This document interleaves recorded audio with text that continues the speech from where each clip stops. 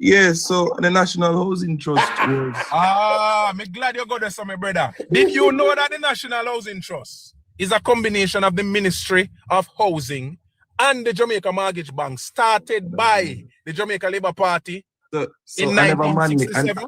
I never Manley introduced Hold on, man. In 1967, the Jamaica Mortgage Bank and the Ministry of Housing. Do you know that the NHT, that Manley renamed, put together again and renamed, was started using funds out of the SIN, which was called the NIS, the seeding fund to start the NHT. Manley thief it out of the NIS that was started by the JLP again. So we are trying to show you that there's no innovation out of the PNP. Them just take JLP, some of them, put them together and start something. Did you know that, Mr. Perry?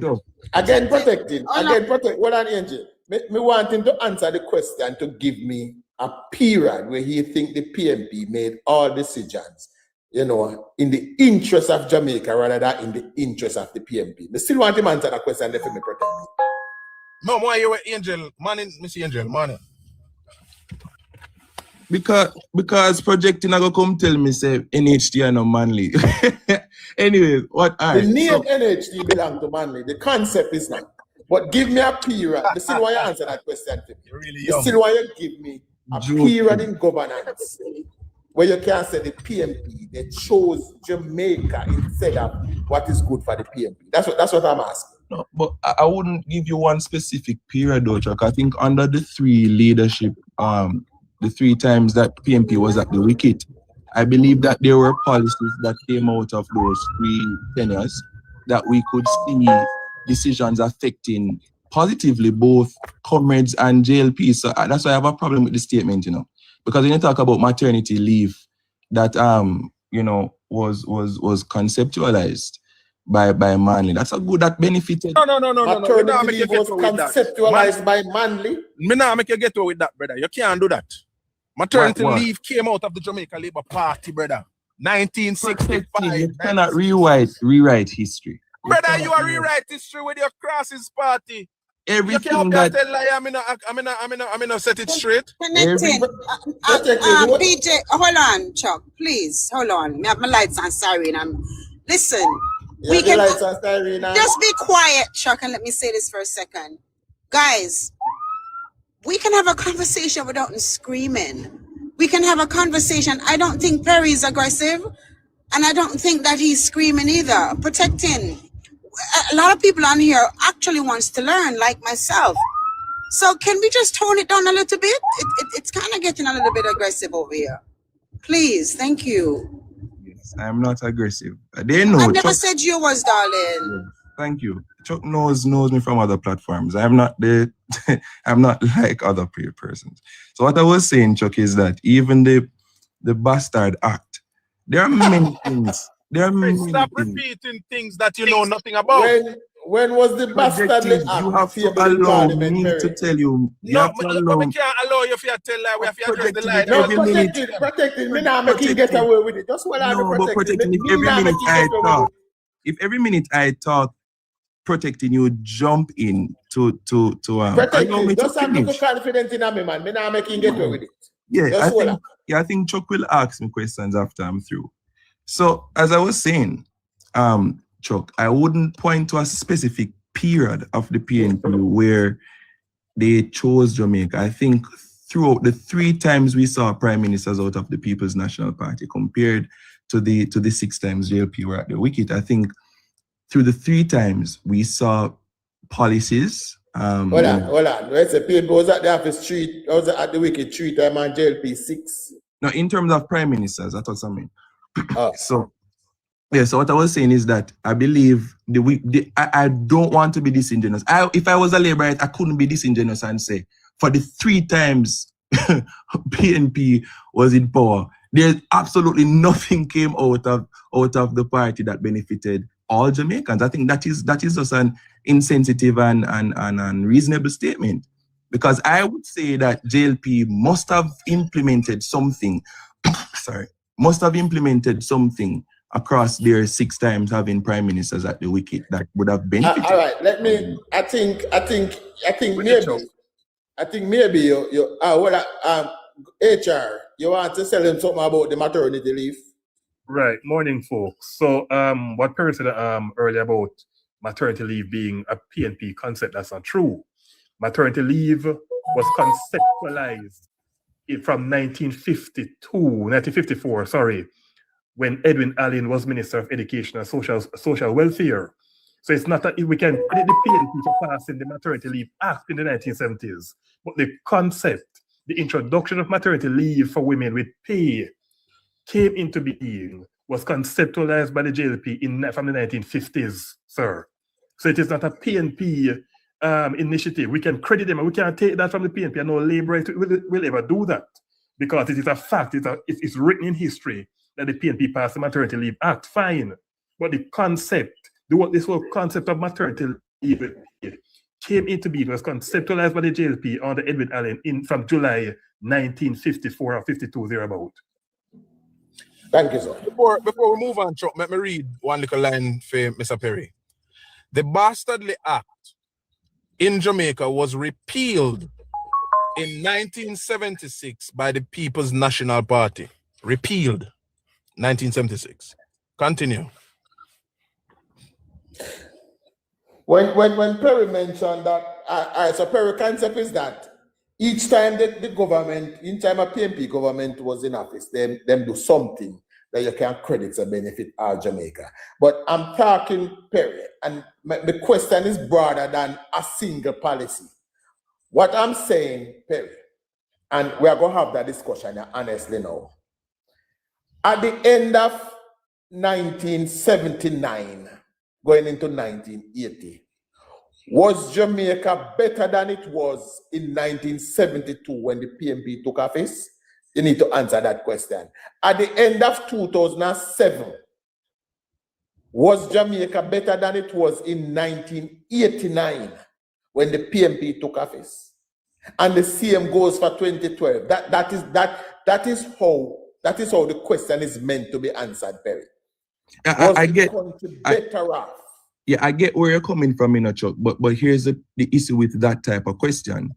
You have to look at things from a balanced approach, because we know of what happened in terms of an financial crisis and certain meltdowns that took place. We know about what happened, but I'm saying meltdown. Chuck, I'm so glad I have an emergency, because I answer somebody in the chat, but thank God I have an emergency. No answer nobody in the chat. Perry, no, you see, majority of the crisis faced when the PNP is in office are man-made, Jamaican-made, Perry. They never face a major hurricane. They never face one global financial crisis. They never face a pandemic. They never face one Category 5 hurricane. The 2008, we have to talk about the global recession that happened in 2008. Where we know. No, I know who was in power, but I'm saying that was a global financial crisis that affected a lot of economies. We had to manage. What natural global phenomenon did the PNP face between 1989 and 2007? Yeah, so that's why I said, Chuck, the question, I get what your question is asking, but I don't want us to be disingenuous, to make it seem as if no administration is perfect. Can we agree on that, Chuck? What, repeat that question? Can we agree that no administration is perfect? No administration is perfect. We can agree on that 100%. 100%. Therefore, from that reasoning point, we can see wins in administrations and we can point out things that could have been done better. You see, I'm not going to be like other persons in Chuck and come on here and make it seem as if the PNP is a perfect. Even Mark Golding said it, that PNP is not a perfect organization. Neither is JLP. No, I have a podcast. I interviewed him. And if he you said want that, to watch it, I can show you the clip. I can show you the clip. Mark Golding said that. I'm telling you. Mark Golding said the 1990s was the best time in the history of this country. Chuck, just believe me. I have a YouTube channel and I had an interview with him and he said it. There's no organization without flaws. And I think that's why a lot of persons need to try and get to know Mark Golding, before you just stay outside and judge the man by his skin color. I think it's very unreasonable. I can't do that. What do you mean, judge by just skin a point, color? Just a point here, Chuck. Just a A point lot here, of if I can. persons do that. You see, this is a problem I have with you, comrades. You see, when you cannot anchor your argument in anything substantial in defense of the People's National Party, you come here to placate and talk about both parties do it. Talk and placate. Guys, stop up the screen, please. None of We us just get one restriction. I don't know why. On either side of the political aisle, none of us on either side of the political aisle is saying that our political party is perfect. None of us. We cannot. Labor rights say that. Yes, I have never heard a labor right in the Jamaica Of Labour course. Party is perfect. No, I have of never course. said it. Of But course. the discussion itself is not about Wait, perfection. let me finish. None of us. And if any labor writer come and they saying that their party is perfect, maybe that's an idle argument. But none of the political parties are perfect. But what we are saying, sir, when you line up the JA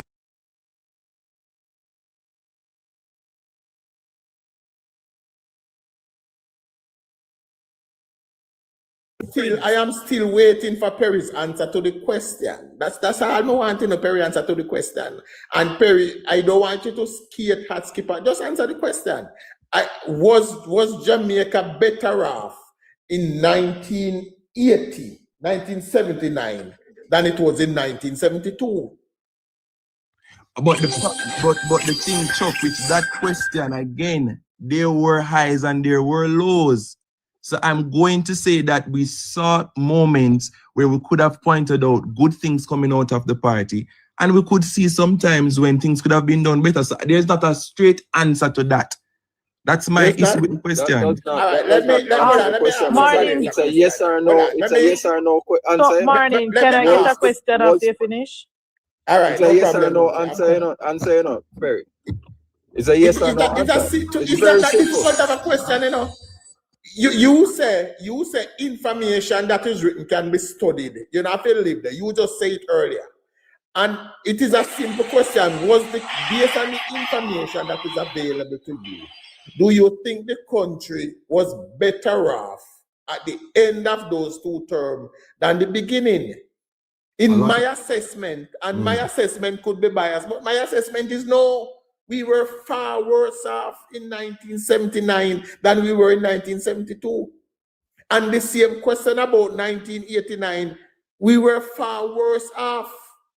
Were we better off in 2011 than we were in 2008? We were not, but we were on our way there. You see the difference, Perry? No, we were not yet better off in 11, you know, but we could have seen the path that the government was on. So would you say that Portia Simpson-Miller did a good job with the policies that she had to implement to ensure that the economy was stable? No. You mean the bitter medicine? Yeah. No, man, you can call it, yeah. Whatever you want to call it. Do you agree that there were some good decisions made to put the economy back on track? No. The IMF made the decision. You know, say projecting your bias. You know, say projecting bias, though. No, you know, say projecting bias. Let me chip in. The Jeep crash less than 6 months. No. Less than 6 months after Porsche coming in, the Jeep crash. Projecting money- bias. The money that was put on the policy was by Mike Henry to make 4 lanes. Porsche and Omar take care of putting a Jeep and the Jeep crash in 6 months' time because Porsche redirected the money to pay you comrades $6,000 a day if you chop the front of your yard. So what policy? Who should pay? Uno comrade, $6,000. Projecting, you need to stop. No, Chuck, I think projecting is very biased. Let me Projecting add So something. can I Very come in now? biased. Can I come in Hold on, now? guys. Hold on, protecting. Madam Speaker, give me We 1 are second. protecting. Remember, you need to bear in mind that Perry, even though Perry read history, Morning Perry, and Perry is now done, Perry generation is not Percival generation. Perry generation mostly is a Henda Percival, early Portia, and Andrew. So I want to ask Perry a question, even about the G. Perry, you know about the G program we're protecting at about? Yeah, I read about it. See him read about it. So take time with him and protecting. Although him incapable. But I want to ask you a question, Perry. Being that you live through 8 years of Andrew now, and a P Summer Bruce, and a PJ Summer Bruce, all a Portia. why did you choose Mark Golding party? Because me remember some before you come over as a full PNP, I saw you at a Jamaica Labour Party function, and I thought you was leaning towards the Jamaica Labour Party. And you can tell me say I lie because you know the function we keep with them invite you was doing the praise and worship. That's beside the point. Yes. Why did you choose Mark Golding party as opposed to the Jamaica Labour Party and the Andrew Michael Wallace? Do you think Mark Golding would be a better leader than Andrew? All right, so Madam Speaker, you're right. I was at a function. You know, I'm a gospel recording artist, so the party invited me to sing, right, in my professional capacity as an artist. Yes, I still have a lot of Labourite friends. I don't hide that. I think a lot of persons know I have friends on both sides. And I think that's why I'm comfortable to have a conversation even on MP's Chuck's platform. But it's not Mark Golding's party. The PNP is not Mark Golding's party. And I think a lot of persons may think that because you're supporting PNP, you're making it seem as if it's not Mark Golding's party. PNP is PNP. All right. And I think it's just what the socialist perception is what I like. I like socialism. You know, it's close to my heart. You know, it has everything has its advantages and disadvantages. But I think that's the reason why I support PNP overall. I mean, Andrew Holness is a chancellor man. I'm a chancellor man. So I've had conversations with Mr. Holness. But Perry, and a follow up to Munchi's question if you don't mind. Okay, you say you love socialism. Mm-hmm. Do you believe all the social projects that the government implement across Jamaica? I believe that on paper and in terms of policy, the Jamaica Labour Party has implemented more socialist project than the PNP.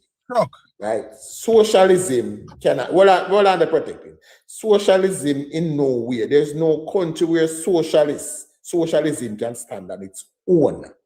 Right? So the best leader is the one that finds the balance between both socialism and capitalism and put them together to build a country. Do you believe that that concept is better, that you have to find a balance? Yeah, man, balance is good. Yeah, but Chuck. I'm not an extreme socialist.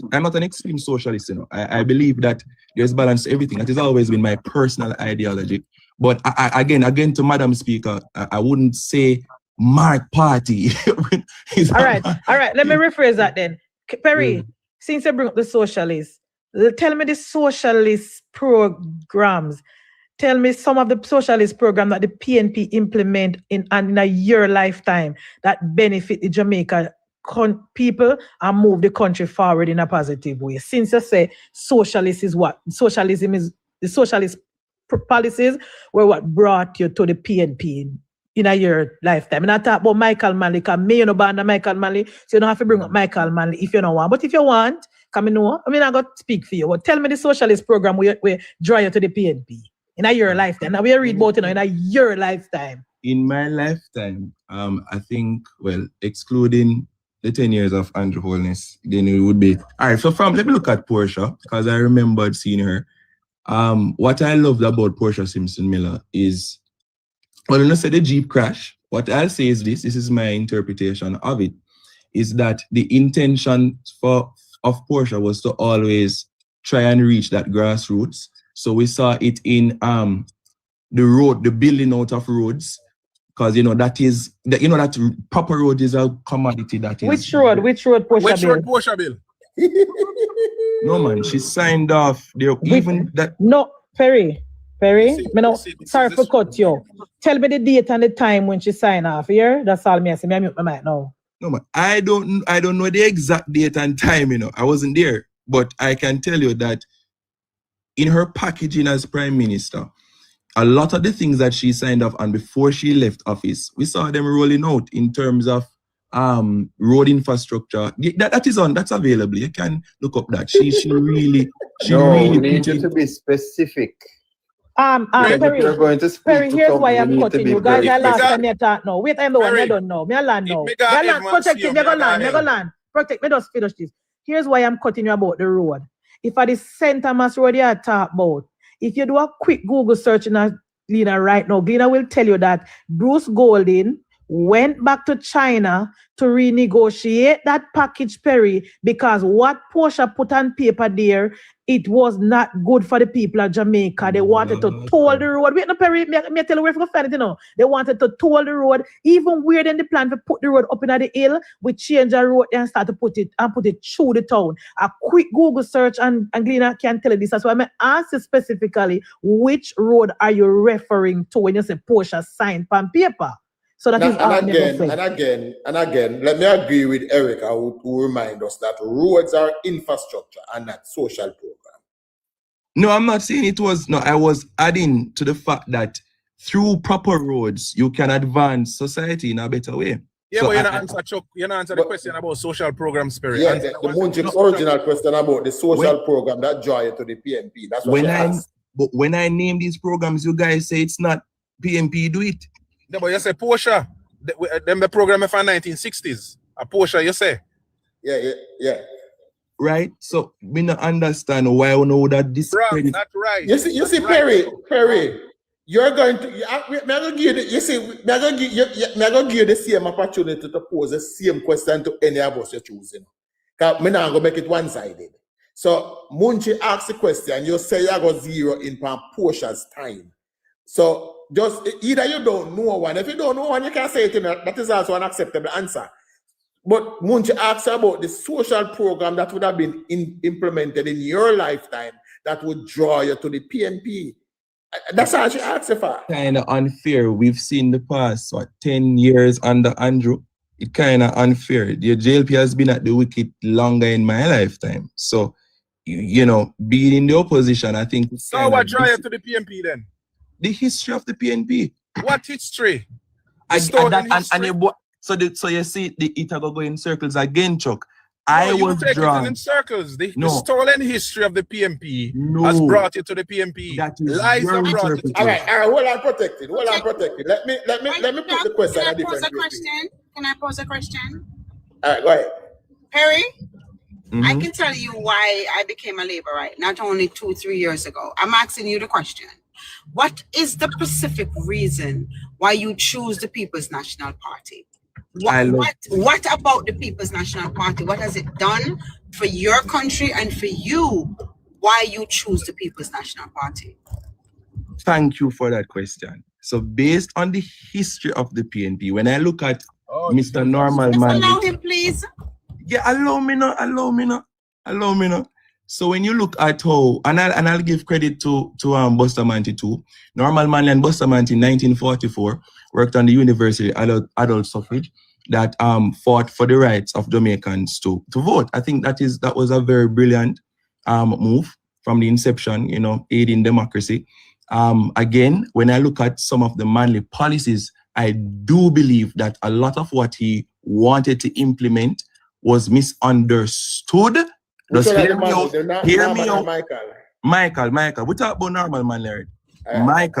Michael Manley wanted to introduce a lot of things, but you know, persons fear that it would have become a communist society and his would you mind giving us like 2 examples of the policies that you say were misunderstood? But you understand it. Yeah, we misunderstand it, but you understand it. Go on. No, for example, all right. When Manley said that he wanted... Not what he said, what he did. What he did? In terms of, well, you want a specific program? Not what he said. Me know why you said. I just want to the program where you say just he give tried it to to program. introduce, but they were misunderstood. What he did.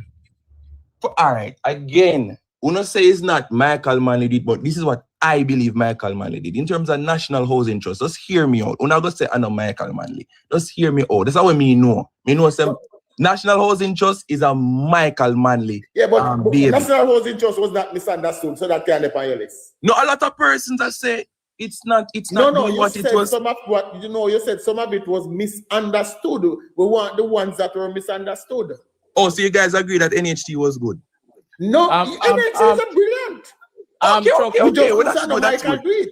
But you say so. No, what you said, Perry, when I asked you to expand, you said some of the things that he wanted to introduce was misunderstood. That cannot be NHT. Nobody no misunderstand NHT. No, man, because PMP love NHT. No, me hear labor rights say NHT are just the poor people and it encourage poverty. That's what I've heard. NHT encourage poverty? Me hear labor rights. It's the first time I hear that statement, the Perry. Well, una must have some different set of labor rights. Hold on the truck. Hold on the truck. Hold on the Perry. You say if me got ever see up there, me a dive good on a hill. It's the first time I hear that statement, the Perry. I have never heard of labor rights say that about NHT. I'm telling you, a lot. Well, I guess you're not different. I different. I have never heard of labor rights say NHT are encouraged. Or NHT to be encouraging poor people. But Perry, me still want the policy where you say Manley tried to introduce, but it was misunderstood. Does that more here? Yeah, man. So person said that he liberalized the which person? Labor rights. That's what I hear. Labor rights say. Remember, I know. Labor. He was in government when it was labor rights. So I know I didn't do it. I know what no, saying. I'm saying labor rights criticize him for that. Mm-hmm. You understand what I'm saying? And the liberalization of Jamaican dollar. Okay. Mm-hmm. And you think that was misunderstood in what way? I think his intentions were good. Right? Again, I believe his intentions were good. You understand? I believe his intentions were good. Castro to the mountain top. No. Him jump past Castro protecting him. In the 1990 now. In the 1990. Perry, did you grow up in a PMP home, Perry? What are the truck? Give me a second. Did you grow up in a PMP home? Both PNP and JLP. All right. So did the PMP tell you about the sufferation from 1972 straight to about 1983? The PMP part of your family tell you that when Michael Manley cast from Jamaica? But then the both sides of my families always have this big debate because many persons are going to talk about the destabilization of Manley and the economy through Edward Seaga. That's why I don't like to get into this. How can it be through Edward Seaga when Michael Manley decided that him spitting in America's face who is the biggest trading partner? So tell me something, Perry. If you and your friend do business and you decide to go undermine your friend and your friend decide to stop the business with you and the business crumble, isn't that fair position to take? Projecting my no, me ask you a question. Just answer yes or no. What's your question? If you're your friend do business and you undermine your friend and your friend decides to pull away him investment, pull away all him resources, and then because you don't have it now, the business crumble and crash. Guys, step up the screen. Is that a fair position for your friend to take? I mean, if you're not follow him right now. Huh? Fear. Okay, so if Jamaica do business with America, and Manley spit in America face, America decides to them and take away the business, take away the resources, and cut off all of the trading. Why you can't blame Manley for that?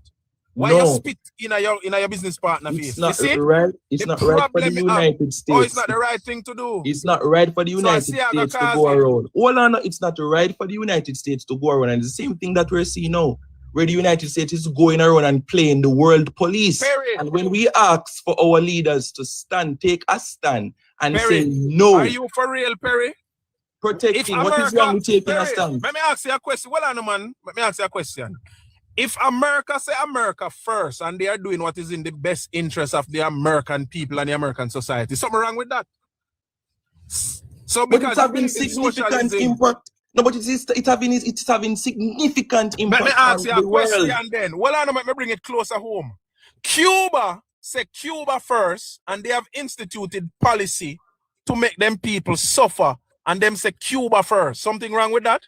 Projecting it's not just communism that has caused Cuba to be. It's not right. It's not right. It's not. Well, on the Perry. Protecting. Cuba said Cuba first. And Jamaica said Jamaica first. What is it? Protecting. Jamaica first. Hold on, Chuck. Jamaica first. Hold on, Perry. Hold on. Protecting. You carry Perry far. And you make Perry get away with not answering the damn question when we want him answer. You don't boil so much questions, one at a time. Again, Perry said the liberalization of the market was misunderstood. The single policy that led to the collapse of our system. And you carry Perry gone way around. I want Perry to tell me how the premature liberalization of the foreign exchange was misunderstood. I want him to answer that. Tell me how the premature against the advice of the previous prime minister and party leader who said, we don't have the reserve to do it. Wait. And he went ahead and do it anyway. I want Perry to tell me how that was misunderstood, Perry. All right, let's mute now, Chuck, and await the response. Mm-hmm. Yes. So Chuck, thank you for allowing me to answer.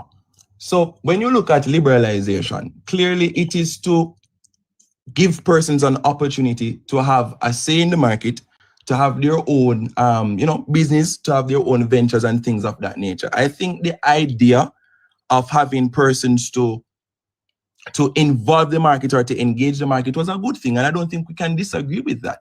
I know persons are going to bring up FINSAC. Let me say this before we go any further, and I'm very firm on this, and I want, if persons are screen recording this, I want this to be a public question.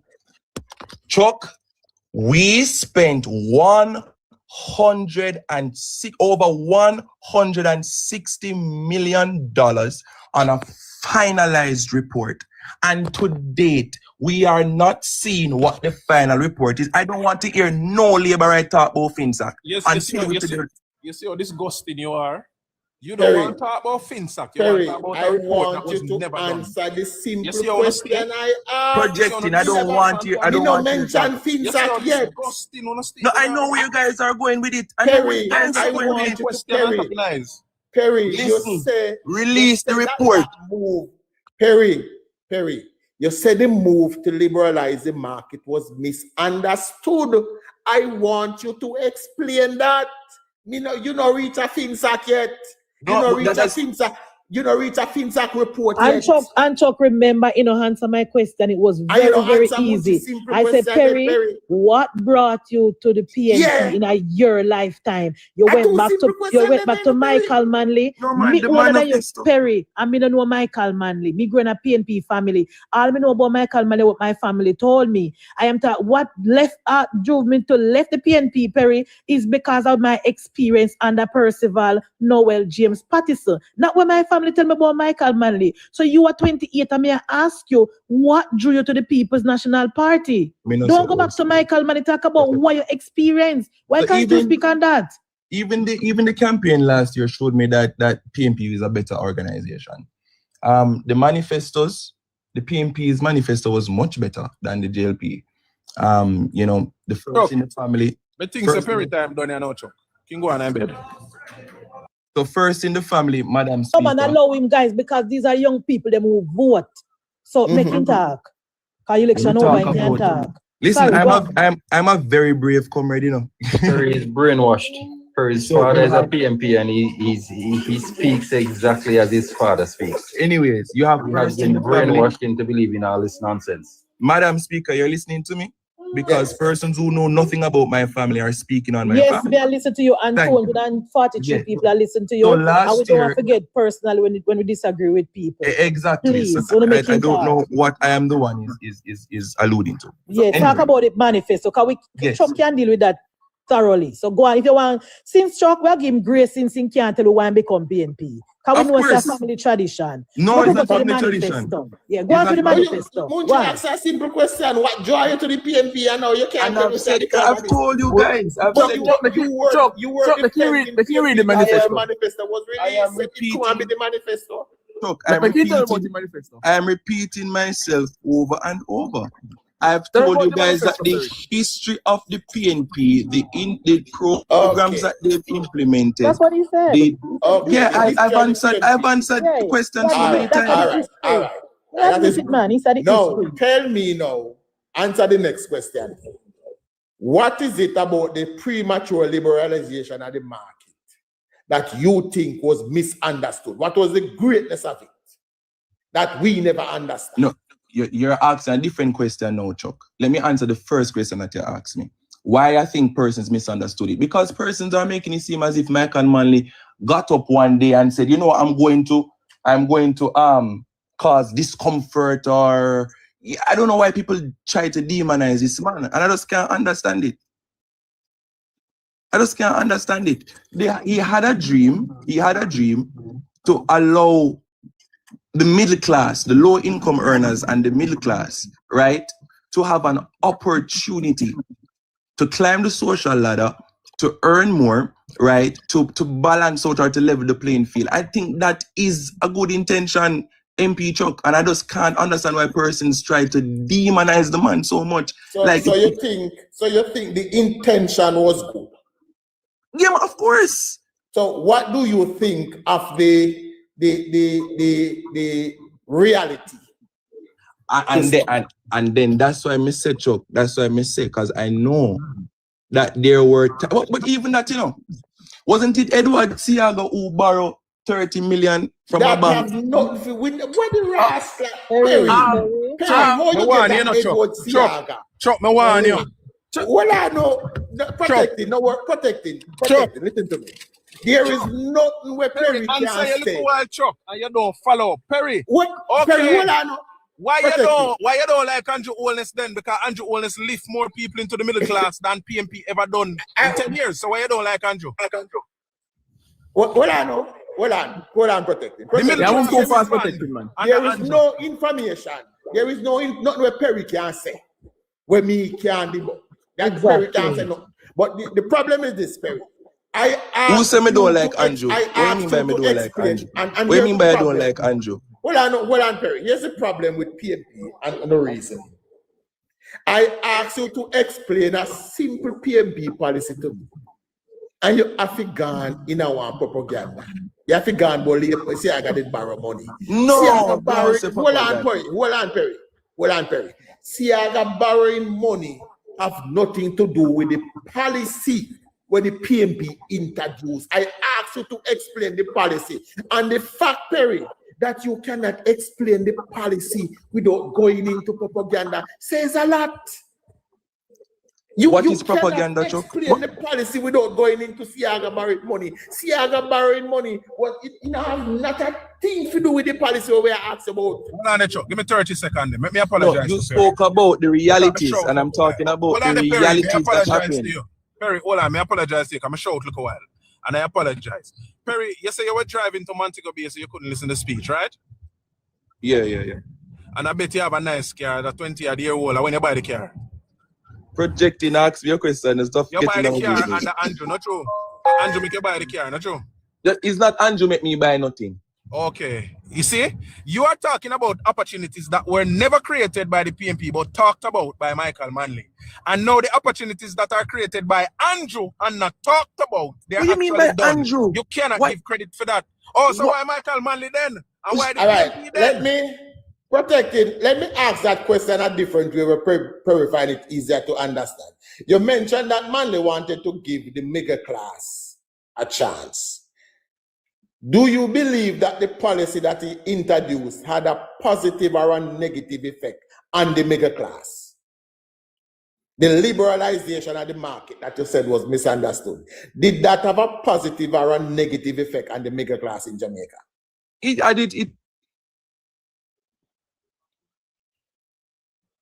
Perry, not hearing you. It had its ups and downs. I'm not sure if you're hearing me. Yeah, the internet is in and out. Ups and downs. All right. Well, protecting. The whole of the middle class left Jamaica, ups and downs. Protecting. Just allow me know. What are the ups for the middle class of that policy?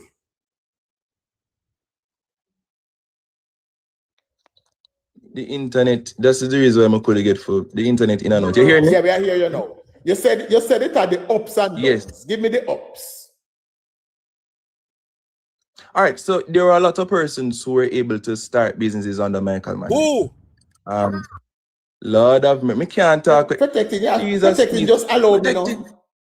Have a little confidence that me know. We are talking for people here and learn to, you know. You can't just see a lot of persons. Oh, which class? What kind of business? You have to teach people. Mention the facts. And don't just broadly say, oh, labor rights. Oh, and a lot of persons. Oh, and this. Come on, man. Talk in specifics. Boy, projecting Naga me Chuck. Anyways, as I was saying, so you had a lot of retail businesses that were started under Manley. of course, a lot of financial institutions too started. And what happened, Chuck, and this is why I like to put context to the situation. What happened was that there was not proper oversight over a lot of these financial institutions. That's why I said if it is we're going to get to FINSAC, right? It's inevitable. So that's why I said, and I like to put it this way: FINSAC was a solution to a problem, right? It was a solution to a problem.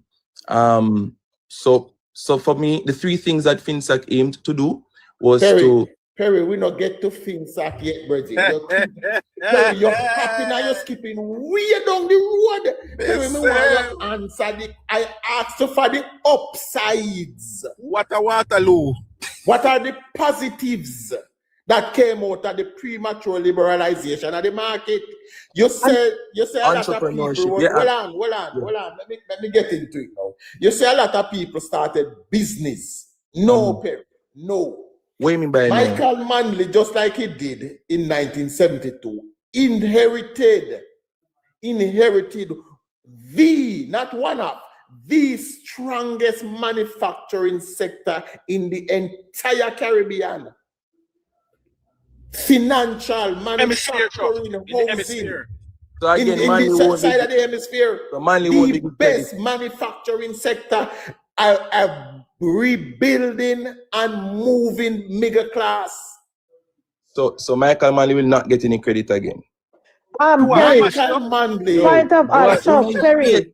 Instead of asking Perry, listen, instead of asking us to give Michael Manley credit, list some of the businesses that started under Michael Manley. That's weird. That's all you do for counteract with Chuck them and say, no, Chuck I tell you where Edward Seaga do. Tell us when Michael Manley liberalized the dollar, this bank started, this started, this.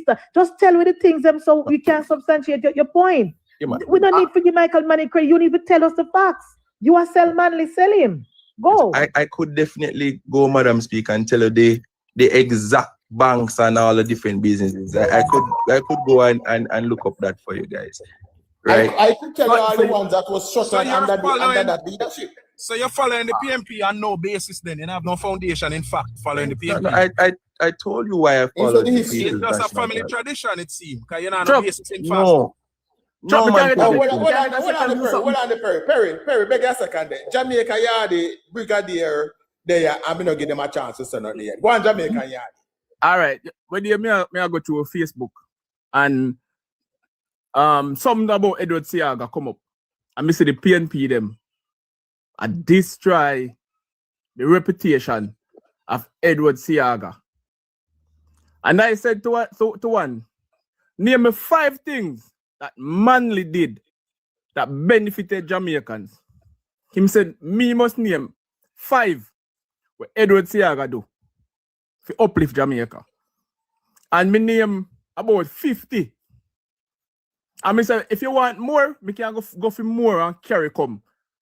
And up to today, me not hearing answer me. So when Perry say, PNP give middle class or poor people opportunity, how you skip past Edward Seaga, bro? How you skip past Edward Seaga reach a Manley in a 72 when not one business was created in Manley's time. Not one business was created in Manley time. And you say Manley was for what? Manley was for the poor people, man. Minimum wage, equal pay. Perry, listen me. Let me talk. I may listen your whole man in a talk. I don't like you already. Because anybody who practice gospel and listen me, man. So what wrong with practicing gospel and being a supporter of a party? In the 80s, after Manley mash up Jamaica, Zin? In a 8-year man, they wreck Jamaica. Edward Seaga come again and started to uplift Jamaicans so Jamaicans can own business. Edward Seaga make Jamaicans can own insurance company, can own banks. The same Edward Seaga. The same Edward Seaga will create too much garrison and cause too much people to kill off each other. You see, there you go, Perry. Chuck, hold on. Let me say this. Hold on, Jamaica, man. Let me say this, Perry. You see, it is telling of you That when it come to throwing rocks toward and saying Edward Seaga's farm, Gary Seaga, you are very fluent in that. That roll off of your tongue so easily. Everybody know that, Chuck. Come on. Right now, hold on. But the problem we have with you, Perry, is that you struggle now. When we ask you to tell us the positive of the PNP, you struggle. Me tell you. No, What about maternity PJ? leave? What about PJ, Perry? You go down to Michael man, you weren't born in Michael man the time. When you What were about born, PJ? you cannot tell you. What It about takes you half Portia? hour to answer a simple question as to When why I- you to the PNP. Chuck, You can't when answer me that talk question. JUTC, me talk about Oh, no, RAD. I man, don't know You what can't period tell them me thing keep is. on JUTC telling is the a guys. rename, my brother. You see, and hold on, that's the Perry problem, name. Chuck. Hold on, Chuck. When I keep on name telling it, the put guys it that- 3 months. Hold on, Hold on, guys. Everybody mute and listen to me. Perry, for you come up here at the first you mention JUTC out of your mouth. You never said nothing about JUTC before. So as I say, when you feel mention negative, when you find something, when you feel jump on the propaganda train about Edward Seaga, it fly off of your tongue so fluid. You can easily. But when you feel name something positive about the PNP, Munji just tell you a while ago, say, just sell us the positive of Manley. And you could not do that. You can't do it. You can't do it. Can't do it. You can't do it. But let me tell you something. You mentioned say Edward Seaga started Garrison. Let me tell you something. You name me one Garrison where Edward Seaga started. Edward Seaga tear down one of the worst slum in the Caribbean. slum. And PNP. build PNP slum. Where they used to call it Bakawal. Bakawal. They used to call it Bakawal. Allow Chuck now. It was One of the Edward farmers, Seaga that don't sound tear it good. down and build up Tivoli Garden. It was Edward Seaga that had the community development plan to build communities right around the countries, including Arnett Garden, Push Part on the Ton in a Garrison, Dewey in the Park. All of these where you see the high-rise building them. Even the one up in a where collapse because the PNP them were living a hit, now maintain it. Seaga plan was to build communities. It was Michael Manley that introduced garrison politics to Jamaica. Chuck, We stop never, it, not we Chuck, never man. knew what Stop it, was. not Chuck. We never knew what was political violence until Michael No. Manley came to prominence. Chuck, that's not true, Chuck. That is Stop that, facts. man. It came Perry, out of even the not mouth of Perry. Michael Manley. It even Perry, came out of the hold on, mouth of hold on. Michael Manley I'm the one. himself. Let me ask Perry this. Perry, before 1972, we had elections in 44, we had elections in 48, 52, 56, referendum in 1961, elections in 1966. Tell me, in all of those elections we just hear, tell me the level of political violence we had in any of them. No, Chuck, we know about the political violence. We know I'm about asking you. You say what is documented can be read. In all of those elections I just read out, what was the political violence? Up until 72, Perry. Up until, not even 72, up until 76. Because Yes. 72 was a All right. clean election where Manley win. Yeah. So there was Tell me. so I am agreeing, Chuck, before that there wasn't any political violence to that level. What I'm saying though, Chuck, what caused the political violence though? The political violence came because Michael Manley wanted to hold Chuck, on that to is a power. problem, Chuck. That you know what I'm telling you why that's a problem? Because you're ignoring the fact that Edward Seaga aggravated the political landscape. The United States of America. No. Hey, you see, United States You not know what? entered this fray yet. United States not entered your Perry, if you want to have the historical discussion, you can't just skip to the part that will please you. You have to discuss, you have to can go right through the part that will make you unhappy too. Now again, it was leading up to the 1976 general election that political violence raised its head in Jamaica. Why? Because Michael Manley, sensing sure political defeat, Send his people them to Cuba to be trained. 1,600 Jamaican left the shores of Jamaica. Said them going to Cuba to be trained. Said them are going to learn to do mason and tiling and plumbing. When they went there, they were taught as militiamen how to ambush motorcade, how to clean rifle, how to spread propaganda, how to cause political mayhem. That's what they were trained for, and returned to the shores of Jamaica to cause mayhem. Perry, that's why did Manley? You know, me can't understand sometimes why labor is like this. And Chuck, Edward Seaga, you're not talking about what Edward Allow him to Seaga. ask a question. Allow him, please. Allow him He to ask ask the Chuck, question. man. Allow him, man. What I am saying, Chuck, is that when Edward Seaga did even worse, right? Because there are files available, and this is no secret, that it is said that the CIA intervened. It is said. It is said. It is also documented. It is also documented. Who said it? Go on the CIA website. Who said it? It is not on Go the CIA on the website. CIA. It is not there.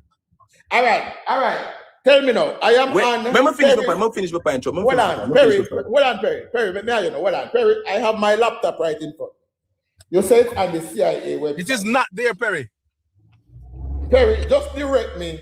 As I am sure, Perry, you have gone to the CIA website and you have read it. That not true?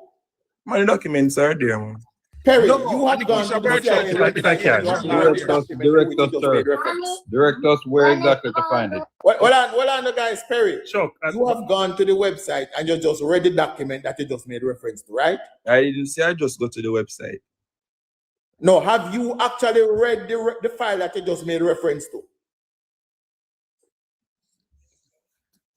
Perry, the document that you just made reference to, have you actually read it? Chuck, I'm gonna send you. I'm gonna DM you. I'm gonna follow you. No. Send you the link. Answer the question. Have you actually read the document that you just made I've read reference that. Yeah, I read the document about the CIA involvement in Jamaica. to? Okay. No. So I'm gonna DM you. Myself, we don't deny CIA involvement in Jamaica. Now, Okay. what you just try to do now is to say the CIA involvement is worse than sending Jamaican overseas to be trained as militiamen. Chuck, that's not Chuck. Let me tell you what I say again. Chuck, we cannot gloss over that. We cannot gloss over that. There are people listening. I'm asking him the question. Are you saying that sending Jamaican men overseas to be trained as militia? Well, on the Chuck, don't be caught up in that game of shifting the conversation.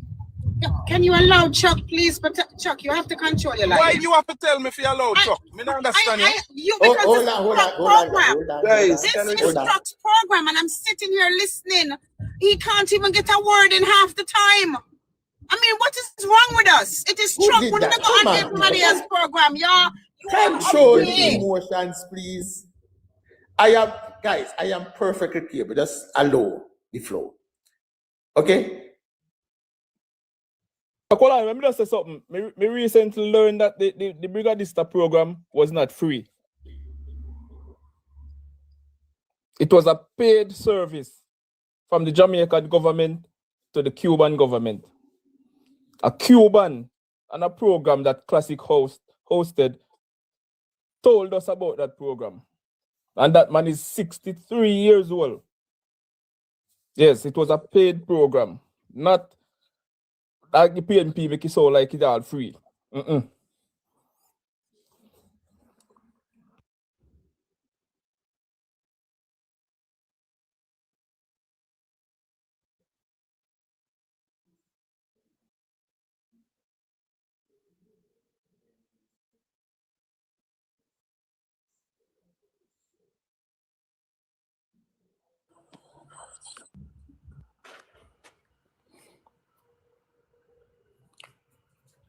Guys, who take Perry out the box?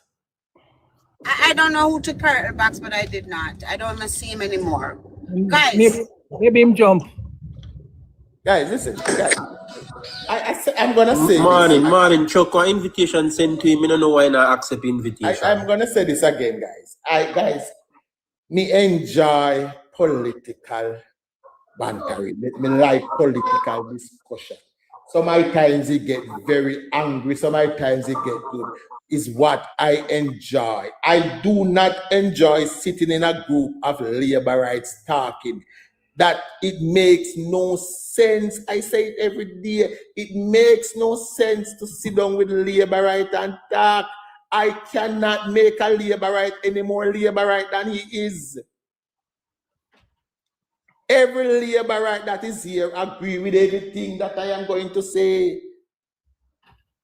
The political discussion is discussing politics with people of different views. And just because somebody don't share your view, if you don't have the ammunition to defend your point, then you're not doing any service to the organization that you love. You have to be able to stand your ground and defend your point, even if I are alone at 10 PMP, if you can stand your ground. It doesn't spare well, say, 8 hours there as Liberate and 1 PMP, and when he says something, all we have to do is mute him and drop him, because we don't like hearing what he say.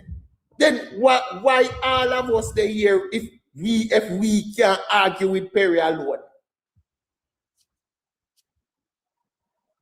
It does spell sense. We can't sitting in a group of laborite discussing laborite business is not helping the cause. It's about having political debates. Yes, there's nothing where the PMP are going to say, where we don't know what them are going to say in the Jamaica people. We know all of them, you know. We know what them talk, we know what them run, and them are going to say it, whether them say it yes, so and they say it over there, so it is going to be said. The difference is when them say it here, we can correct it same time. We can correct it same time, it not take much.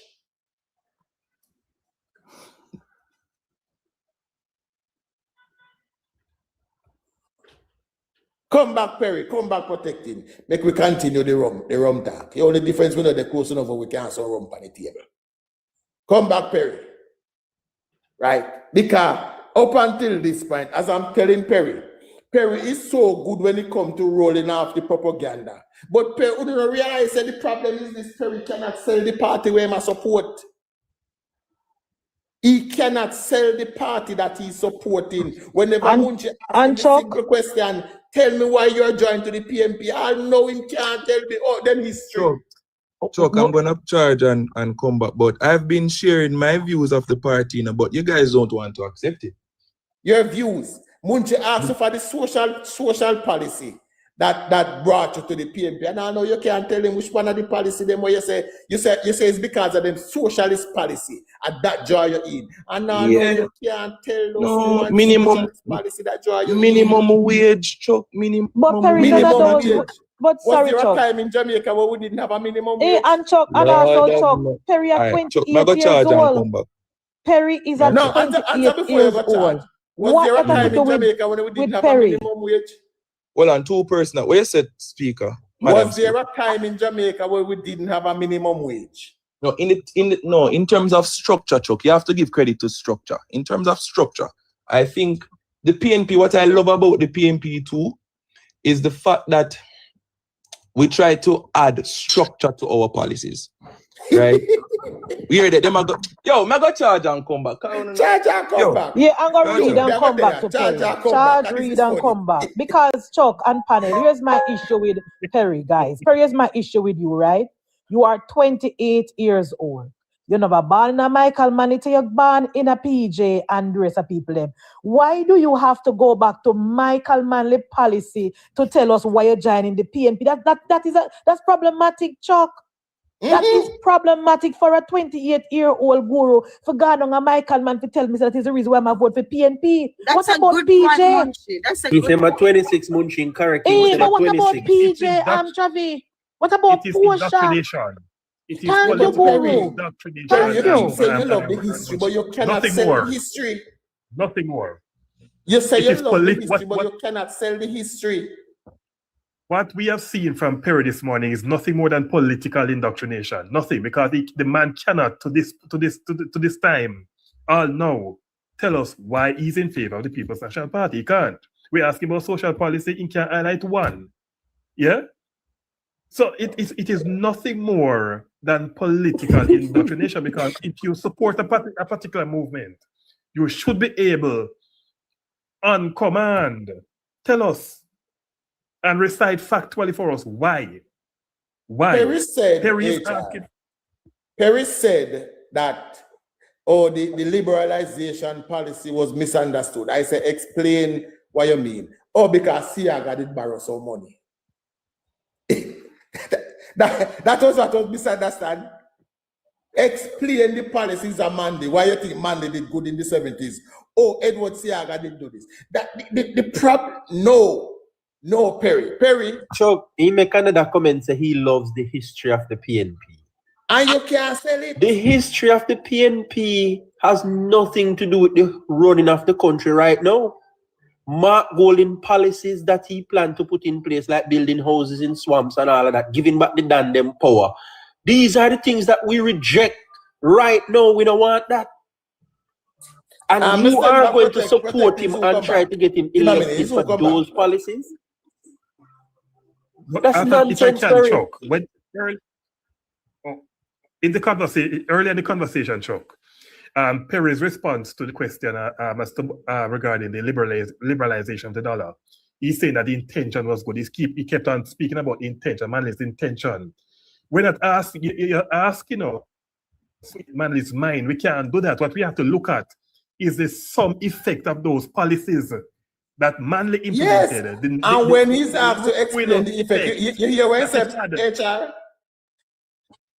When he said, see, I got to borrow some money. Makes no sense. It's idle chatter, because that has nothing to do with the question. Nothing. Panel. But when we have the opportunity to back these people in a corner and force them to prove to people, say, hey, they man can't answer simple question, we have to do it. Right? We had a guy here and we proved to people, say this man can't answer something. This man is unable to sell the party when saying support. And the only way we can prove to remember the guys, when they sit on a PNP platform, them very fluent, them speak in 100 different languages, and them sound like a genius because of the crowd that they are in. But when we have Perry here, now where Perry simple fail to sell his party, when you ask him to give you the deposit, he cannot do it. Punkus, beg a second, Punkus. Well, I have Brigadier General a long time I wait for a chance to bowl to the ball. Long time Brigadier General. Yeah, man, Anisha, I remember saying there. Brigadier General, a long time you're there. Yeah, Wagwan, Grand Rising. Bless up. Wagwan, you sound like are you the judge? Yeah, man, you're the judge. Wagwan. All right, so my view, most people don't share the narrative I'm share. In my view, is that none of these political groups will never make it good for the Jamaican people, and I can see for myself up to today. Yeah, because I travel the 14 parishes. You travel all 14 parishes. People them are living in a deplorable condition. Only those who affiliated themselves with politics and who basically bourgeoisies who sell out, they are basically benefiting from the demise of the rest of the people. All right. I hear your views and I understand your views. You say, see there's no difference between the two parties, and they no benefit nobody. All right, let me ask you. Tell me the things that you expect the parties to do where you say none of them are doing. Give me 3 examples that you think the party should do to uplift the people and see them are doing. Just give me 3 examples. 3. 1. Taking back the resources that we have, the whatever bauxite industry that we have here, we should be owning them. Giving people house. People should be basically a vote to get a house, or it should be you have to go through certain process, because we are people of the land. We naturally people need these basic commodities, even free water. So three things. You said three things, right? Yeah. The bauxite, free water, free housing.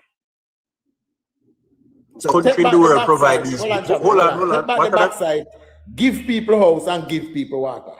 All right, so take back the backside first. All right, make we leave out backside, because backside basically is a dying industry right now. So make we leave backside. But give people houses. How will the government or the party or one of these, how will they get these houses to give to people?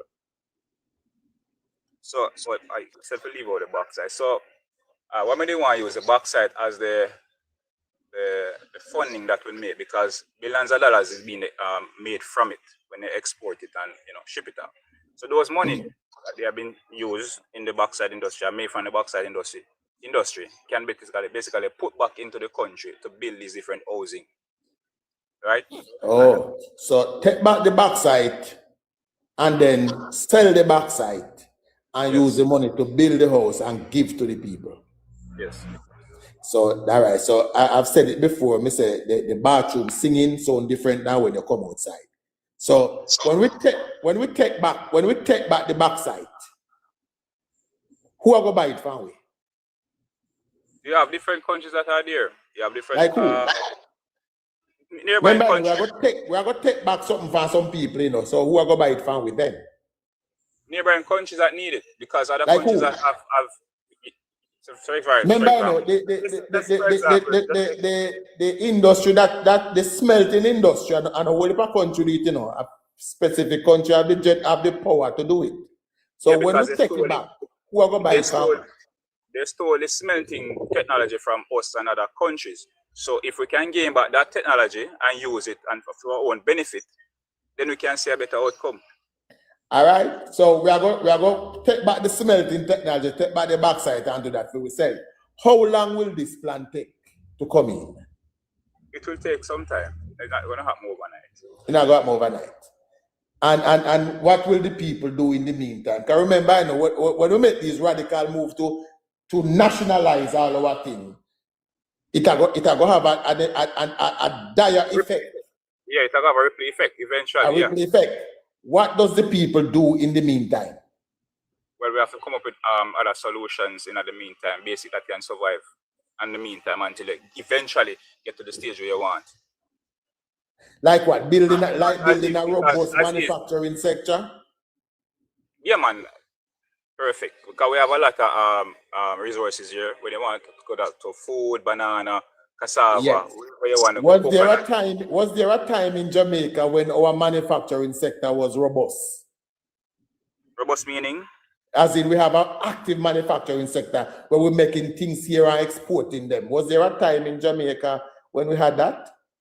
There was a time we were producing a lot, but manufacturing, manufacturing clothes and garments, as I learned about those different things. Yeah, so there was a time in Jamaica when we had a robust manufacturing sector where we could do all of that, where we had the plants here, we were building, we were even assembling cars and stuff here. We had our own battery, we had a lot of things. There was a time in Jamaica when we had that, right?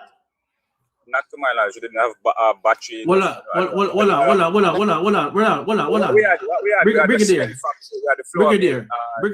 Brigadier, hold on, son of Marcus.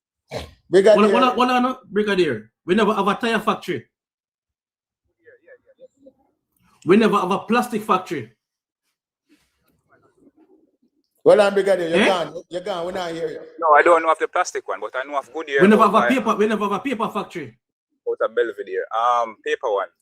Not to my knowledge, I don't know. Thermoplastic, Brigadier. Look it up and get familiar with it. All right. And Jamaica Plastics. We had a glass factory. A glass factory. All that on Ashanine Road. Yes. But most of those industries, sir. Sir, hold on, Brigadier. No, Brigadier, hold on. You ever hear about, hold on, Travis, you ever hear about Tanners yet? No. We used to make shoes. That's in Kingston? Yes. Yes, sir. Past Spanish Town Road. You ever hear about Wisinko Company? Hold on, sir. You ever hear about Wisinko Company? Yes. Wisinko used to make water boat, cup, plate, They used to make a whole, almost 100 different type of products. So when you say, "Oh, just clothes alone," you used to make, sir. Please, sir. You ever hear about things? Hold on. You ever hear about things Jamaica? You ever hear about things Jamaica? May I ask that question? You ever hear about things Jamaica? No. So, you come on a platform like this and make them grand statements and just close. The reality is that, bro, this is what I say now. Listen what I say. We have a job now to teach him a few things. Yeah, we learn at the process, but at the end of the day, the reality is that those companies are owned by outsider investors. Those are not owned by regular Jamaicans. That's not true, sir. No, that's not true. No, that's not true, sir. No. Those are not owned by regular Jamaicans. No. Yes, sir. Hold on. When you say owned by regular Jamaicans, what do you mean? What do you mean? I'm talking about black Jamaica. I'm not talking about the white half-breeds. Those are not owned by any regular white half-breeds? White half-breeds. I'm not sure me understand. Wait. Punkus, beg your chance. Punkus, please, beg your chance. Chuck, beg your chance. Because that statement is the straw that broke the camel back. Because Jamaicans are Jamaicans, regardless of ethnicity. Brigadier, wait. Brigadier, I do not want it to sound like an argument. Please allow me. I waited for my turn. Please allow me. Right? Now, even the motto of Jamaica states that out of many, one people. So that last bit is really disingenuous. But let me get to the point where you seem to, that's where you live. That's where you wanted to go. You mentioned bauxite. And my first question to you is this.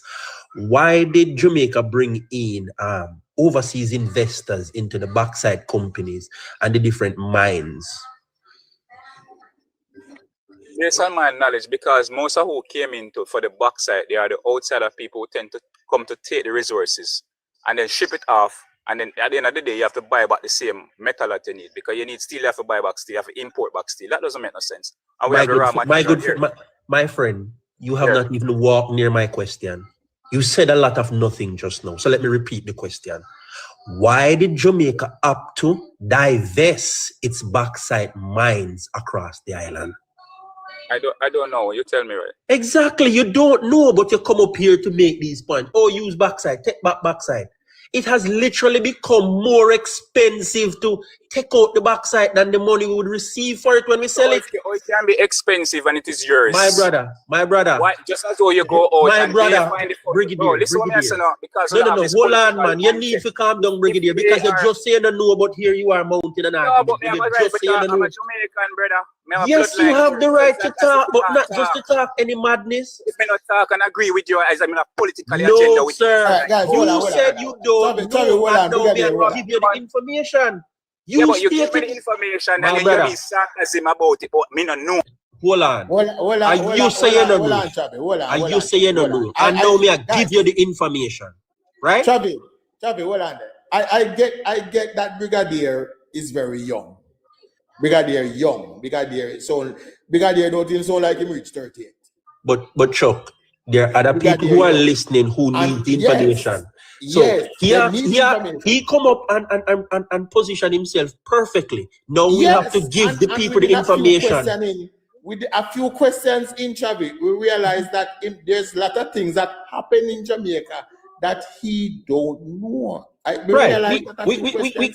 Right, we can agree on that. So we had an opportunity now to teach him a few things if he's willing to learn along the way. Not just him. And I need for the 245 people to hear this also, because there just might be one and two in there who's thinking the same way or who might have been convinced by his argument. So they must know that at one point in time in Jamaica, the amount of money it costs us to dig out bauxite, to take it out of the earth and to transport it to the ships and get it overseas for sale, it would cost less to have somebody to do it. The amount of money where we spend on doing all of this, the mining and the transportation, when we sell it, we don't make it back. It was a loss-making entity, much like Air Jamaica. It costs me more for run this Air Jamaica than to have other airlines to come in and rent out airport spaces. Young is an excuse for ignorance. Thank you, Omalo. That's what it is. Because the information is out there. And if you're truly interested, you can go. At one point, Mr. Patterson signed a forward sale agreement that crippled the bauxite industry even further. Travi, take him, hold on, make Chuck go back again with it. In the 3 points need to be clarified. Olympic way. Hold on the Olympic way. When Chuck tried to take the other 2 and leave bauxite last, he pivoted to bauxite and said that if we take back bauxite, we can use the money from bauxite to give people free houses and this and that and the third. Now we have to explain to him how the divestment of these things come to, and not just him, but to everybody else listening. In that, go back now. We were losing money. Jamaica was losing money rapidly. How can we lose money, bro? Guys, in Brigadier's defense, let me say this, in Brigadier's defense, let me defend him a little bit. I think when he mentioned the bauxite, he wasn't talking about, he was talking from the inception. When we find that we had rich bauxite, he must say from them time that we should take it for ourselves, right? I figure that's what they attack from early days. Early days. But in early days, Brigadier, we did not have the technology of our I disagree because we never have it. No, the history say that we had the technology and the British stole it and take it. We had the technology to do it. We did not. Wow. We did not. We did not have the technology to extract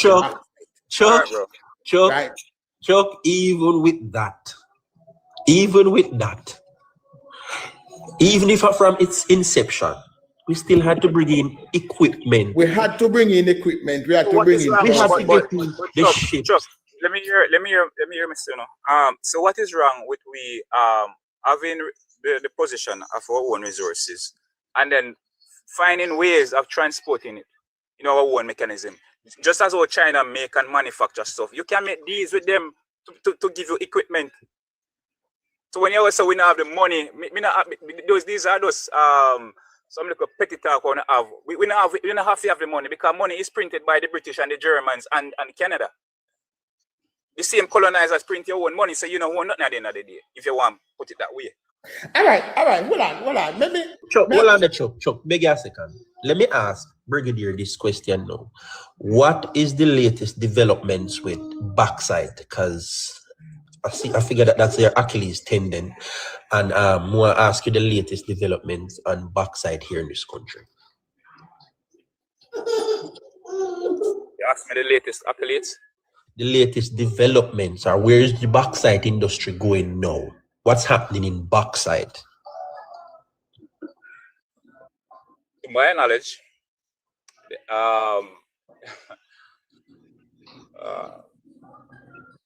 let me just put in my way, because to my knowledge, the people of the land are not benefiting. That's all I can say. Wow.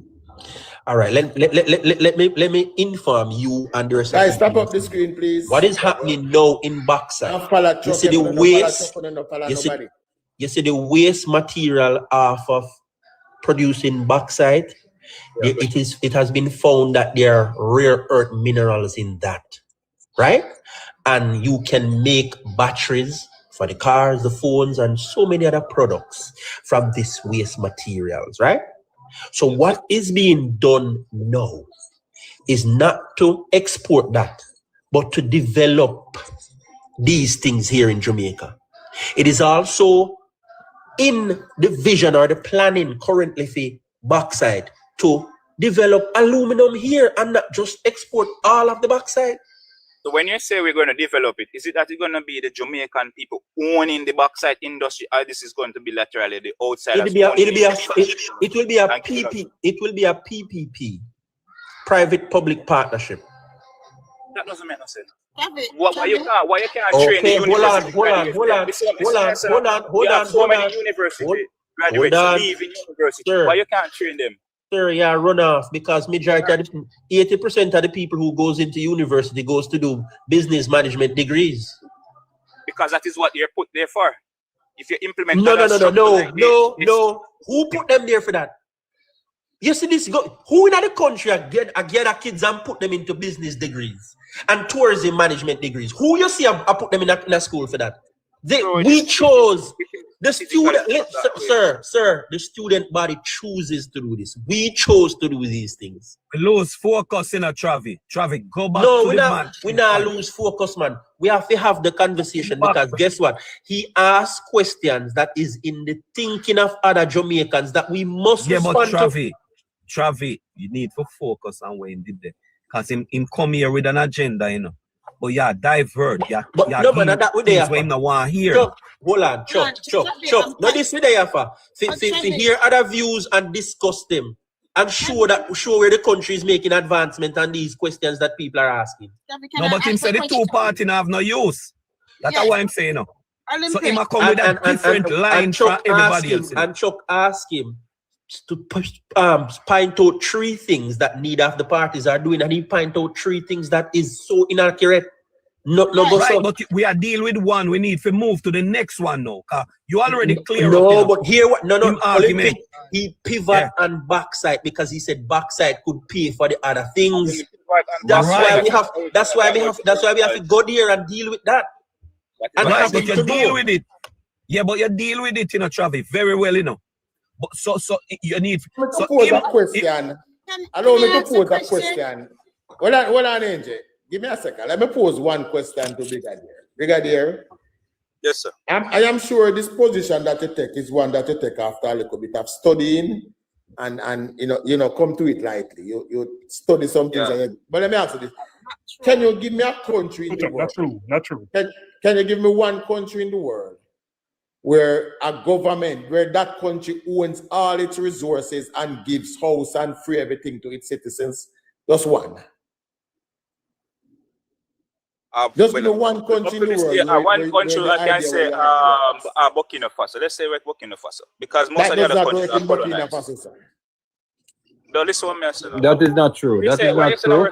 That's not true, yeah?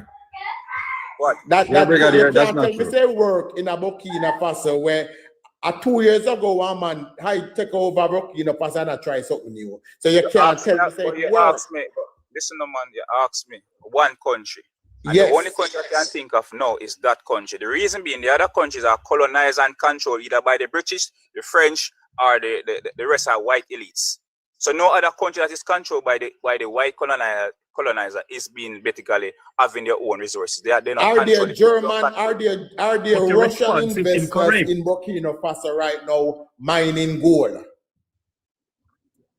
Russian, yeah, because they have trading agreements. Is Russia white? Yeah, but I understand. Is Russia a colonizer? Yes. So again, give me a country in the world whereby everything is owned by its local and it gives its people houses and water and everything free.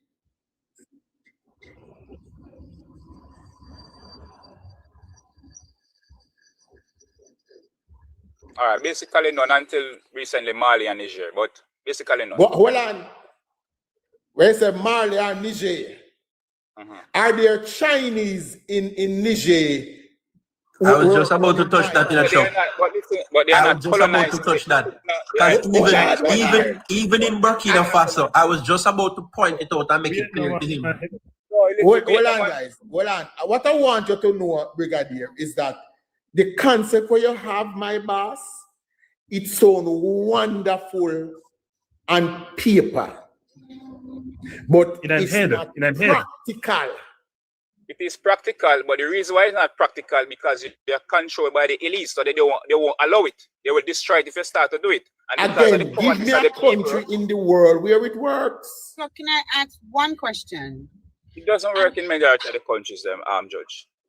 Because of the same colonizer, because of the same colonial people, they are in control of all of the resources and they mine it and they reap it and take it for themselves. Just like what they're doing to Jamaica now. Judge, can I ask him a question, Judge? Sure. So I don't know why I get that title, but I'll take it. When you came on here, darling, you said, I think for you, it's about ownership of bauxite, okay? Because Travi asked you a very important question. Can you tell me what's happening right now today with the bauxite? And if you are interested in something and you have interest in something, you're going to do your research on it and you're going to study on it. You're going to know every time something happens. Every day you're going to know if something changed today, if the stock market go up, if it go down, you're going to know about it because that is your interest.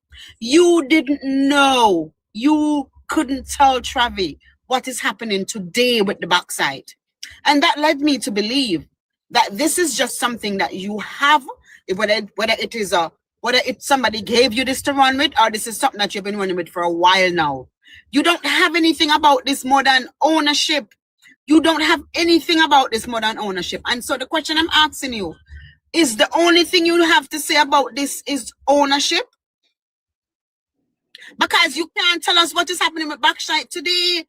If I'm interested in the bauxite company, you should know the updates on what is developing with the bauxite company this day, today. And you don't have that information, and that tells me you're either somebody propaganda, or you're either somebody's a machine they're using you to run this. Don't go there, Angel. Don't go there. So you're saying I'm a shill? Don't get personal. No, that's not getting personal, Shika.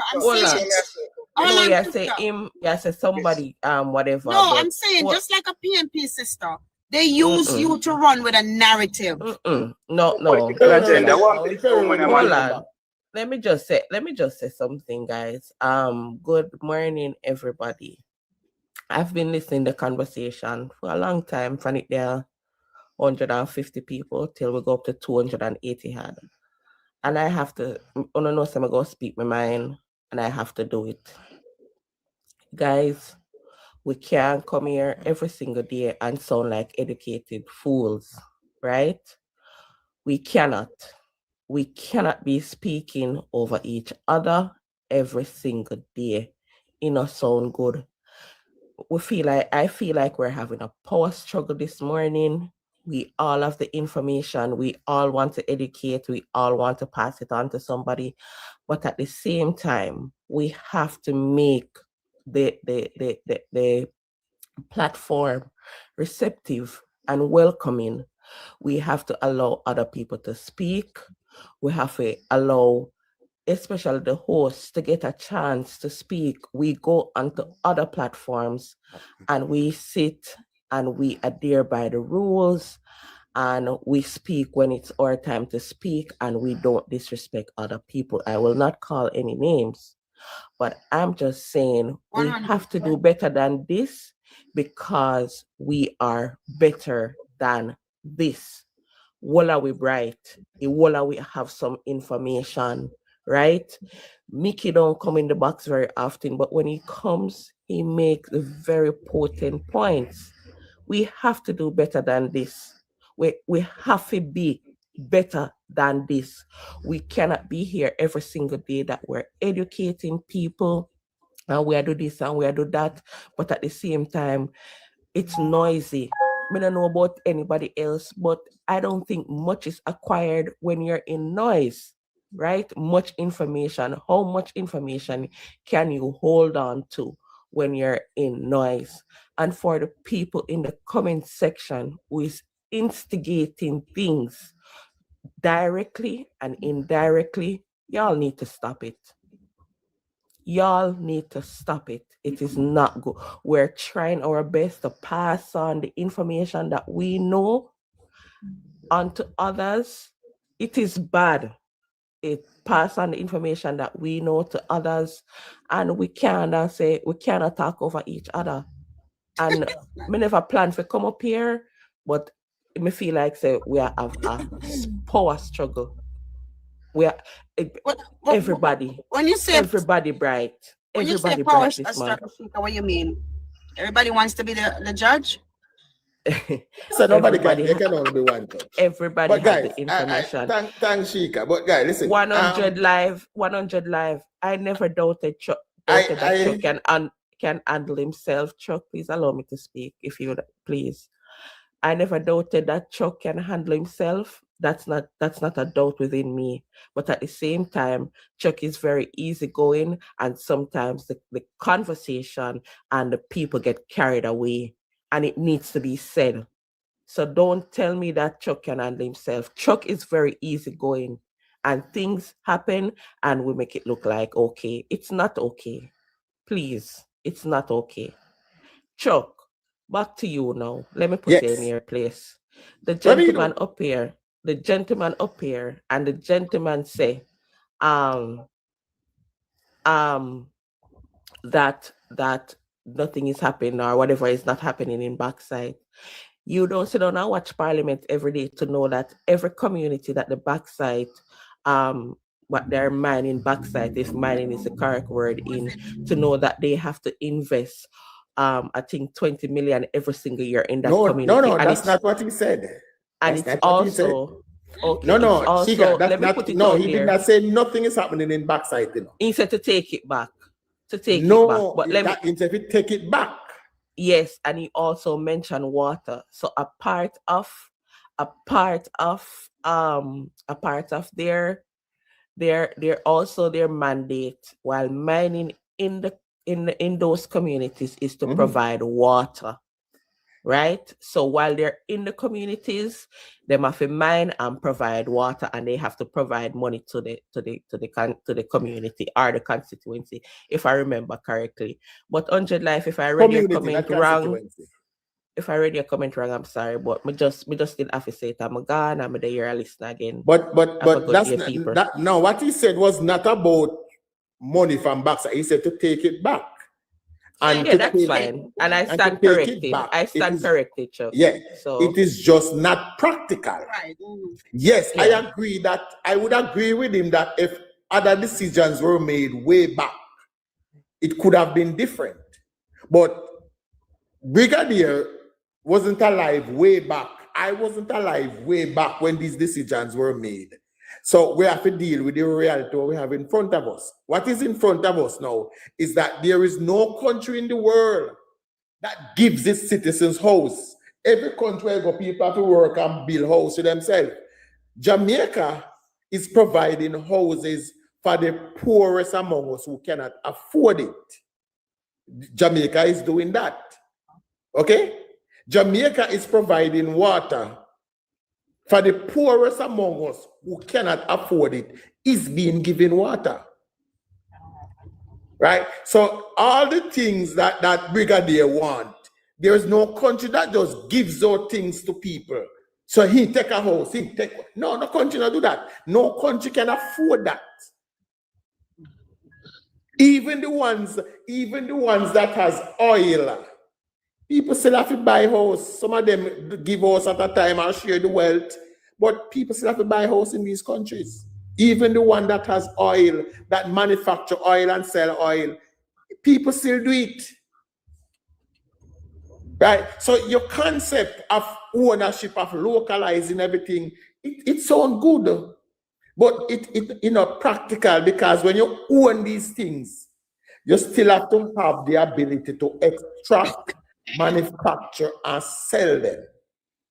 And if you don't have the ability to extract the oil out of the ground, extract the bauxite out of the ground, to manufacture what you need from it, then owning it doesn't make sense. Again, I agree that way back in the 20s, the 30s, when we started bauxite mining, other decisions could have been made then. But we have to deal with the reality of what we have now. Go on, Travi. Under that module that he's portraying, where the country should own everything and run everything, I believe that exactly what Cuba did, you know, nationalize everything. When Castro came in, I believe under, is it Hugo Chavez that came in and nationalized everything? Yeah. And we see what the global market does to them for that. We see what the global market do to them for that. So this idea of, you know, take back everything and own back everything, it sounds good. It sounds very good. Very good on paper. It sounds very good. It sounds nice if you own and have everything. And it's not something that is workable. It's not workable. And you can't show us a country that has all of these things being controlled by their government. But Brigadier, Brigadier, in the concept of giving people houses, is the government of Jamaica giving house to people? In an indirect way, and then they end up have to pay for it much in years or millions of have to pay to get it. Like how? What do you mean in an indirect way? All right, so when them give them, for example, the NHT, at the end of the day, you still not own no, the house. No, the NHT don't give house. The NHT help you to buy a house. Yeah, but regardless, give loan for you to buy a house. That's what NHT does. Yeah, and you still don't own the house eventually. And even when you work, maybe you don't own the house eventually. You don't own the house because once you're registered under the government, you don't own it. Wow. Anything I registered for, you don't own it. The government owns it. That's news to me. That's ridiculous. As you look in the sugar industry where they give out the so-called free houses, eventually the land that the sugar houses are on is owned by the same people. The people don't own the houses. So any given time they can evict them and tell them to leave. All right, Brigadier, let me explain something to you. You see, those houses are for the workers to live in while they work for the company. And because we don't uphold everything and stringent for every rule, why people live in there until they're dead, even when they left the company. That's how that's supposed to work. And I'll give you. Hold on, let me give you a modern day version of it. You would have seen Grand Palladium and other hotels in the western side of the island building housing facilities for their workers to live there while they work for these companies. That's how that works. Now let me tell you about free house where government give free and the people actually own it.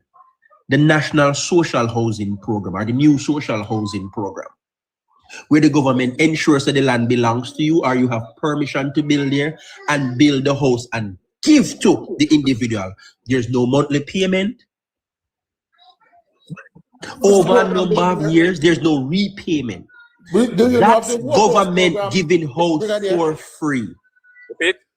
Do you know of that program, the Hope House program? The matches box also them give the people them flavor. It doesn't matter if it's a matches box. So you see, hold on. You see, that's the problem with your reasoning now. A while ago, the reason. My reason is that the Jamaican people should get in good quality stuff. My brother, hold on. No. Hold on. Brigadier. Yeah. What is the smallest size of these hope houses that is handed out? Smallest size, I'm not sure. I think it's 8 by 10 or something like that. No. It's a 2-bedroom. That's not true. 2-bedroom, living, dining, kitchen, bathroom. 2-bedroom. Yes, that it is. Is a 2-bedroom a matches box, sir? Depending on the size of the rooms. You see that is that size rooms. So they are standard size. 14 and guys, hold on. It is so much easier to just accept. So yo, all right, you never know. Hold on. One at a time. Keep me safe. Hold on, darling. We got it. Can you ask him what is the standard size of a bedroom? What? No. Hold on. But I reach to say. We got it. So the problem where you have is that you say something now do, but whenever I point out to you that it is being done, you have a problem with how it is being done. But before, remember before you never knew. So then did I get a house, But now when me point to it, say, it depends on the size of the bedroom. No, you assume some never know. I have seen where they put these houses on the land. I have seen it. So you know that the government is giving people house. Now again, the question now, what is the standard size of a bedroom in a house? Not a master bedroom, but a regular bedroom. A regular bedroom.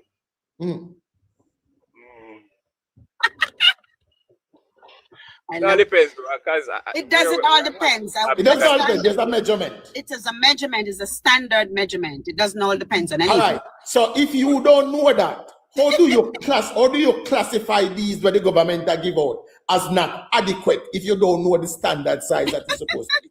Thank you, Marshall. It's 10 by 12. Thank you. How do you classify these where the government give out as not adequate if you don't know what it is supposed to be? Okay. Explain, please. So the government is giving out 2-bedroom houses with living room, kitchen, bathroom, and many cases verandas. Chuck. Now, hold on, Mickey. Hold on, Mickey. Hold on, Mickey. General, Brigadier. Yeah, I'm here. I'm listening. So, yes, so the government is giving out 2-bedroom house, 3-bedroom house, apartment, 2-bedroom apartment in some cases, and washroom too, as Marshall said. How do you know that these facilities are not adequate without knowing what is supposed to be? But I'm not speaking out based on what I see, all right? No, but you're not speaking of, no. And here's the correction to you, sir. You're not speaking of what you see, you're speaking of what you feel. No. No, I've been in some of them and I've seen some of them where it's just be a drywall and all of them stuff there. So None of the social houses are you drywall. None of the social houses are constructed. None of the new social houses have drywall in it. That is a flat out lie. That is a flat out lie. Wow. And you're highly mistaken. None of the social houses are constructed with drywall. So that is the issue. Brigadier just unless that's a different project, but what I see, I'm talking about. All right. Brigadier just wants something to gripe about. No. That was a blatant lie a while ago. What do you mean gripe about? Guru, Brigadier said the house that you get from housing trust, you don't own it. Brigadier, you listen up my blood pressure, you know. You don't want me, General. Don't make them trick you, man. You don't want it. No, but Brigadier, you have to take some blood pressure tablet now, man. I never know that, Brigadier. They can't even kill out my boss. Just remember that. Hold on, Mickey. But let's not move past this, Mickey. No, I'm not moving. Because this is something that he said, that he went into the government, these houses, and they're drywall. Where are you living? Where are you living, darling?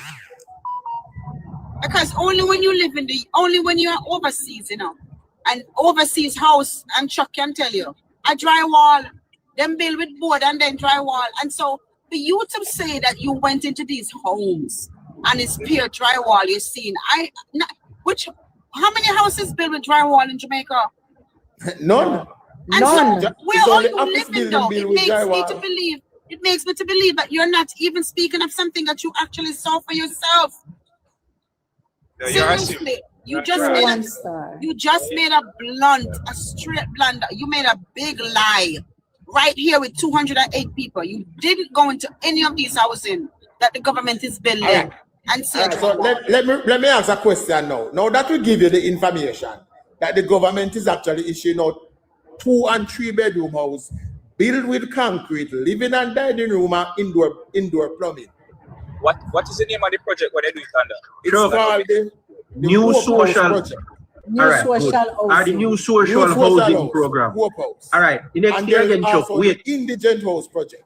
But hold on, let me complete. The indigent house, you does not own that house because the government land. All right, hold on. Let me complete this question now to Brigadier. So Brigadier, with the information I'm just give that these houses are being built and they are being distributed. Nicely constructed, concrete, 2- 3-bedroom houses. Some of them even do it in an apartment, is being built and distributed. Now, does that now make you change your thinking? No, it just make me do more investigation. So you need to, so that means so what level of investigation you did that you get to the point that no houses was being given out? No, I didn't say no houses was given out. I was just saying that they were adequate.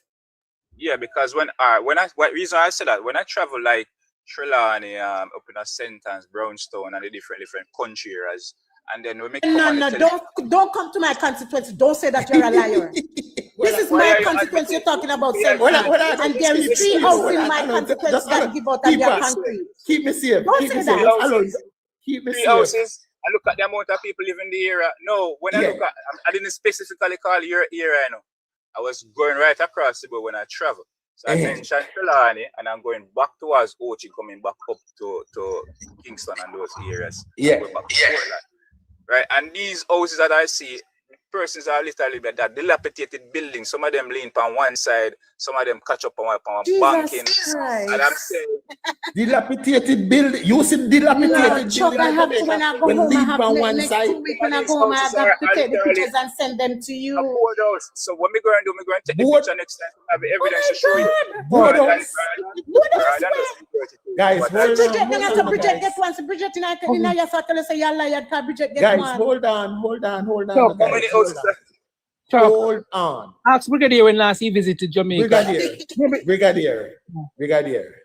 You see board houses being handed out? No, I didn't say I see board houses handed out. You see board houses being constructed, dilapidated, lean to one side in Jamaica? Yeah, I see them. And I also concrete buildings that are both of them, whether they're concrete and a cracking at them and then let's catch one side. So you see one house. Wait, guys, hold on. I think we're confusing what he sees with what government is doing. Because his argument was what government is not doing, because he said the two sides is the same, and that's where we are.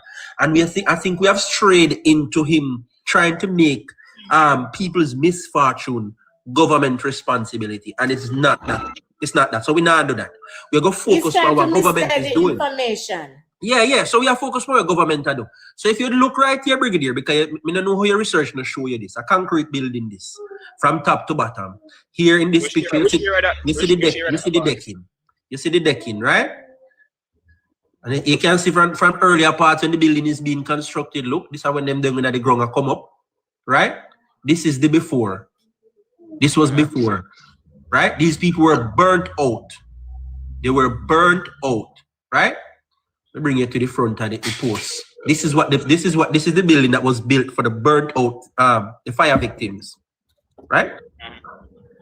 The smallest dwelling on this is a 2-bedroom. Right? And that is because of the size of the family. That's the one. In other instances where the family is bigger, they build up to 4 bedrooms. Not on this property exactly, but I'm telling you what they do in what they do. See? So see there, this is a concrete structure, properly constructed. The only thing that post and show the inside, so I'm gonna find a post that shows the inside of these buildings, because there's many of them.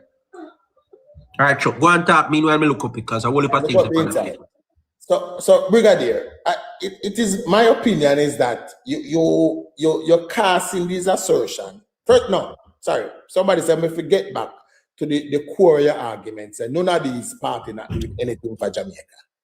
Now, I have told you that during the 80s, we had one of the most robust manufacturing sectors in the Western Hemisphere, right?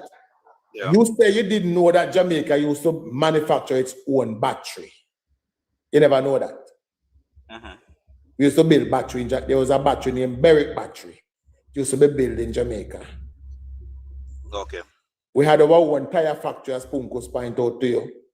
Yeah, I remember Goodyear.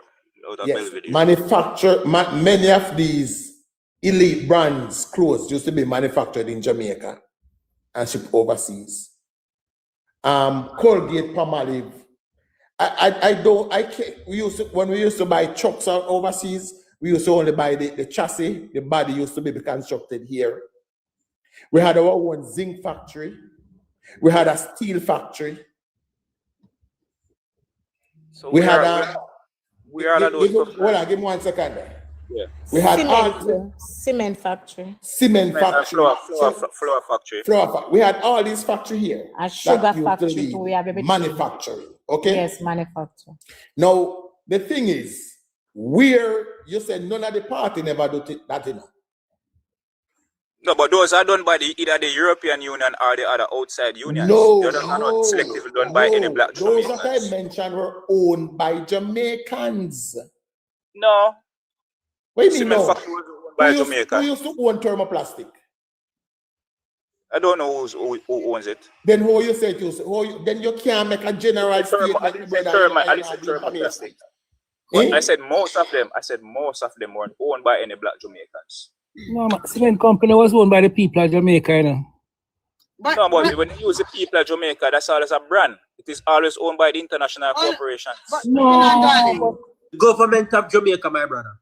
So too is the steel. So too is the steel. Hold on, bro. So too is the steel. Steel factory that exists here in Jamaica. But Travi, right? It was owned by the government of Jamaica on behalf of the people of Jamaica. But Travi, if the government, as counter Brigadier, if the government takes over back the bauxite company, it is owned by the people of Jamaica. I don't understand what No, but no. Let me tell you. And Mikey, what you have explained just now is a double standard being played by him, because he says we should take over back these things. But when we talk of things that the government of Jamaica own, he said no, that's a brand, that is not real. But he's advocating for the government to take over back bauxite and all these I didn't say the government. That's double standard, man. I didn't say the government should take over back anything. I said the people of the land, the Jamaica. Because at the end of the day, Brigadier, if not the government, who is going to do it? So why the people can't do it? Why the people have to sit and just get crumbs at all the times? The government is working for the people. No, they're not working in interest of the people. The government is working on behalf of the elites. And the government is the elites. Brigadier. The government, listen on. Sorry. Brigadier. That's your own personal assertion. Brigadier. Yes. Brigadier. There's a country in Africa named why me I get old, I can't remember the name of the country. You're all long. It was the breadbasket of Africa. But Mugabe country name again? Zimbabwe. Yes. You know that Zimbabwe was the breadbasket of Africa. Had some of the most successful farm all around. Could have feed Africa. And who destroyed it? The same people that are in Jamaica destroyed. The same people that are running Jamaica destroyed. No. The same elites, the same white elites that you call British. British. You know how that, no, Brigadier. You know how it become destroyed? Because Mugabe decides, say, we're gonna take them over. Yeah, because the British, they went in there to take the people and resources, and they want that the people said they want back the resources. Yes, and because of that, they sanctioned the country, and the country started to collapse. No, Mugabe, Brigadier, what he did, he took back the farm and give it to the locals who couldn't farm. Who couldn't farm? You ask that question? No, may I tell you? He took back the farmers, he took back the farms from the farmers who could do it and give it to people who couldn't farm. And that is what but he took it from the white farmers. He took it back from the white farmers and give it back to the people. And give it back to the people who could not farm. But I understand, but if we continue like this, it's the same thing happened to Jamaica, because most people in Jamaica always want to be an accountant, a business owner, and eventually, if you take back the land and give it to them, they don't know how to farm. They don't know. Thank you. Then how now are you purporting taking it back and give it to the people? Sorry, that is why we have to implement back in organisms and strategies that to teach the people how to produce things and manufacture things. Chuck. Let me ask you. Chuck. People don't want to do that, brother. It's the best interest of the people. Hold on, Brigadier, just a second. You know, Brigadier, you came over here and you went left, right, center, up. You went to Mandeville, you went to Portland. You have said so many things that I can't even remember what to respond to you now about. I just look at your page and you're actually living right here in Jamaica. But I wonder who you're working for. If you're actually working for one of the people them who you say are half-breed. Who are you? Who do you have your? Why don't you start something? Why don't you? I have started, sister, but I need more alliance. You need more alliance with who? People that are not half breed or what? What business you start, Brigadier? What business are you doing? Yes. The plan that I have in place, it is not fully established, because what I have planned to do is basically alliance different small farmers and people that have their own we call them produce, so you can natural produce. If you're a herbalist, or you are okay. So your plan. Hold on, let me say your plan now. You don't plan to farm yourself, you know, but you're going to bring the farm. No. You're asking me a question. Just listen to me now and get back. May I lay out your concept here. And I realize that I'm going to make you learn that your concept is very hypocritical. No, because you're assuming the concept where you have is the only difference is the color of your skin, but it's the same concept you have. No.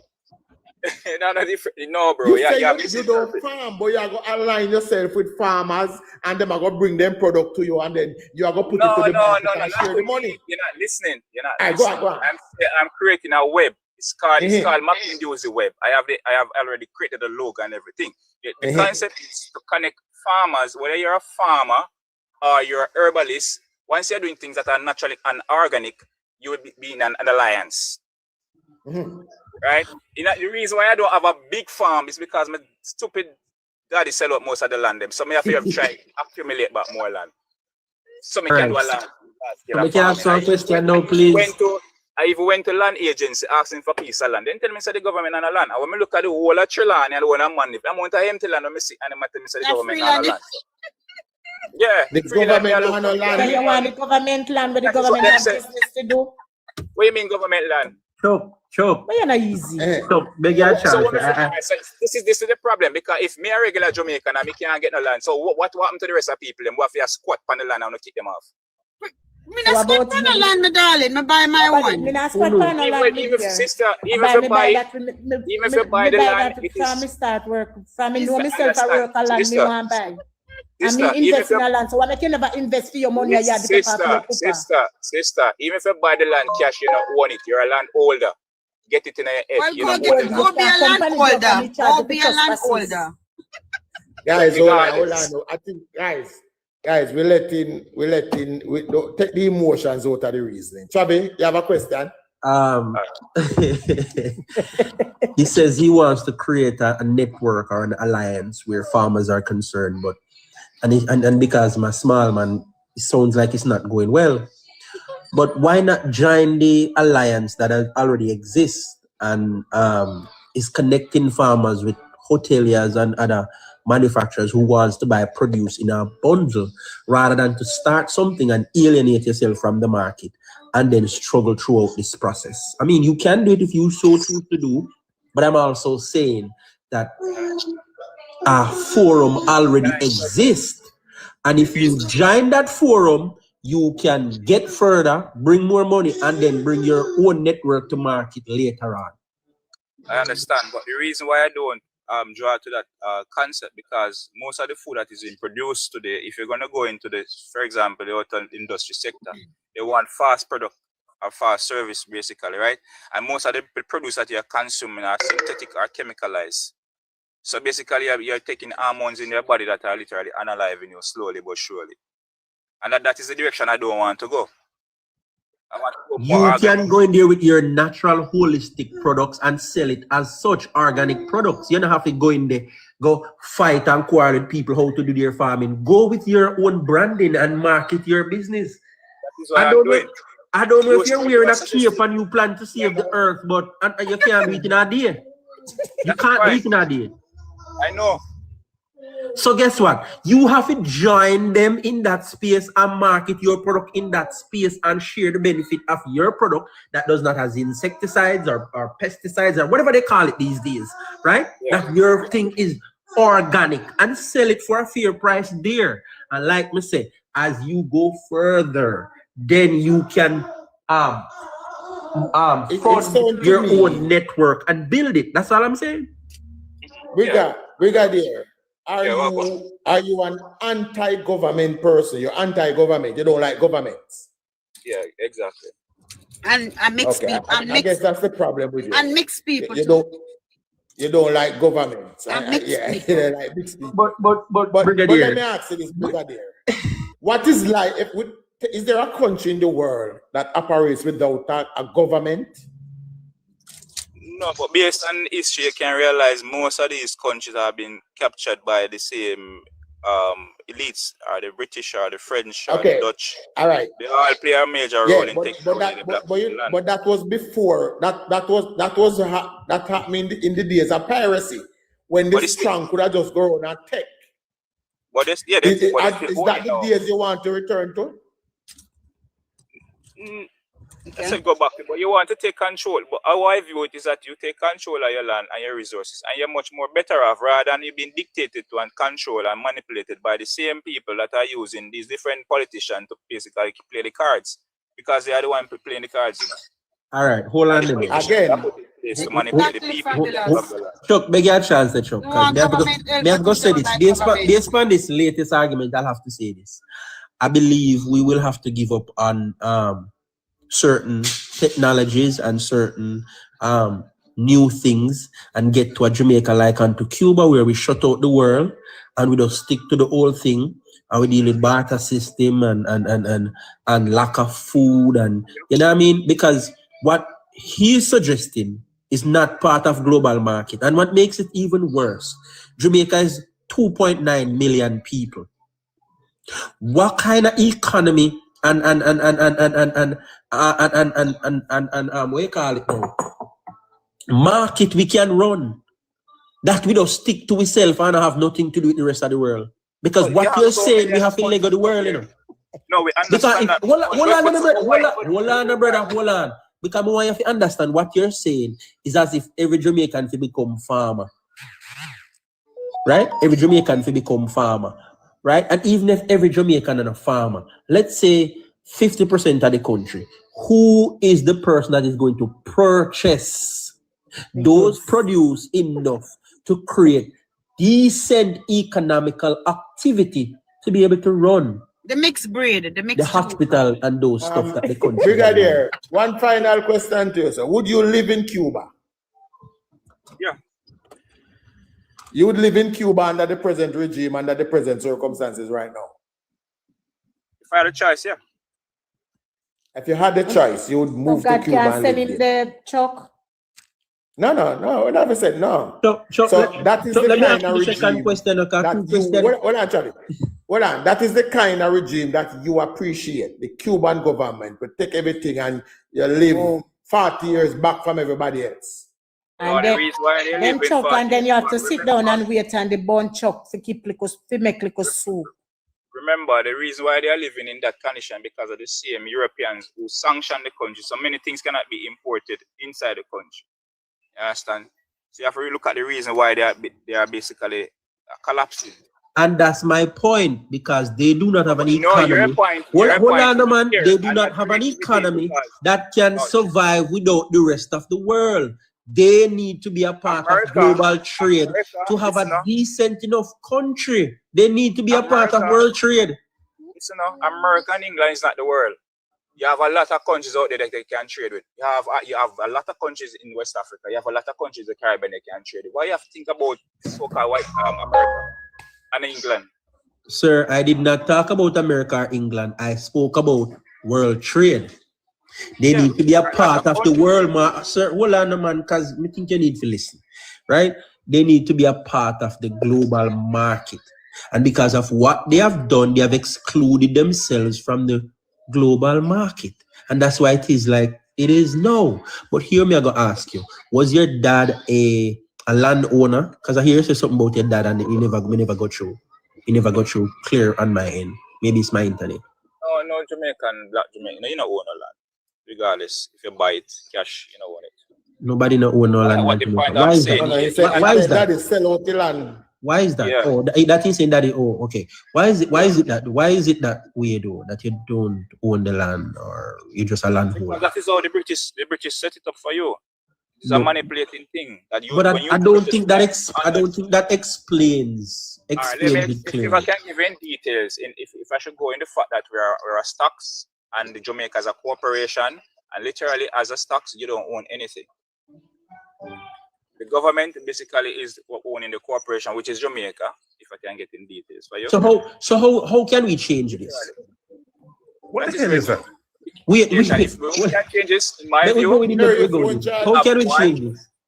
In my view, is that if we have one cooperation, right, or one unity, we rather than have JP and PNP, right? Everybody wants the same thing. We want success, we want land, we want this. And if we can push towards the narrative of getting back the access and fighting, putting up also a military guard to protect us, because eventually they want to go and take it back. So if we have so hold on, my brother. You believe Jamaica's 2.9 million people can put up a strong enough military guard to hold off any country at all? Well, Chavi, that's not the question to ask. The question to ask. When we get don't even answer that. When we get the military, I will put them in place, Who's gonna be in charge of this military? No, who's gonna be in charge of the military? If you have adequate leaders, just as how they have the leaders who can who are these leaders? How will you select these leaders? You have a lot of smart military leaders in JCF, in JDF. No, but how would we select these leaders? They have to go and select them, search for them. No, there must be a formula. How would we select them? Bro, you're not asking genuine question, bro. You're no, hold on, Chuck, Hold on, Chubby. How would we select these leaders? Russian roulette, Chuck. No, Gemini girl, hold on, no. How will these leaders be selected? So, in other words, what you're saying, is that we're still going to need a government. No, you have to be a government. You need a leader. You need a good leader. It don't matter what you call it. Leadership. That's what leadership is. It don't matter what you call it. Governance translate to leadership, my brother. No. Come on, man.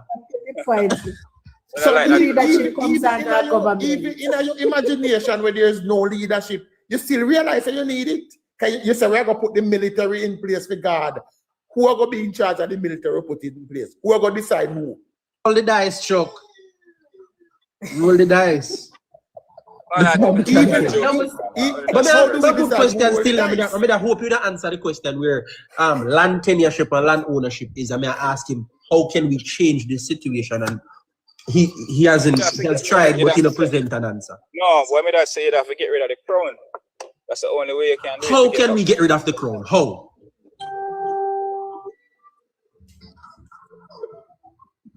How can we get rid of the crown, Brigadier? Ask them to leave. You are so intellectual and you can't come up with an idea just as how me come. No, but I ask you the questions because I want to see if you actually know what you're saying. No. I want to see if you know what you're saying, and clearly you don't, because all you need to say is constitutional reform. All you need to say is constitutional reform. That's all you need to say. And I gave you more than 6 opportunities to say constitutional reform and everything. One thing, say one thing and cut. One thing. Me ask you a question. So, like Chuck, if me give you something for all and you sell it, what you call that? Thief it. All right. So if the people let me have the land, get it for all, why all they can't sell it? Excellent. That's the question I was going to ask. About this, man. Excellent. That question I was going to ask. Brigadier, guys, hold on. Let me say this to Brigadier. Brigadier, I honestly, I don't mind your type of discussion. Naturally, like it. I just don't believe. Me believe you have a nationalist mentality where you want the country to own everything and give everything to everybody, but it doesn't work. I understand it's a pretty thought in your head, but it doesn't work. We're living in a global world where things are connected. But Chuck, is it gonna be equal when you give the people the thing? Because you have some people that go have more than people, So it's gonna be equal. But who is gonna decide who get a house? So you see the concept of the people, it doesn't make sense. There's always gonna be a government, Perry. I mean, not Perry, Brigadier. You have to have a government, You have a ruling body, yes, but you don't have to be a government as in a political group. You don't have to be political. Every government is political, sir. Even your house is political. That is why. Yes, even mother and father political. We speak, they want to give more than this one, they love more than this one. Let me tell you, let me break down politics for you, Brigadier. It's in your house. You and your wife are the leaders of your house. The children are the people, and you rule over them. You tell them when they to eat, you decide how much money they to get, and you decide all of that. And your only responsibility is to provide housing, electricity, and water for them. Not true? Yeah. Yes. That is the government of your household. When you go to church, the pastor is the leader. Him have the deacon and deaconesses run him as his minister. and him preach to the people, them collect them offering, and them responsibilities to put a shelter over them head so they can preach, give them light in the church, and give them water for drink when them thirsty. That is government. Politics. Because the church pastor have to be elected and so forth. Every aspect of your life. It doesn't matter what you call it. It is politics. People believe that politics is PMP and JLP. No. Politics is a system of how things operate. Exactly. Politics is a system and how things operate. In the workplace, you have politics. Even in the company where you are set up, there is politics because you are going to be the head. You're going to have people that works around you that set policies on how your company operates. As I said, Chucky, governance translate to leadership. So him being against him being against government but says put someone in leadership is really It's the same thing. He just needs to wrap his head around the thought to its fullness, and then he would have a clearer thought in expressing what he's saying. Let me explain to you why I said because government, when you look up the definition, a government is a system, right? And a system the system that we have is a colonial system, both with the judicial system and leadership is a system also, my brother. Leadership is a system also. Leadership is a system also. This is not the type of leadership we have. Is a colonial leadership. It's derived from the British. All right, let me ask you this. What is it about our present government? And I'm talking both parties now. Both PMP or Jamaica's present government that breeds colonial. That's why these people are working for the colonial masters.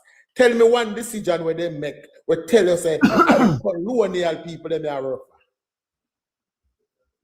One decision that they make. Yeah. To basically we call it industrialize everything where they are owned by the outsiders. Privatize. Yeah, privatize. Yeah, sorry, privatize. Yes. And when, like, tell me something where privatize were owned by the outsiders that are owned by the colonial masters outside. You mean the sector that is owned by them? Yeah. Practically everything in Jamaica, the banking industry is owned by them. Like who? Who owned the banks? Who owned the banks? It's the same privatized people. Who? Hold on,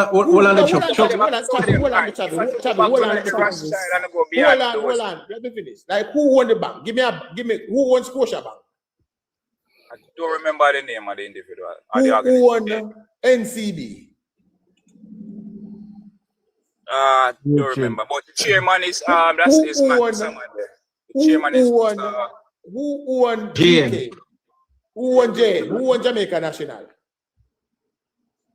Most of those companies are outsiders, those guys are basically managers and chairman. But you can't say no. Who owned Mayberry? Who owned Barita? I don't know the individuals. I can't remember exactly all of them because they are all. Is Mayberry investment?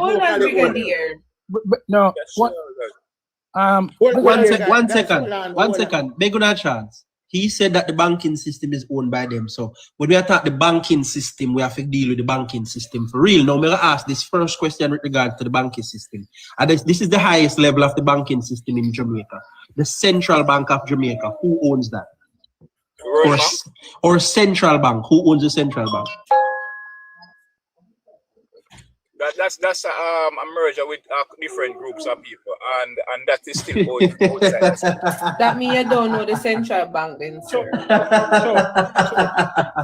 You don't know the central bank. I can't be mad at you, man. My brother, you're wrong for that, brother. He doesn't know the central bank. Hold on. Why patience to exercise with brother. Yes, because believe it or not, the level of patience. One of them thinking here. So I know, but just a moment, you and Travis,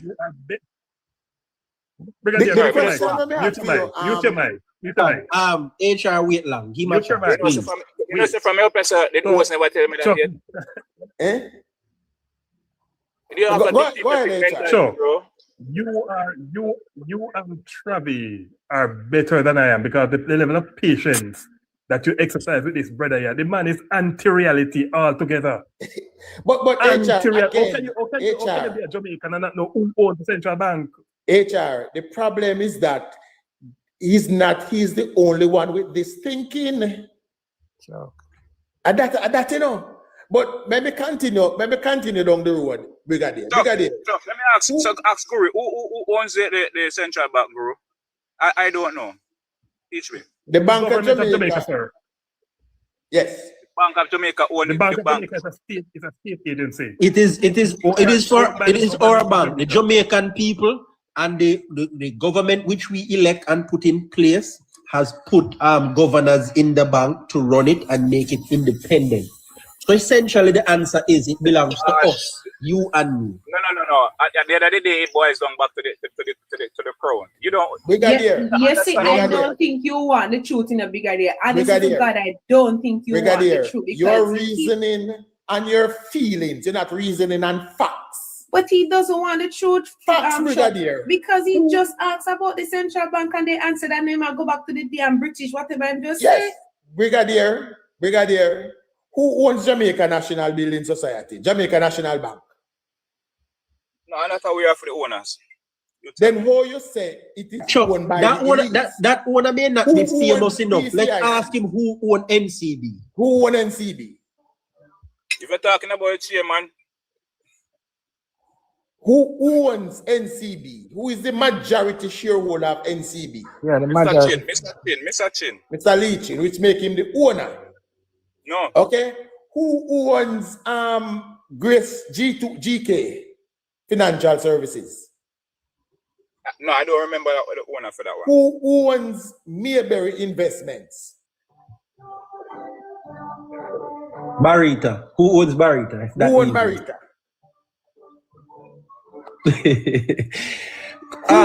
Chuck, give JMB. Hold on, Chavi. Who owns JMB? No, I do my research on those, my boss. I don't know what it was. Wait, let me ask you one. Let me ask you one. That one I'm much. I think that one is easier. Who owns Proven? I first may about Proven. Whoa. What the fuck? No, but may I say something, please? I don't think it's fair. Let me just say something. I want to say something, Brigadier. We're here with me, right? I honestly don't think you want Jamaica to own anything based on your reasoning, right? Because if you're asking questions, I don't think it's fair for you to ask questions if you don't know the answer to, because you don't know if it's right or wrong, you know? Because you're here. The owners that you're giving me, those are those holders. No, Brigadier. They are those managers and chairmen for the company. They are not the literal owner. Brigadier, if you don't know the answer, then go look it up, because it's not fair for you to pose these questions and you're getting the answers like you're in denial. So to me, you're basically saying, you know what we want nothing, you know? You want we own something, but you don't want we own nothing. Because I don't understand your reasoning. You say we not own nothing. No, we are good on the list of things. Who own it. And you can't tell who own it. Proven is owned by one of our very own Jamaicans, three Jamaicans at that, with a lot of shareholders that are Jamaicans. Those are not Jamaicans, miss. You know, I forget you. Make him bother. So give me a second. Hold on. Let me say this. I say they are not Jamaicans. Their bloodline is not from here. They migrated here. Brigadier, no company not have Jamaicans in the Proven full of Jamaicans, and you're going to say it's not them own it. Gemini girl, hold on. Let me say this. It's digital a Jamaican company. Brigadier. No. It's not. Hold on. Chuck, hold on. NCB Financial Group Limited is Jamaica's largest financial institution outside of the central bank. And it is majority owned by a Jamaican businessman, Michael Leachy. He also serves as the chairman. So this argument that he's putting in, says the chairman, and refusing to answer the question when we ask who owned him, are you referring to the chairman? Why would you do that? It goes to show that you have the information to know for the question that is being asked, but because you want to push an agenda, you are willing to put your character on the line. You are willing to show us and prove to us that you're willing to lie just to push the agenda that you want to push. And it is unfair and unfortunate you are that you have to sit down here and endure this. You're reasoning on your feelings, sir. You're not reasoning on facts. You're not reasoning from a position of information. Because you say if me was in your position, Brigadier, and somebody asked me who own NCB, me would have can't tell them, say, well, based on my research, you know, and a man own that, you know. Right off the bat. You don't know. You don't know who Perry, forward, that you're purporting. You see, sorry for cutting, but you see, you don't understand the game played. That's the thing you don't understand. Everybody, Brigadier, may I give you 2 minutes? Teach you the game. Nobody not interrupting. Teach you the game. Oh, bro. Me just elaborate already, bro.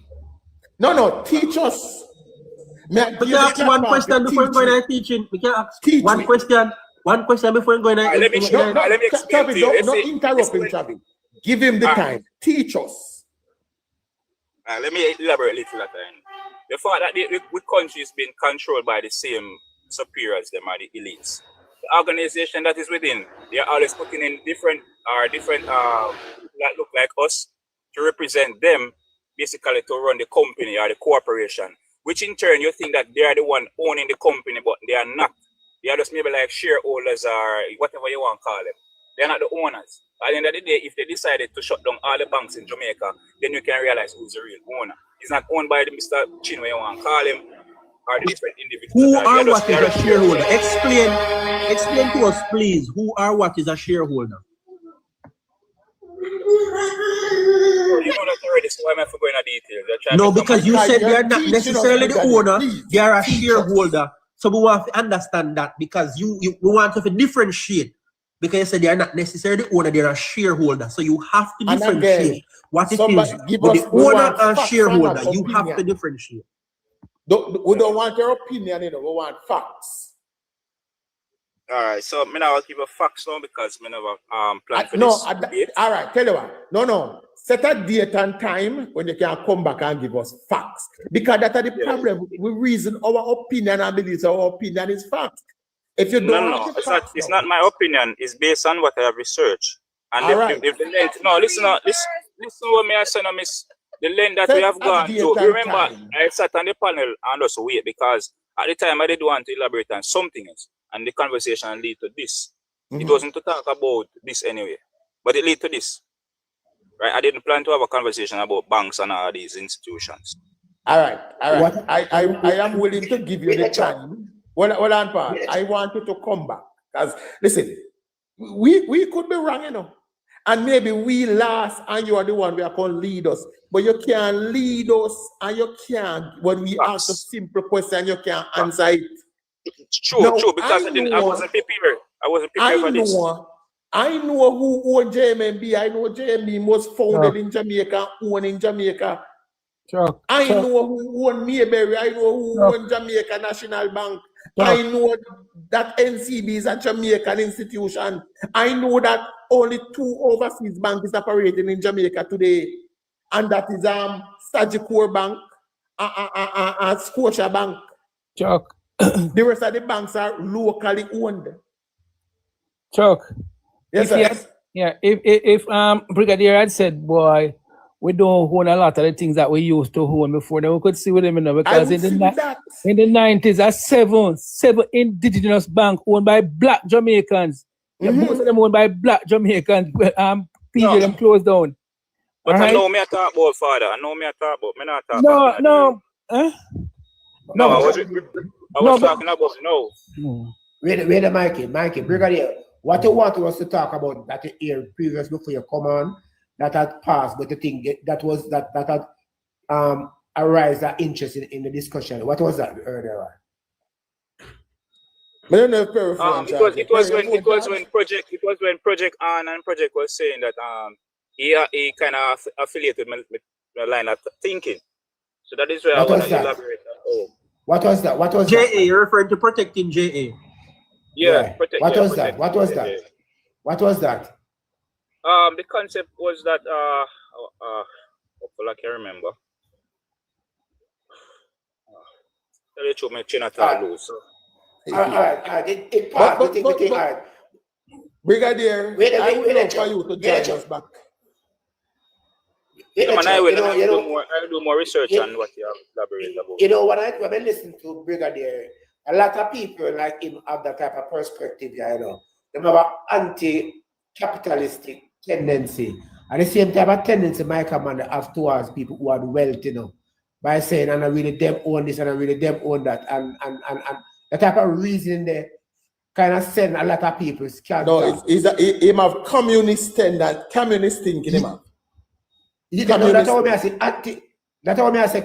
Anti-capitalist tendency, because people who are communists, anti-capitalist, you know, they don't believe that the capital owning capital, you know. As Michael Manley, as Mikey can speak to this, I've alluded to in his earlier time.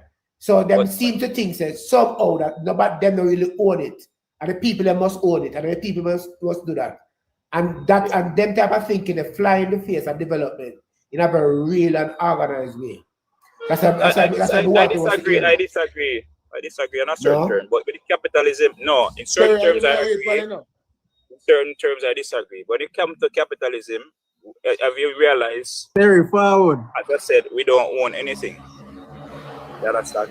And if you're going to have a company, you have to register under the government.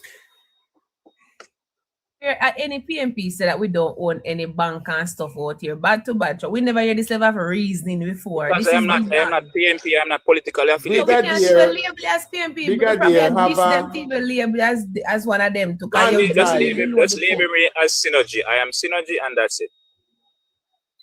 Yeah, but Brigadier. You're confused. You are unable to sell us. You're unable to sell us on your concept. True, because I want to prepare for all of this attacking and all this attacking from my own people.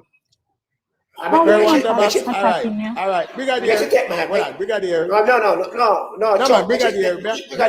Me enjoy your discussion and I move up your comeback one next time. But more you come back with Gemini says yes, sir. Brigadier stay. More when you come back. No, you can't.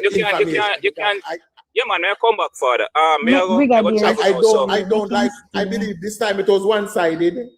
And I don't like one-sided discussion. No, sister, I want you to come with some information. Me like Brigadier. I think but your friend Perry come back, you know. Brigadier, me and you will talk, okay? It's lawlessness, Brigadier. No, Perry, I am glad your device is charged and you're back. But Brigadier Perry, don't bother believe, say, me forget the question where you fi answer. Me not forget it.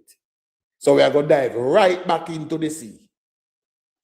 Where the question that was posed to you is, you say people misunderstood Manley premature liberalization. And I still wanted to tell us the ups and downs. You said you tried to mention the ups. So people started businesses under that plan. No business was started under that plan, sir. None. And you're sure you can't name one. Now that you have to tell me what. Eh? No, so where's your proof of that? Where's my proof?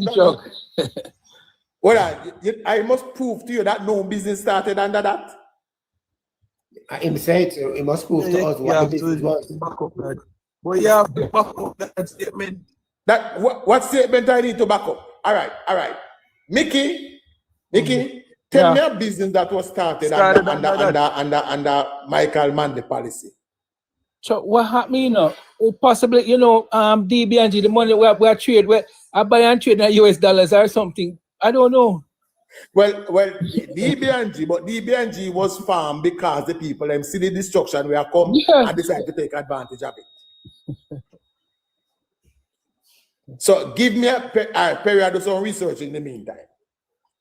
But no business, there was no upside. There was no upside to the premature liberalization of the market. And it led to one of the worst, not one of, the worst crisis this government has seen. The worst crisis. Chuck, I see some things and so. I see some things, Chuck. Like what you say? You mean, Perry, you mean this when they have it's steel factory start, 2 more cement factory start, many banks has been built, like Industrialization in the 80s. When I hear No, Paul. Next time factory. Paul, I know your time, Perry time to tell you the business that start under Monday. No, but that's what me know why you tell him nothing, Paul. A Perry time to tell you the business them will start under Monday. Paul. Chuck. You hear me? Hold on, excellent. Hold on. Perry. Yeah, man. We want the businesses that started under Michael Manley. Sorry for the in and out. So me look up, there's a lot of state-owned enterprises that started under Michael Manley, right? When you hearing? Yeah, man. Right. Yeah, man. So me see Petrojam. When I agree, so that was a business that started, right? Petrojam. Which Petrojam? What do Perry have? Which Petrojam started under Manley? The Petroleum Corporation. My bad. The Petroleum Corporation of Jamaica. Sorry. Stop that foolishness. Mike, Stiago bought out Shell, the refineries. Petrojam was there from in the 80s, man. Maybe they change their name.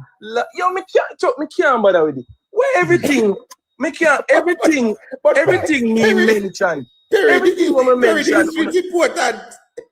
No, everything that I mentioned at the PMP did. Uno say a PMP just change the name.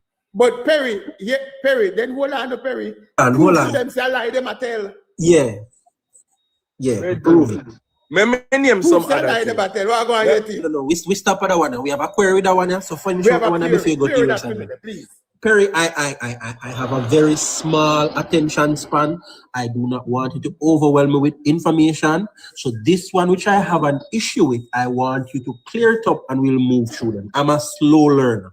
Step by step, please, Mr. Perry. So the Petroleum Corporation of Jamaica was started under the tenure of Michael Manley. Do we agree on that?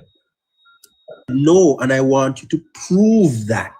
And I ask you, step by step, I am a slow learner. Bro, Travis, anything that I say, you guys are gonna say and I say go. I'm just telling you the information we may have here. So what channel? We are go. You know what issue when you say that we can provide information that contradicts that. So that's why we want you to. No, what that means is Travis. What that means say? Travis, what that means say? Travis, what that means say? Chuck said. After Manley with liberalization. Now, when I look here, it said the Petroleum Corporation of Jamaica was formed in June 1977. When Michael Manley moved to liberalization, that was in 1998. All right, when Manley came back into power in 1989. So, Perry is kind of playing a little trick there on us. It was formed in June 1977. Perry. Chuck is talking about. After Manley came back and started privatization. Can I tell you guys the businesses that the man started? But Chuck asked a specific question, Perry. Perry, again, I'm gonna point this out to you, and me tell you, it's telling that if you are to spew a couple of propaganda about Edward Seaga, it roll off of your tongue. But when it comes to selling the PMP party, you struggle. No, I'm naming the things. I'm naming the things that you guys don't want. You guys don't want to accept these Perry, things. let me rephrase the question that you're answering. You said the liberalization of the foreign exchange market was misunderstood. You said in your explanation that it led to the creation of lots of business. I asked you again, name a couple of those business. I was naming a few, but I'm being told that I rename them. Me can't manage no, Petroleum Corporation was started not 1991. And Petroleum Corporation is not a business. It's like a management company. Yeah. Well, I was just It's going not to a come and business. say.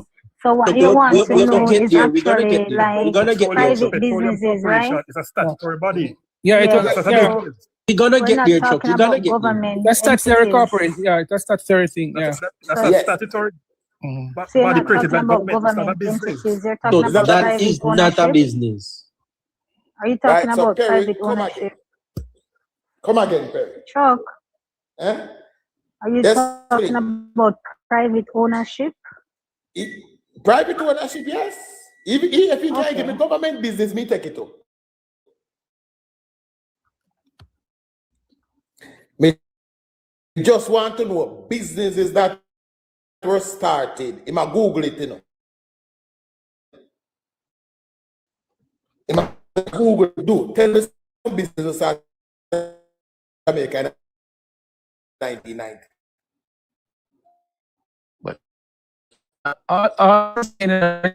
Sometimes the Jamaica. Sarah said JLPNP sugar industry. With the JPS, I didn't say. We did not NWC was JPS. started in 1990. Jera's answer. National Water Jera said, Commission. Lord God. Come, Perry, come sugar back in the Perry. industry. Yeah, Google Google Perry. answer You have to have more than one device, Perry. That's you can. But guys, this is the So what issue. I'm seeing a number of businesses, that started after 1990. You guys listening? Go ahead. After 1990, when Manley started. My friend Jay, come up. Hi, Jay. Give me 1 second, because wait. Hold on, Jairus. More understand where conversation. No. One moment. Let me just answer the question and then I'm leaving. You're talking about 1990 or you're talking under Michael Manley? No, we're talking about, the question is, Jairus, is Perry said that the liberalization or the premature liberalization of the market was a good thing and it led to the creation of lots of business. So what he's trying to do is to name a couple of those businesses that was created because of the liberalization of the market. Okay, the question was what business was established under Michael Manley government? No. I'm We're sorry. talking about the liberalization. All right, cool, man. I'm taking it easy. All right, so 2 things now that me understand what is happening here, Perry. Petroleum Corporation of Jamaica is 1970, what is that, 77? The liberalization of the dollar happened when? 1990.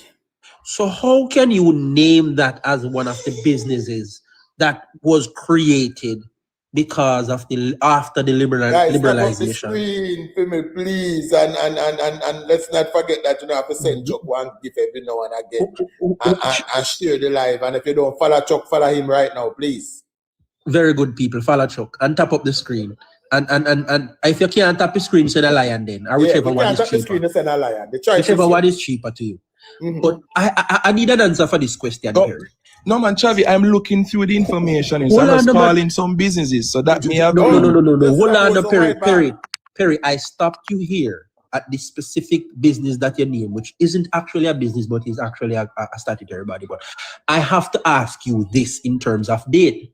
This entity that you name, or this statutory body, or this business, however you view it, was started in 1977. Now, the original question is, what are the businesses that were started because the liberalization of the dollar? Now, to my understanding, the liberalization happened in the 1990s, correct, Chuck? Yes. So how can you name an entity that came to reality before that as one of those that came into existence because of that? And I'm saying, Chavi, I may have misread one of the businesses. So I'm going to tell you what the correct information is. All right. Yes. So you have the micro investment development. You guys are familiar with that? That's not a business. Lord have mercy. It had transactions, Chuck. It had transactions. It's a business.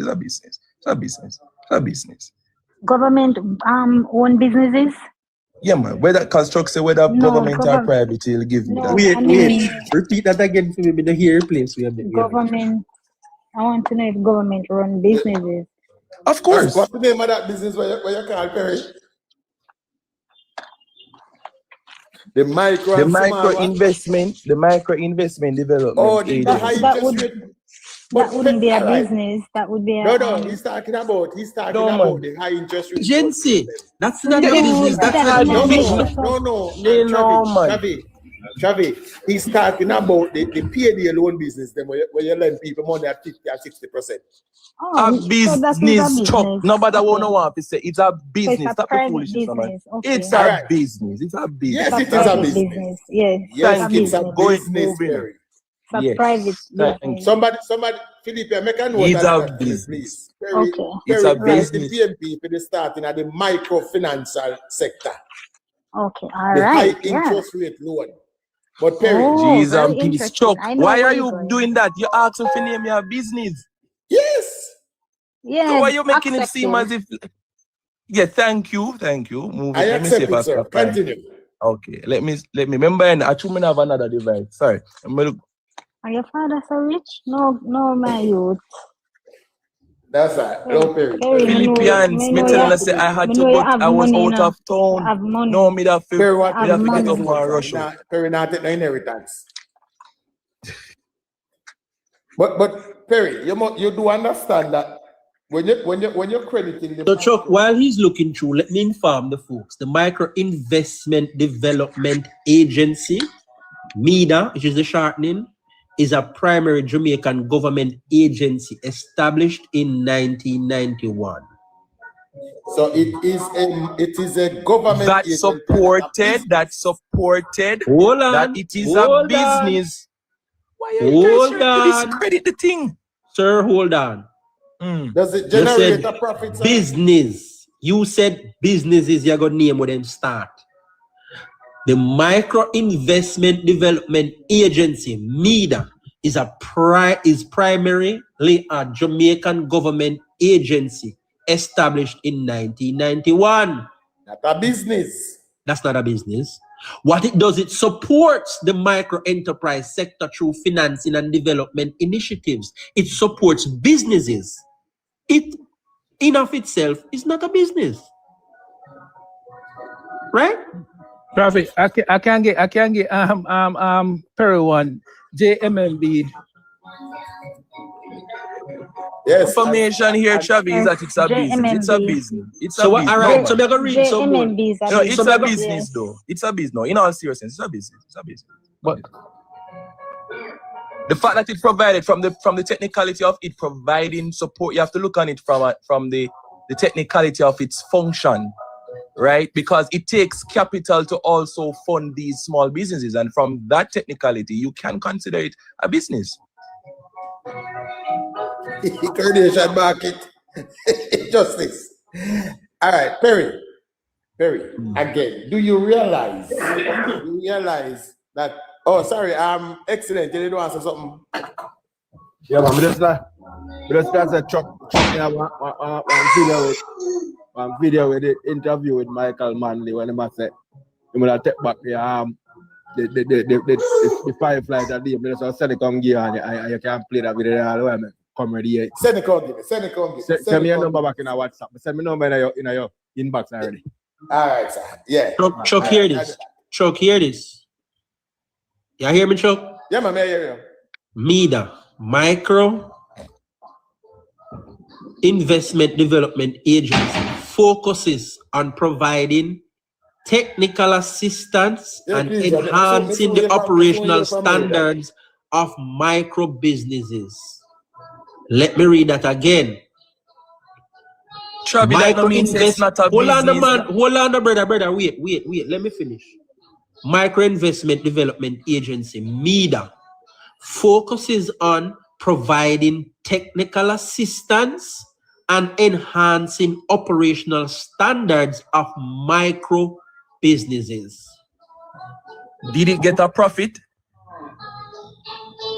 Me just tell her the purpose of the Did it make a profit? Did it get a profit? It doesn't say. I read what is there now. And that's the problem side. Chuck, what is a business? Can we define a business? Perry, we now go argue. No, I'm not arguing, man. Let me present the case. No, let me make my case. I looked into the purpose of MIDA, which you reference, and I read the purpose of it just now to you. How can you then ask me about a profit when that none of them purpose? That's not the purpose for it to come out here, come make profit. Perry. Travi, Oh my God. the business had capital to start. Perry. A business needs capital. You Perry. cannot say that it's not. Yes, Chuck. Did you sell Jamaica 2001? Jamaica Observer 1993. Floor 1999. There are a couple of businesses that started during the PNP time. But it's amazing that you couldn't come up with two of them there. No, we don't need to talk about them there, Chuck. We need to talk about them there. But Perry, you struggle to name two businesses we start during that time. No, man, we don't need for God to observe on them the thing there. Why? I know business. Perry, but that would show, yeah, of course, those are the businesses. Yes, but we don't need to go to the things where people would know. We are talking about things where people. But who don't know. People don't know you're that. naming government agencies. Yeah, you're business. naming government agencies. It's Yeah, like you're because telling us about a new ministry that was created. No, because these things were created as they facilitated business operations. Even the greater talking about private people using No, their you own hear him capital. You hear him contradict himself a while ago. What? These things facilitate business operations. No, It's not a business, brother. facilitating a business is a business within and of itself. I don't understand who to get to know definitions from. You have businesses that facilitate other businesses too. Hold on, Reda. Give me a second, I'm going to come to you, Reda. Hold on, Perry. Let me hear Reda. You would say the development bank of Jamaica is a business. The fact, because you remember, you may not directly get profit, Philippines, but the fact that you have an entity that is causing profit to occur, that in and of itself is a business model. That's why I'm struggling to understand why Travi is trying to undermine me. Asking you if you would consider the development. It's not a business, my brother. It's a government agency. Did it allow businesses to grow, Travi? Did it allow business to grow? Did it allow business to grow? Perry, Yes or no? Perry, you see when a man get catch,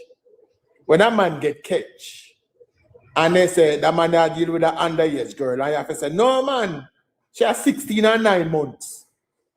You know you're in a problem. Once you have to count the months, you're in a problem. It means that you're gone too far.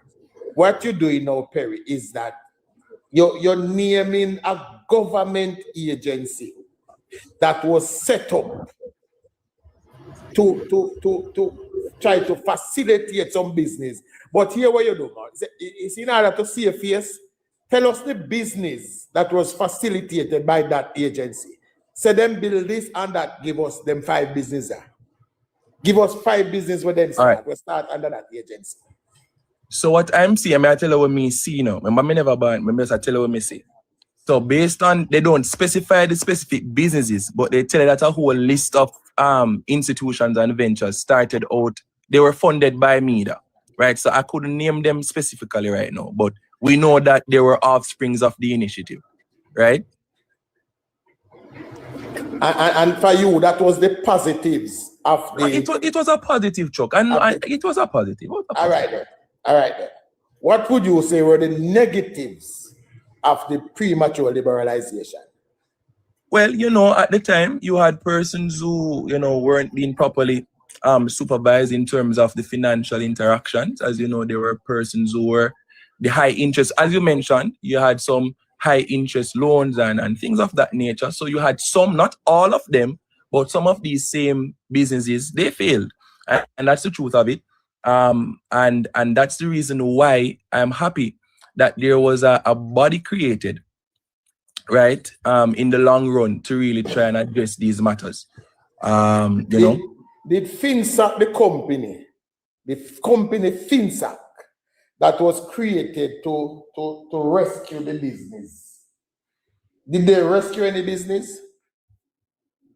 Yes, based on what is on the Ministry of Finance's website. Give me a business that they rescued that is still operating because FINSAC got involved. Let me, well, I was going to mention one of you guys would say, well, of course, but DBNG was one of them that was on the stock market. They were fully audited. DBNG was run by 2 members that was sitting at the table that directed government money in their pocket. So Chuck? don't even go there, so. Chuck? No, you wouldn't accept that they were successful of FINSAC? No. Look, I want to answer that question. I want to answer the question wherein you asked if FINSAC rescued any business, and I want to tell you that it rescued Billy Craig and placed it firmly in the hands of Gearing, Did any Bunting, and business Golden. survive because of FINSAC intervention? It's on the Ministry of Finance. Let me just refresh myself. It's on the Ministry of Finance's website.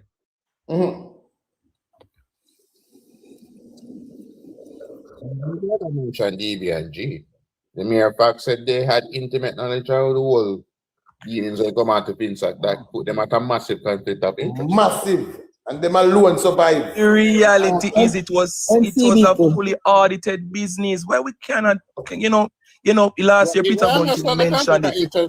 Argument, right? But No, you I know understand. that I understand that where you guys are coming from. there were large companies like Island Life, it was called, that went down, and people lost like all their insurance, their retirement, saving, NCB everything. was saved because of FINSAC. NCB. Yes, I'm gonna tell you. Yes, I remember the slogan was too big to fail. Too big to fail, yeah. NCB was. Guys, can I just list out the companies them man wanna say FINSAC save? What wrong with you, man? Can list out the ones that failed. Look, so the saving of NCB was the to Union sell Bank it. of Who? The saving of NCB was to sell it, right? To Mr. Leachin. Travi, was the business wait, saved? Yes or no? Let me make this point. Let me make this point. Let me make this point. Was it please. saved? Was NCB saved? So let me Was make this NCB point. saved? Let me was make owned this by the point. Can I make this point? Can I make this point? Talk about Billy Craig. That's what you should do. Tell us about the saving of Billy Craig. Chuck, you asked me to name some businesses that were saved because of the intervention of FINSAC. FINSAC had three primary motives: to intervene, rehabilitate, and to divest. So you have to understand why FINSAC was created. So I'm telling you, business that was rehabilitated through FINSAC. So I mentioned NCB and people flipping up. So NCB was one of them. Can we agree on that? Yes. He was government. Thank you, Chuck. I am moving on to others. You had the Union Bank of Jamaica, and under the Union Bank of Jamaica, I need to get us. I'm gonna probably buy another device. I'm gonna be here for a few days. I'm gonna buy another device. Union Bank was when they closed on about 10 different banks and merged them into one. But they never save anything. Chuck, in order to save it, they had a strategy. Remember, if you create the problem. Yeah, you create the problem, and then like you set the place on fire, and they call the brigade. But Philippians pretty girl, you guys asked me to tell you some businesses that were saved because of FINSAC intervention. You can't say Union Bank. No, but I told you that there were several other entities that I was going to finish it, but to no jump. Yeah, but I'm correcting you. You cannot say Union Bank. Union Bank doesn't count. All right, can we agree then that there was a merger that caused the businesses to still thrive, though? No, they are not. No. Perry, we have to understand now. Hold on, give me a second. Read it. Just let me say this, readers, and then we come to you. In order for you to say the business still strive, we would have still have to have a Citibank operating. We would have still have to have a mutual security bank operating. We would have still have to have a workers bank operating. We would have still have to have a BCIC operating. But they are not operating. Those were shuttered and put in a one small package and sell. So no, you cannot count those as institutions that were saved. The Jamaican for Progress is asking, so to destroy over 40,000 businesses to save under 50 is a good thing for you.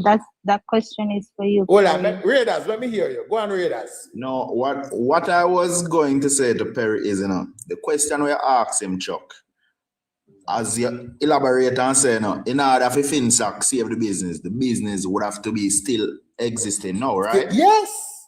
But what Perry should have said to reply to you was, in the early stages of FINSAC did keep a lot of businesses afloat.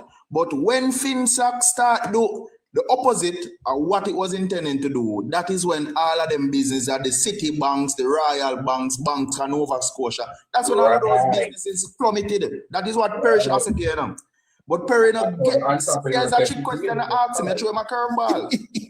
Him bat off of the curveball, but the curveball go around him. I lick him wicket.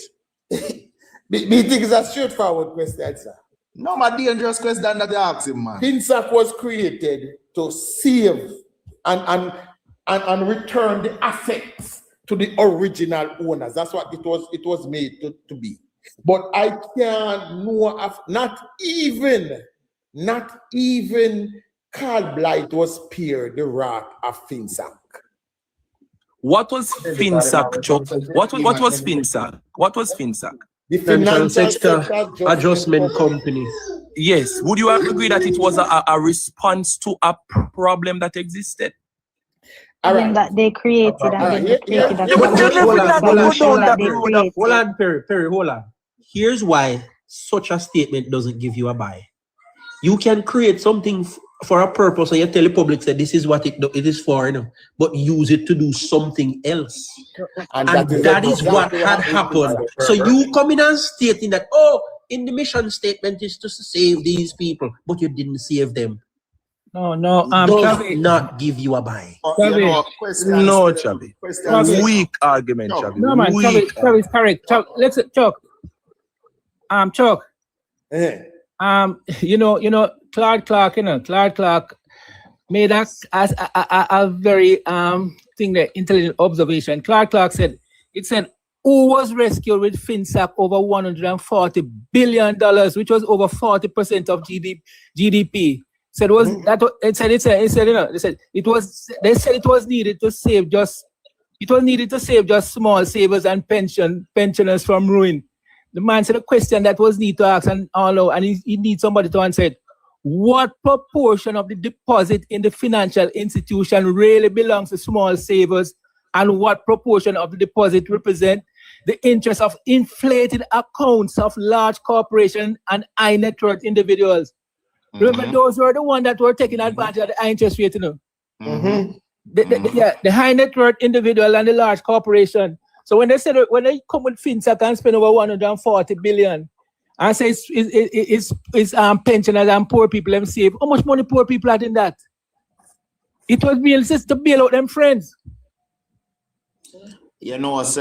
When Chuck asked the question to Perry and Perry answer with this, I'm going to explain it with the same businesses thing. FINSAC was initially made to take control of the failing banks, As what the lady said, it's like you create a problem and you try to solve it. Because all of these banks that were suffering at the hands of, I think it was the non-performing loans. Non-performing loan, all right. All of that did collapse the financial system of Jamaica. And that is why FINSAC, because remember, FINSAC when it came in, it would take control of the businesses, It take control of the business, just like we have with SSL. When them got thief up the bag of money and the government take control like this. That was what FINSAC was. SSL and FINSAC is not even living in the same book. I beg your chance. I want to ask Perry. I want to ask Perry a few questions. Right? So I'm going to start from top again, Perry. What is the purpose of FINSAC? First question. It was to intervene, rehabilitate, and to divest. Not rehabilitate. Hold on. I'm telling you what the lawyers who represented FINSAC reported that is available on the Ministry of Finance's website. Perry, hold on. Me hear you. Intervene, right? That we are sure that it did. Rehabilitate and divest. So one thing's for certain, they have intervened. And I'm going to put before you, Perry, they intervene in 200 companies. Now, my question to you is, how many was rehabilitated? And how many got divestments? Gone time out again. Am I Google? Am I work with Google in that?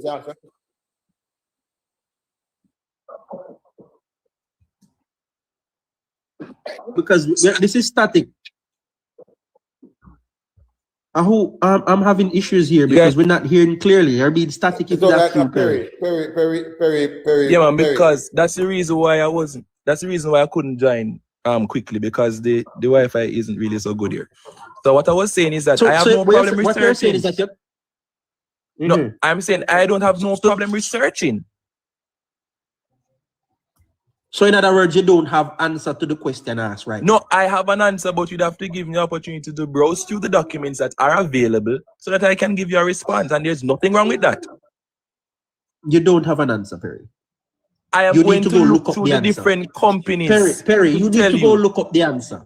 Perry, you need to go look up the answer. You can't say you have an answer. Chuck, what is wrong? Go look up the answer. Chavi wants me. Let me tell you, Chuck.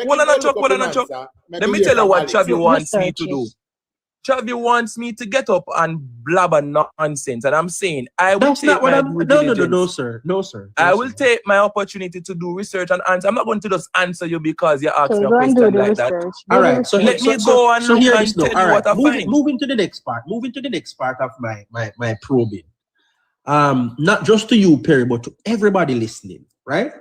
I need you to, when I name a company that has been rehabilitated, say here. Right? Now, Century National Bank,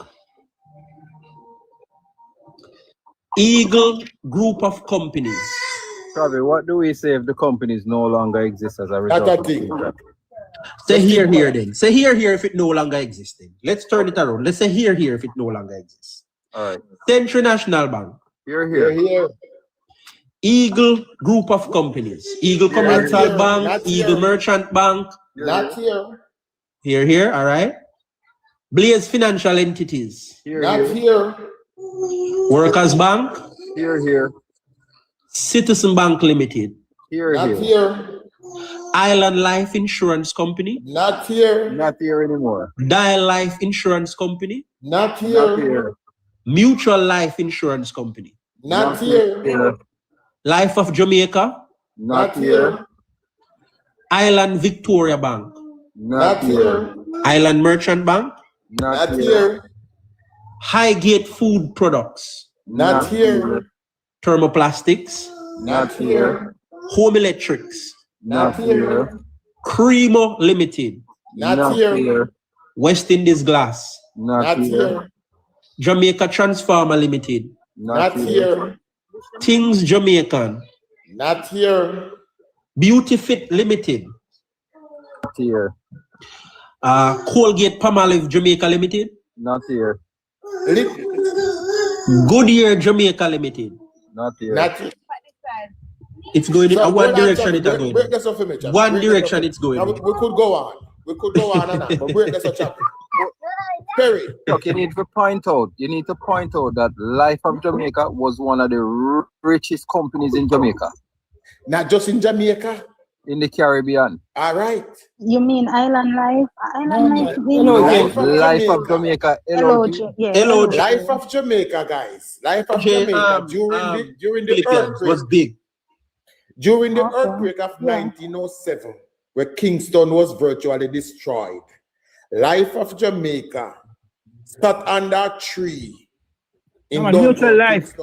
Yes. Stop. Mutual Life. Mutual Life, yes. Yeah.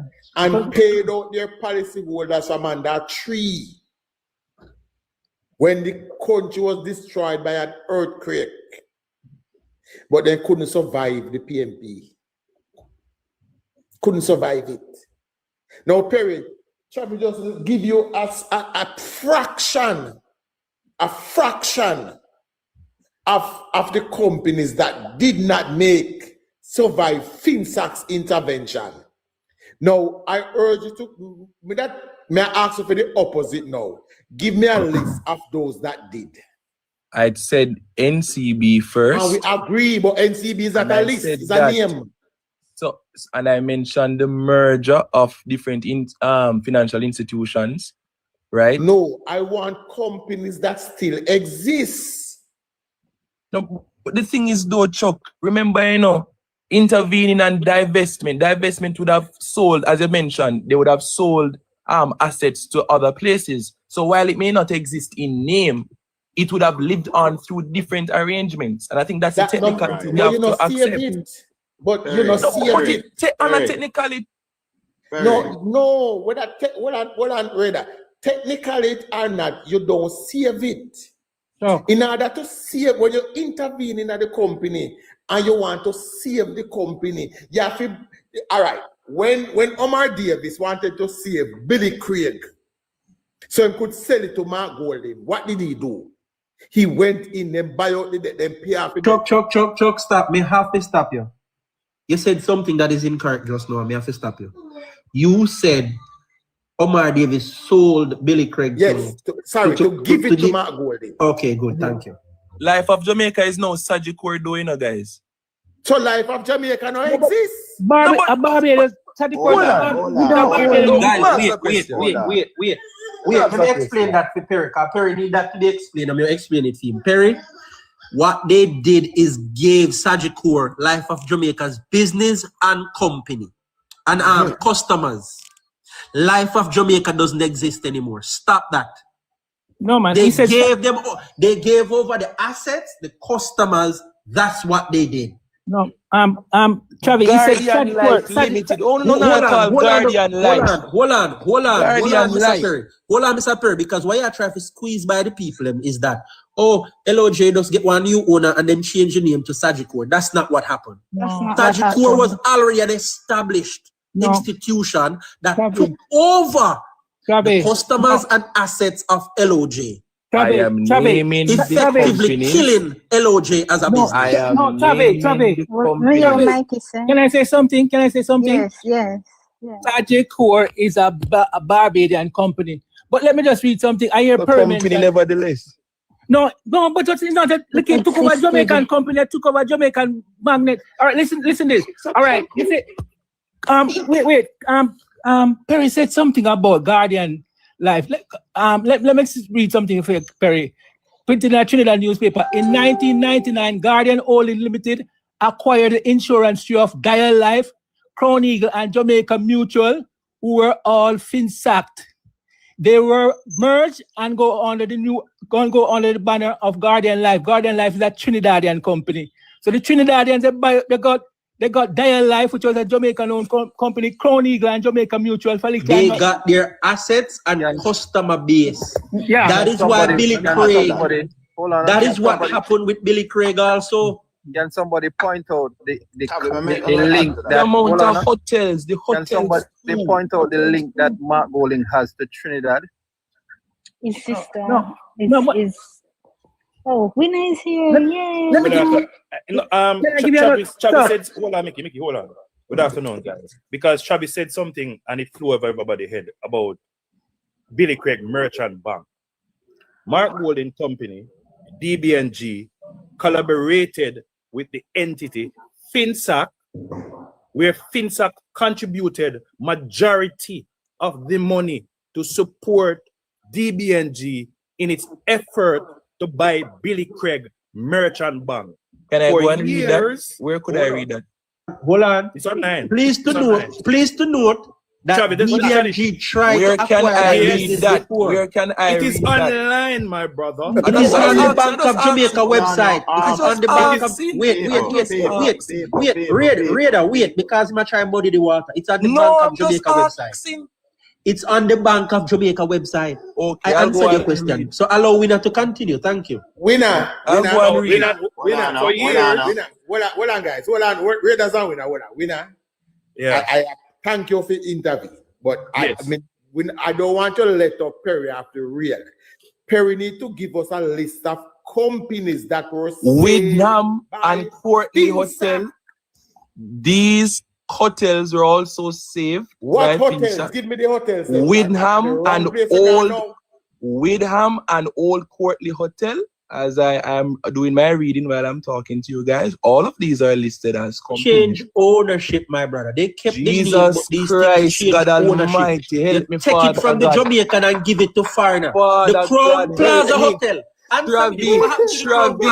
Travi, the business them not because the ownership is changed meant that the companies failed. Hotel? Yes, Answer that, Stop, please. stop. No, I'm gonna make a very serious point here. I'm gonna make a very serious point. Hold on. Hold No, I'm on. gonna hold on, Philippe. I'm gonna make a very serious No, point hold here. on. Let me say something. Let him finish. Let him finish, because he must I think answer it the is very question. disingenuous. I'm gonna be very Let him frank finish, now. because he's going to have to answer my question. It's very disingenuous. Chuck, you asked me to mention companies that were saved.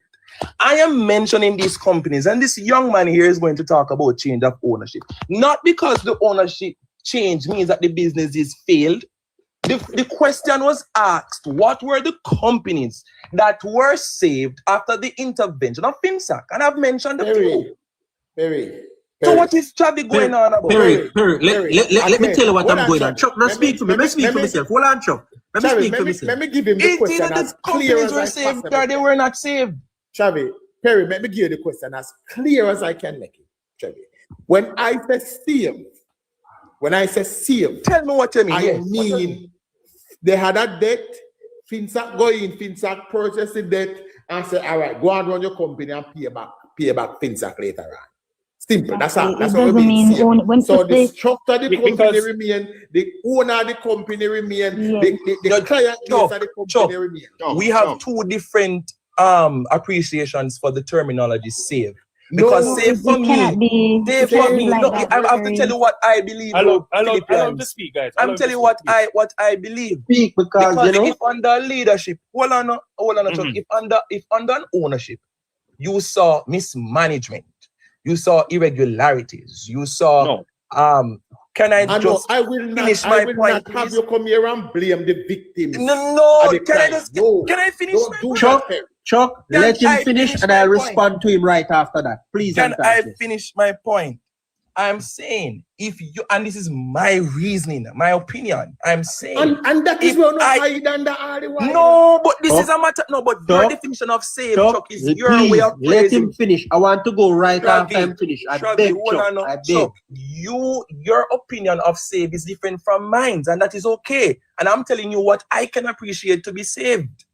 The definition for save for me in this context, you saw that there was mismanagement. I'm not hitting the victims. I'm not gaslighting anybody. But if you see where a financial institution or a company was being mismanaged, threatening the flow of money in the country, or whatever the case is, and you intervene, right, to save the company, but it so happened that the ownership is not the same because of whatever reasons, you don't believe that the ownership is able to continue managing that entity properly. I wouldn't say that they didn't save the company not because the ownership is the same. I think that is disingenuous. And that is my point. May I respond? Because I want to point out where the disingenuity is. In the 2008, there was a financial crisis in the United States that they use approximately 8% of their GDP to bail out companies and save them. And you know what happened? All companies remain under the ownership that it was established under. That's what a bailout is. The difference with FINSAC is they use 41% approximately of our GDP, and these businesses went to foreign owners in the process. You're comparing That's oranges the and difference. apples. No, it's not different context. It's two different contexts. You're not muddy the water. Hold on there, brother. Hold on there, radio. You're not muddy the water. This is not apple and orange. Both countries found themselves in financial crisis where their financial sector is concerned. And guess what? What we can acknowledge and appreciate is that the US government used 80% of their GDP to save these companies, to bail out their citizens who were in trouble with their businesses. What was done with more of our GDP, 41% approximately, was to lift these companies off of the Jamaican owners and sell them to foreign companies. Bill Bank of Texas benefited massively, right? You have Sagicor, Barbadian. You have Guardian, which he just mentioned, Trinidadian. And I could name a list of other companies. And there's one thing that I wanted to speak to Mr. Perry. Is Billy Craig. No, Perry, and a few time, I'll give you the floor when I fear time. I wanted to speak to Billy Craig because Billy Craig deal is separate. The only company of 200 that situation and that measure was taken with. And I want to speak to you about Billy Craig. Can I say something, please? Travis, can I talk now? Wait, Perry, can I say something, Perry? Perry, you mentioned that business are running poorly managed and so. Perry, listen, Danny Williams, who formed LOJ, said, listen, I was a senator in the PNP government in the 1970s. I was a minister in a Michael Manley government. And I went to, and he said they went to Omar Davis and PJ Patterson and said, look here, this high interest rate policy is going to wreck business. And they would never listen to them. It's not any bad management of such. Look here, Perry, if you go into the Perry and you borrow $1 million, you carry your house and say, all right, bring something, come, you carry your house and your mortgage, you use your house as collateral and say you want to borrow $1 million. And you know that, okay, based on my salary, and the interest rate is $10,000 a month. I say, okay, based on my salary, I can afford that. I'm Perry in 2 months down the road, you say, boy, your interest rate is $60,000 a month. You're going to run into trouble, and that is what happened to the people who borrowed from the bank. It's not managing your business badly. It's the high interest rate policy that crippled these people. Yeah. Perry, are wicked to talk about people that manage business badly. You're being disingenuous. You're being disingenuous. Guys, comparing. 1 minute. Guys. Perry, 1 minute. I compare policies. I compare policies because a policy the problem there. Hold on there. I want to have a 1 minute input. Perry, listen to this for me, please. I want you to listen to this for me, please, Perry.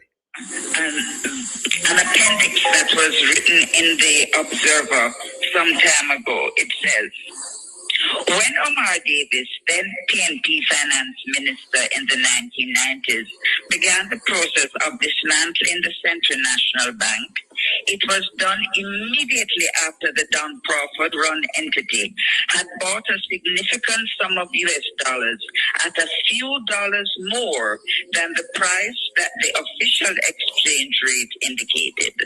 The bank did nothing which other banks were not doing in a time when an inept PNP government was struggling with managing a market economy which it knew little or nothing about. What the sale of those dollars did was reveal that the very same finance ministry was covertly, that means underground, dispatching agents with huge sacks of cash in the trunks of their cars to buy US dollars at prices above the official exchange rate. The money was stolen eventually. With blood rushing to its head when this action was revealed, an embarrassed PNP government set about withdrawing public funds from the Central National Bank, making it publicly known. And in the process, it started or triggered a run on the bank, which was seemingly designed to end its life. That, however, is a sad history for the most progressive bank existing in Jamaica at that time. So, if you withdraw money from the most progressive bank at the time, what do you think is bound to happen? It is going to trigger what is known as a domino effect. There's going to be a run or a rush on the bank for people trying to get out their monies. And we do not understand, most of us, what the effect or the repercussions or the consequences of such a run on a bank would actually do. Because if you affect one thing over here, it is going to affect other things over there. All right, so that takes us, Val, to your own personal experience, which you wrote about in the book, Will Not. Let us go there. And you and your husband, you were in the construction industry. Talk to us about that. Yes. And I think the whole world understands that when you're in the construction industry, unfortunately, you have to be the one who is, well, it wouldn't be wise for you to capitalize that job you have out of your own pocket. So you are dependent on the banking system to finance you upfront, because in construction, you have to put down the building, and as you go along, you can then certify that the work is done so you can get paid from the client. But in the meantime, you have your expenses such as salaries and wages, you have your utility bills, you have your suppliers, you have everybody to pay until you get paid. So when your bank collapses, which was Workers' Bank, and you are now faced with not being able to get funding, what do you think is going to happen? Your creditors are going to be down on you. In other words, everything now comes crashing down on you, and your only fault or crime was to go and borrow money that you must use, because nobody's going to really, as I said, finance people's houses, buildings, shopping malls, whatever, out of their own pocket, unless you're one of those types. But anyway, let me just quickly go on. So you are faced with Hobson's choice, which is no choice at all. You have to give collateral in order to secure these loans. And by collateral, we mean you have got to mortgage something or give up something for the bank to say, you want $1 million? Bring 40,000 acres worth of property come. So the bank holds on to that. Sooner or later, with your being stymied or held at almost gunpoint, you are not able to get financing. You are not able to get payment from your clients. So you have to now go and seek every possible means. And one of them is to put your house up for mortgage. Or better yet, as collateral again. I will just read quickly here what another one of the appendix said. It said, the tragic irony is that many of those producers and manufacturers in Jamaica, trusting that their government was looking after their interest, had borrowed, sometimes pledging their homes to invest in state-of-the-art equipment to improve their efficiency, only to be crushed by the high cost of servicing the debt, that is, high interest rates, which are generally harmful. Many sought out new export markets to increase their sales, but lost them as their competitiveness vanished through government's exchange rate policies. Many strengthened their marketing only to be overwhelmed by the advantages given to imported competition by the government's unwise, liberalized trade policies. And I'll stop there for a moment. Every time it is the foreigners who get the edge or the advantage over local producers and local manufacturers who are the homegrown variety. In the FINSAC debacle, we were in business for over 20 years. Another company was in business for over 50 years. Another company founded by our national hero, George Gordon, was over 100 years old. And again, we ask the question, the government contented itself to believe that companies which had been conducting business successfully for decades were suddenly struck en masse with ineptitude, stupidity, and amnesia as to how to properly run a business. Explain to us, Val, what did the government do exactly? Because we only talk about the FINSAC debacle. What exactly are we talking about? Okay. You went to your bed last night and interest rate, let's say for argument's sake, is at 30%.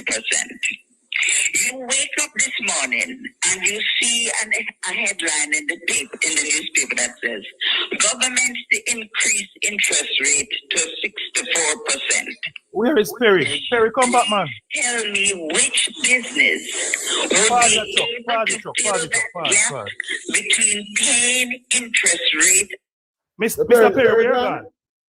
Where the rocks did you go on, man? Man of God. Where you gone? Come back, Perry, man. You're done it.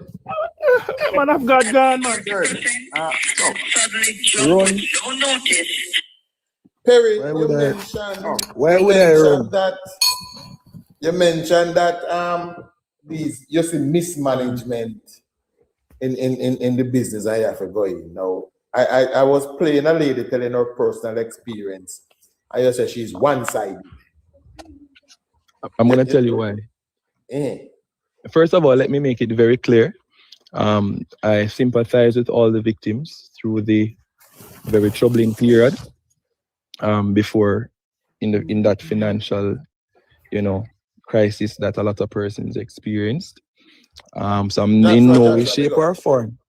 I want it to be on the record. I'm not belittling anybody's experiences. I say she's one-sided because, Omar Davis said it this way.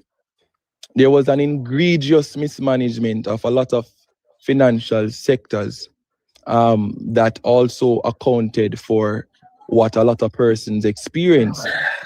You had the financial companies lending to their own directors. A lot of fraudulent activities were happening. So while I understand her own experience, it would have been good.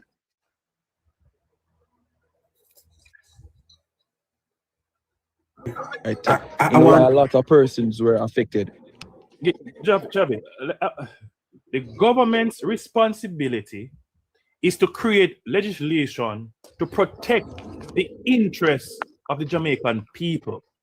The PNP allowed all of these ailments to take place within our financial sector, causing a financial meltdown with their own doing in order to correct the mess that was created, and as a result, destroyed the hard-working men and women of this country, gave away their assets, did not provide an avenue in order for them to retain this asset that they have worked for generations to accumulate. The fact that Omar Davis and the PNP tried so very hard to distance themselves or take responsibility. As a matter of fact, Omar Davis himself apologizing and say he was sorry for what happened under his management in terms of the financial sector meltdown. A very bright and competent member of the People's National Party, a man of the cloth now, who his conscience, his good conscience could not allow him to not say this to the Jamaican people because he's now a man of the cloth. Ronnie Thwaite, the former Minister of Education, said it was the greatest transfer of wealth from the poor to the rich since the abolition of slavery that took place in the 90s under the administration of the People's National Party. You can't tell me that. That's not true. The stalwart Cadian Knight, hold on, sir, also said from his very mouth on record in Parliament that it was his deepest regret that since the PNP took office in 1989, that there is nothing meaningful that they could point to, that the People's National Party could say, hey, we changed the lives of the Jamaican people significantly. That is on record for you too. So the fact that the PNP is trying so hard to distance themselves is because they have a leader who benefited significantly from the resources or what FINSAC did to the hardworking men and women of this country. He was the only Perry, before you go again, I need to respond to what you said previously. Who got a bailout from FINSAC, who got favors, who had a deal, who had a synergy with FINSAC to acquire a failing institution in order to get their assets. Mark Golding did that. See him right there. FINSAC to pump $85 million into Billy Craig to what? Pay off Billy Craig debt in order for what? DB&G to get them assets. And from there, my brother, money start flowing in Mark Golding pocket like River Nile. All right, so here's what I'm gonna say this. Perry, you said something before this submission that I would like to respond to. So if you, I beg that you pause so I respond to your previous statement. I'll mute and allow you to talk. No, you mentioned that Mr. Davis, the finance minister at the time, yes, Mr. Omar Davis, stated that egregious actions were taking place and mismanagement. And you dare to reference that the directors of these companies were taking loans from said company. As if to say that's the problem, because that's not illegal. Neither is it that these directors aren't business professionals that can take loans from their own their entity and go into business. That's not illegal. But what you did is try to make it sound as if it's the people that were taking loans that were the problem, skirting away from the problem that this avalanche was activated by the high interest rate policy. As the lady explained previously, people were paying their loans, people were taking loan and performing and building up plazas and houses and all of that. And the sector was going on.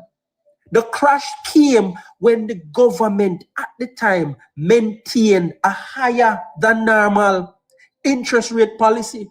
An interest rate policy that she explained that if you take $1 million, when you look interest rate, take it, turn it into as if a 10 million you owe.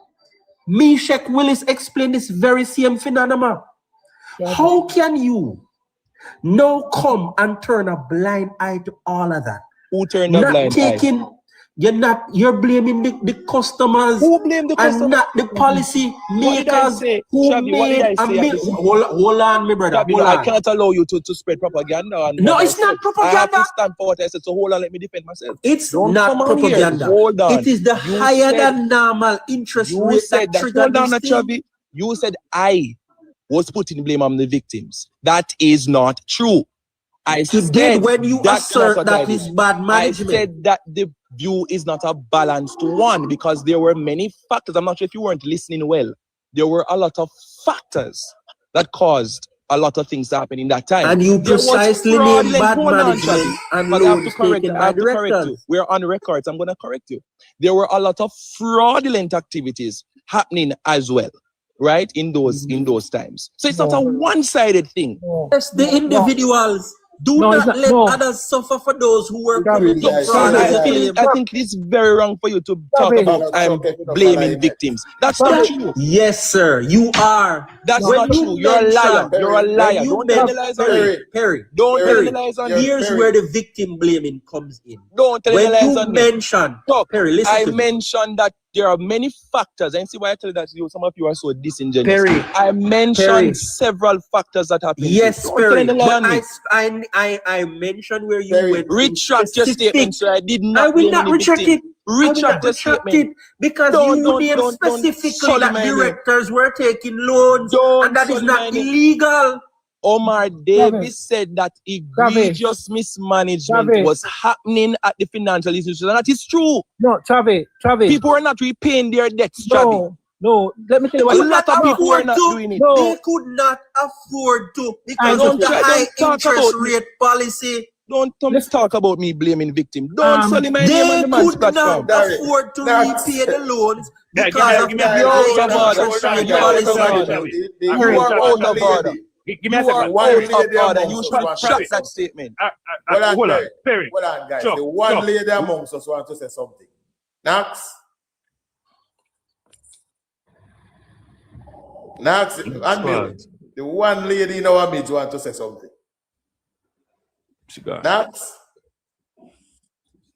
Nax, come back before. Hold on, Perry. Yes.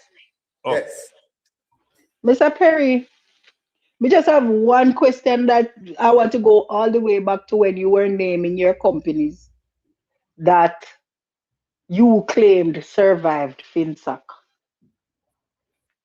You said Old Wyndham Hotel and Sagicor. I am saying FINSAC was to save the companies and reinstate them to their former good. When you sell them to the foreign companies, how did the Jamaican economy benefit? That's a lovely. Knox, you asked the best question for the entire morning I've been on this live.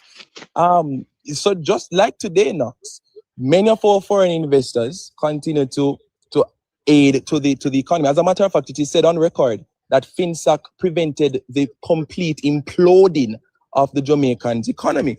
And that's something that a lot of labor rights don't want to talk about. Who said that? Who said You can that? research that. You can research that. No, ask me who said that. No, Mr. Perry, tell me Lots of labor rights here. Can you repeat what you said just now? I'm not saying that you are. I'm not saying that you people said. I'm just saying what I've heard. Remember, I've been to many places. No, Mr. Perry. No, the only Mr. Perry, person you Mr. might have Perry. heard that from maybe your father. No, maybe a a lot of We're not from any world thinking Jamaica. Mr. I'm the one, hold on there. I am the one, hold on there, because we want to hear him. I say, go again, Knox. Mr. Perry, the question is, how did the Jamaican economy benefit from the sale of 42% of our small businesses to foreign investors? But the business, you are hold on, brother. You are saying that FINSAC prevented an implosion of the economy, or whatever that word is. Yes. Where did you get that? Like, when we are telling, hold on, Perry, me not quarreling now. Remember, I'm a labor right. I chose selfish over education. I chose selfish. So listen. Oh no. No, when we are saying to you that on the Bank of Jamaica website, and when Chuck can pull up a recording of a victim of FINSAC, and when we can say, go and look on the website to find the information where we have, or what we're giving you, I want you to point me. I have my tablet and I have the phone I'm talking on. Yes. Point me to where it is written. Yes. Or where it is spoken on record that FINSAC saved the economy.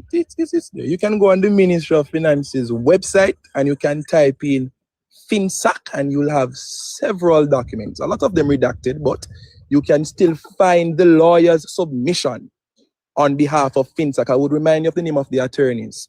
But my brother. Can I respond to the lady? Travi, you're so rude. Travi, you are so rude and obnoxious. You are so rude and obnoxious. Can I speak to the young lady without you interrupting us? Can I speak to the lady without you interrupt? The lady asks me where she can find information. You know, jumping into our discussion. What is wrong with you? Perry out of God and Christ. Why don't you tell Travis to stop interrupt me and let me tell you where you can find the information? Perry out of God and Christ. I am submitting to you, sir. I am submitting that you go on the Ministry of Finance's website and go and read the information. You know what? Say anything concerning what you just stated. No, I am saying, you know what the lawyer for Joyland Silvera said last week? Knox, I'm not here to talk about.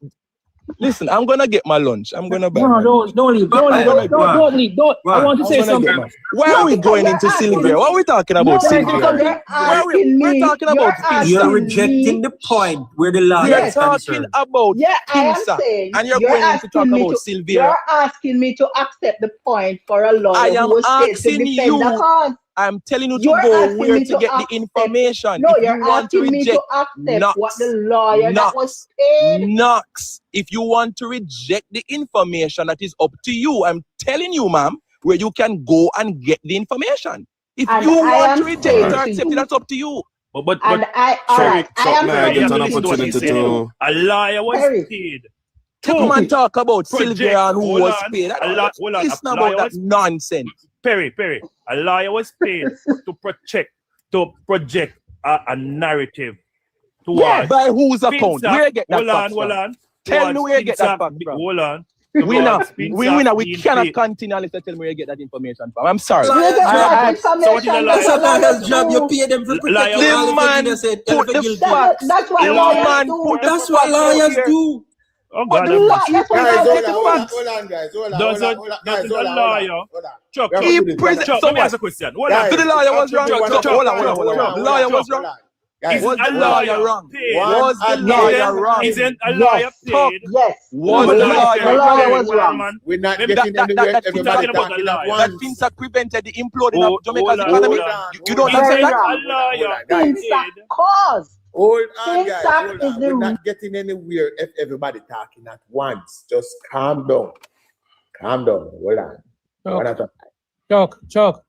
Eh-heh. The law. Hold Let on, me Mickey, just say. make Let me just Chuckland. say. Make Chuckland. Hold on, Mickey. Chuck. I'm saying, Perry, what? Perry, Guys, make we Chuckland. cannot get anywhere if we all speak at once. Nobody now go hear we are going Alright, Chuck, let me say this. I'm got me really Hold get on, lunch with Perry. you. Perry, make Chuckland not. He's trying to make a point, and then Yes. we can say what we have to say afterwards. Just what nobody now hear with all of we attack one time. We have to just relax and we go all at once. We go one at a time, not all at once. Nobody now go hear me.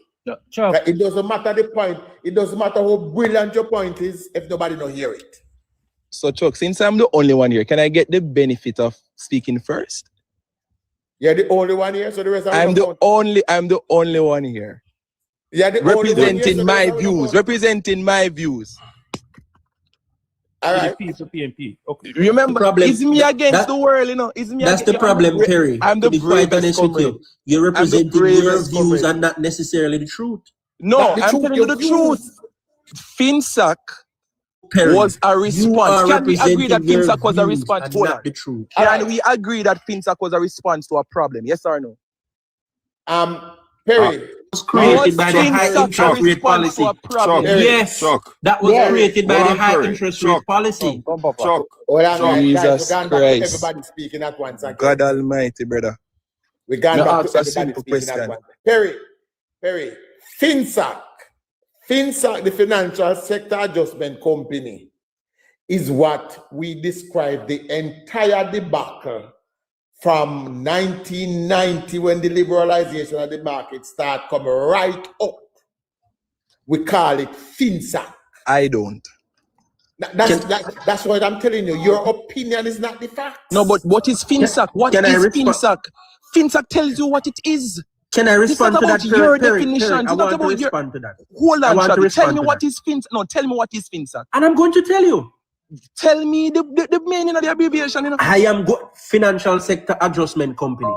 So right? how are we talking about an entire period? Perry. Because this is what you're doing. You're portraying FINSAC as the solution. Yes, I agree with you. FINSAC was created to be a solution. I agree with that. But I want you to understand, Perry, that it is a solution for a problem that they created beforehand. Oh, you don't need The finance ministry and the government at the time created the problem and then bringing FINSAC as quote unquote a solution. Okay, Which it's not. It is not. It is not. It was their proxy, right? To take over people business and people company. Boy. And I'll say this to you, Perry. Because me want to be as calm as possible and I want people to hear me as Chuck just want me. So no matter what me say, if people don't hear it, it don't make no sense, right? So me I try to calm it down, right? Perry, what FINSAC is, right? It is, I'll illustrate it this way. It is as if Chuck would have bounced down a little girl, right? And then come out and care and take up the little girl and can go to hospital and say, hey, I saved this girl. Chuck, you bounce the girl, so we are come talk about you save girl. Great analogy. Let's save her from the box. Can I say something? That's crazy. Can I say something now? Chuck. The point is weak. Chuck, can I say something now? Perry. All right, Mickey, go on and then Joshua. Chuck, all right. Yes, in the interest of time, I won't read the article, but Carl Blight came out and said, PJ Patterson must be blamed for the debacle that went on. No, he said the headline was Blight said Patterson administration should be blamed, all right, for what took place in the 1970s. Because, and the article is there. He said, Blight said Patterson administration commit grave error when it imports high interest rate. Blight went to the FINSAC inquiry and Blight said, listen, I have front seat right here because at the time I was a debtor and I was a minister, so I can tell you. I don't want to read the article because it's going to might take a little time and everybody wants to talk. But no, the FINSAC, if you go into the archive 90s. and read the testimony, no. Chuck was asking about companies that got bailed out and the owners still have them. You know what happened, Chuck? Those companies, nobody can find them. They destroy the names of the owners and so on. Listen, Chuck, just catch a little piece of this. This said, because what happened, there was a company named Douglas Arain, but it was started by Douglas Arain from Grace Kennedy, his father. But his father sold the company and they didn't change the name. Because One Love Sam used to do business with them. I know exactly where it was. So what happened? It came up in the FINSAC inquiry, and it said, because this is said, according to a list dated December 2001, addressed to Patrick Hilton, then FINSAC managing director, all right, Douglas Arain received a 112 million write-off on a 116 million loan balance.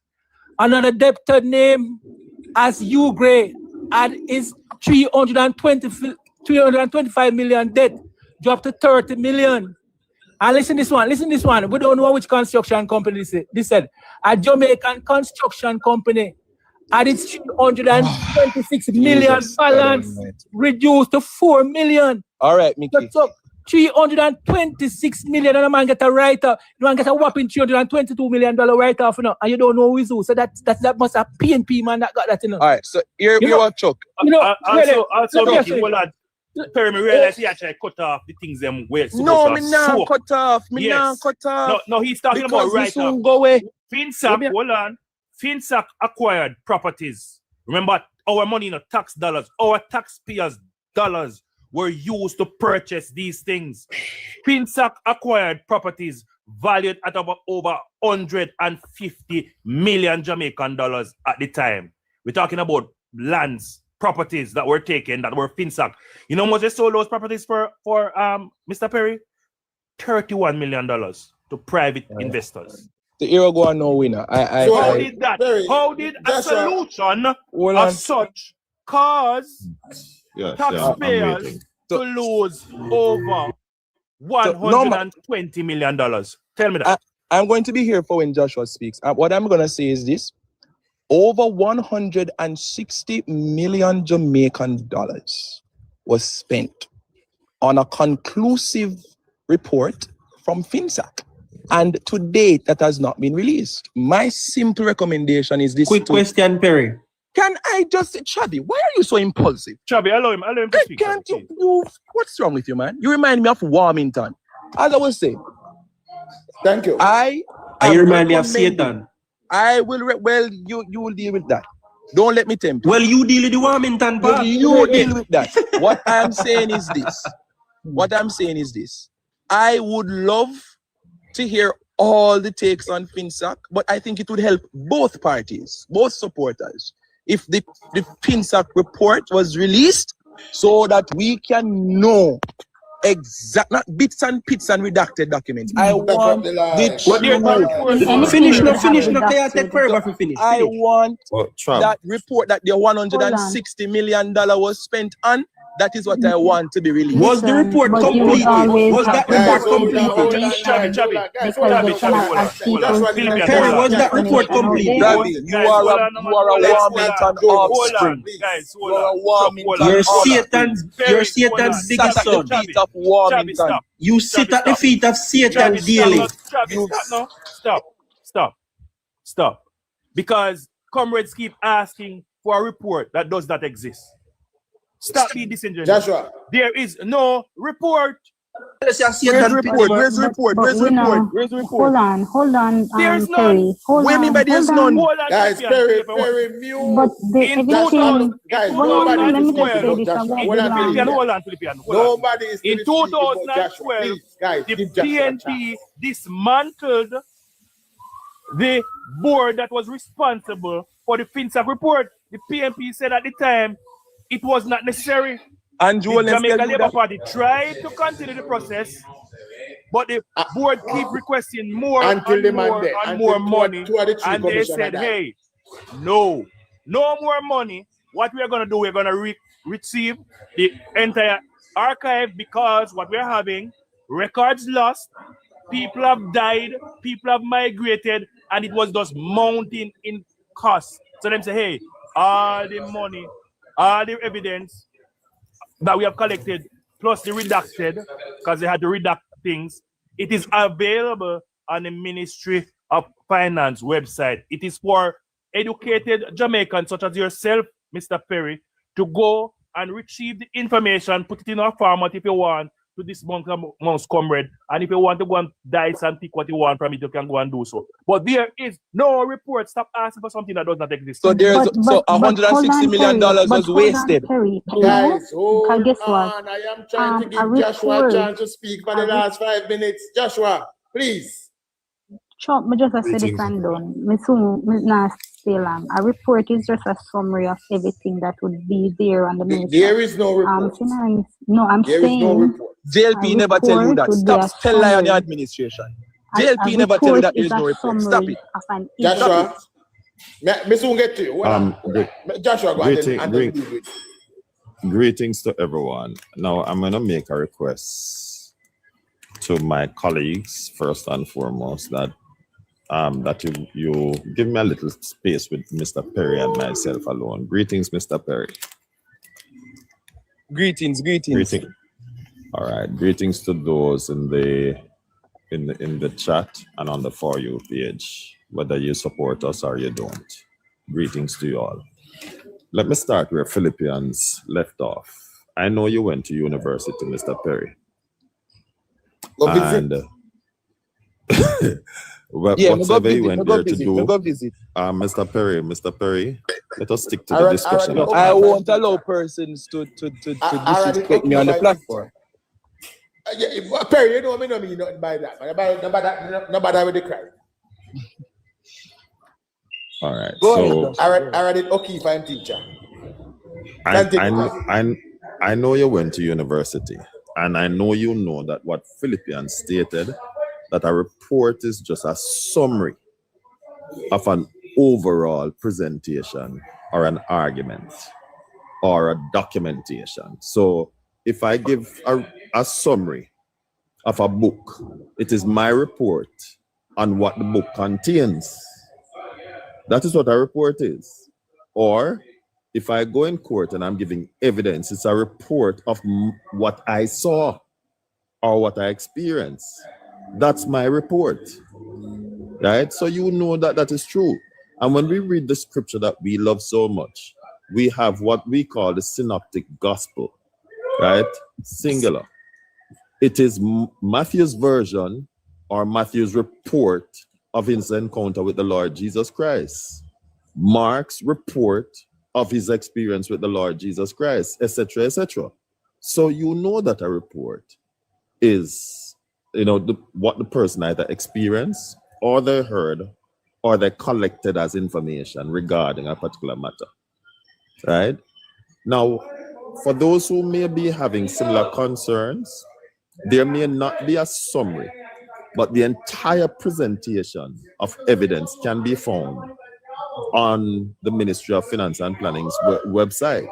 So if you're curious to find out for yourself whether you're a Labourite, PNP, or you don't support any party at all, it can be found on the Ministry of Finance and Planning website.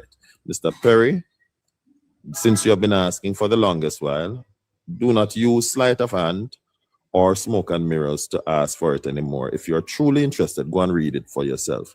Plus, there's a thing known as the FINSAC conspiracy. One of the business owners that was part of it, the entire documentation of what took place in the in those sessions, the respective sessions, can be found in that book that she wrote, the FINSAC conspiracy. So we get a good picture. Now, Mr. Perry, you mentioned that there is not a balance. I shouldn't respond to that. I shouldn't. I don't know if it needed a response. I'm just guiding persons as to where to find the information. No, I'm asking, sorry, our internet went out. I'm asking if I'm not allowed to respond to what you said. I don't know if it needed a response. I was just simply guiding you and others who are interested. No, I think what the opposition is asking for, Joshua, when they say that release the report, is for one, over 160 million Jamaican dollars was spent on this so-called report. So whether or not you want to yes, and spell whether or not a report exists. I want one because it was taxpayers' dollars that were used to get this so-called report together. Mr. Perry, let me stop you there. So. Should have been considered when they decide not to further. I don't want to hear who did consider. Trav, just a minute. Let me stop you there, Mr. Perry. When you say the opposition, I think again you're using sleight of hand or smoke and mirror. And let me tell you why. This was the same opposition when they were in power. Choose not to finish the report.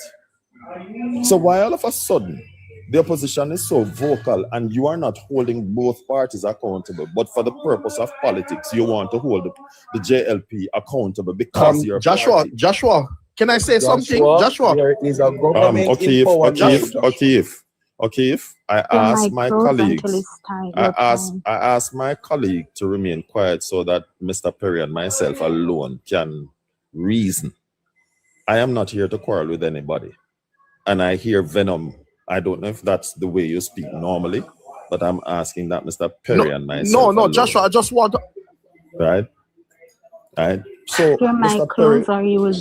Perry, I am saying that if the entire information is available, whatever money was spent, it was spent by both JLP and PNP. So if you're going to hold the Jamaican government responsible for information, for an inquiry that was held, it was not spent on the report. No money was spent on any report. Money was spent on the inquiry. And so we have to be very forthright when we are having a reason on any subject. No money was spent on any report. The money was spent on the inquiry. Two different things, sir. And we have to be honest. Both of us are both apostolics. Both of us are baptized in the name of the Lord Jesus Christ. Both of us are ministers of the gospel. Joshua. If anybody on this platform should be honest, it's you and I, Mr. Perry. So Joshua, being honest means that there is a government in power. And I am in my right to ask the government that is in power to release or to conduct a report if there is none. Bringing up who is minister of this and bringing up who. How can you produce a report that does not exist? Explain that. So then get one. The commissioner in the inquiry. Can I say something? I think the system has passed already. Look, all right. So you're asking for a new commissioner of inquiry to be done. All right. Can I say something? Hold on, Mr. O'Keefe. Mr. O'Keefe, hold on. Because can I say stupid argument? Hold on, Mr. O'Keefe. Hold on, Mr. O'Keefe. Joshua, hold on, Joshua. Because I must say this. Because it's disrupting the discussion. So if he doesn't want to hear you, drop it. Give him an opportunity, and if he doesn't want to hear you, drop him because he's disrupting the discussion. Okay. So Perry, are you asking for a new commission of inquiry? Because what is reality is that I think two of the commissioners has passed. Not only that, some of the key witnesses and people who were involved in the situation either passed through sickness, natural cause, or suicide. So we cannot get a true depiction of the happenings at this juncture. But back when we could, a PMP-led government dismantled the commission. Tell the government to shut up and stop bringing up FINSAC if there's no report or there's nothing like that. No. You cannot tell the government to shut up. Hold on, Perry, pause. No, hold on, guys. Perry, Perry, pause.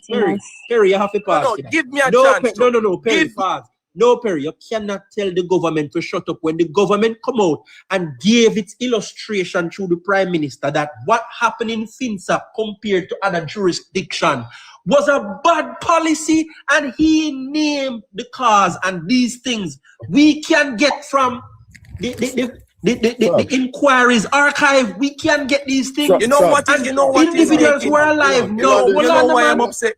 You know why I feel bad about no. You know why I feel bad about this? Hold on, Joshua. You know why I feel Joshua? Hold on, Joshua. No, sorry. I am going to say something a bit. Just bear with me.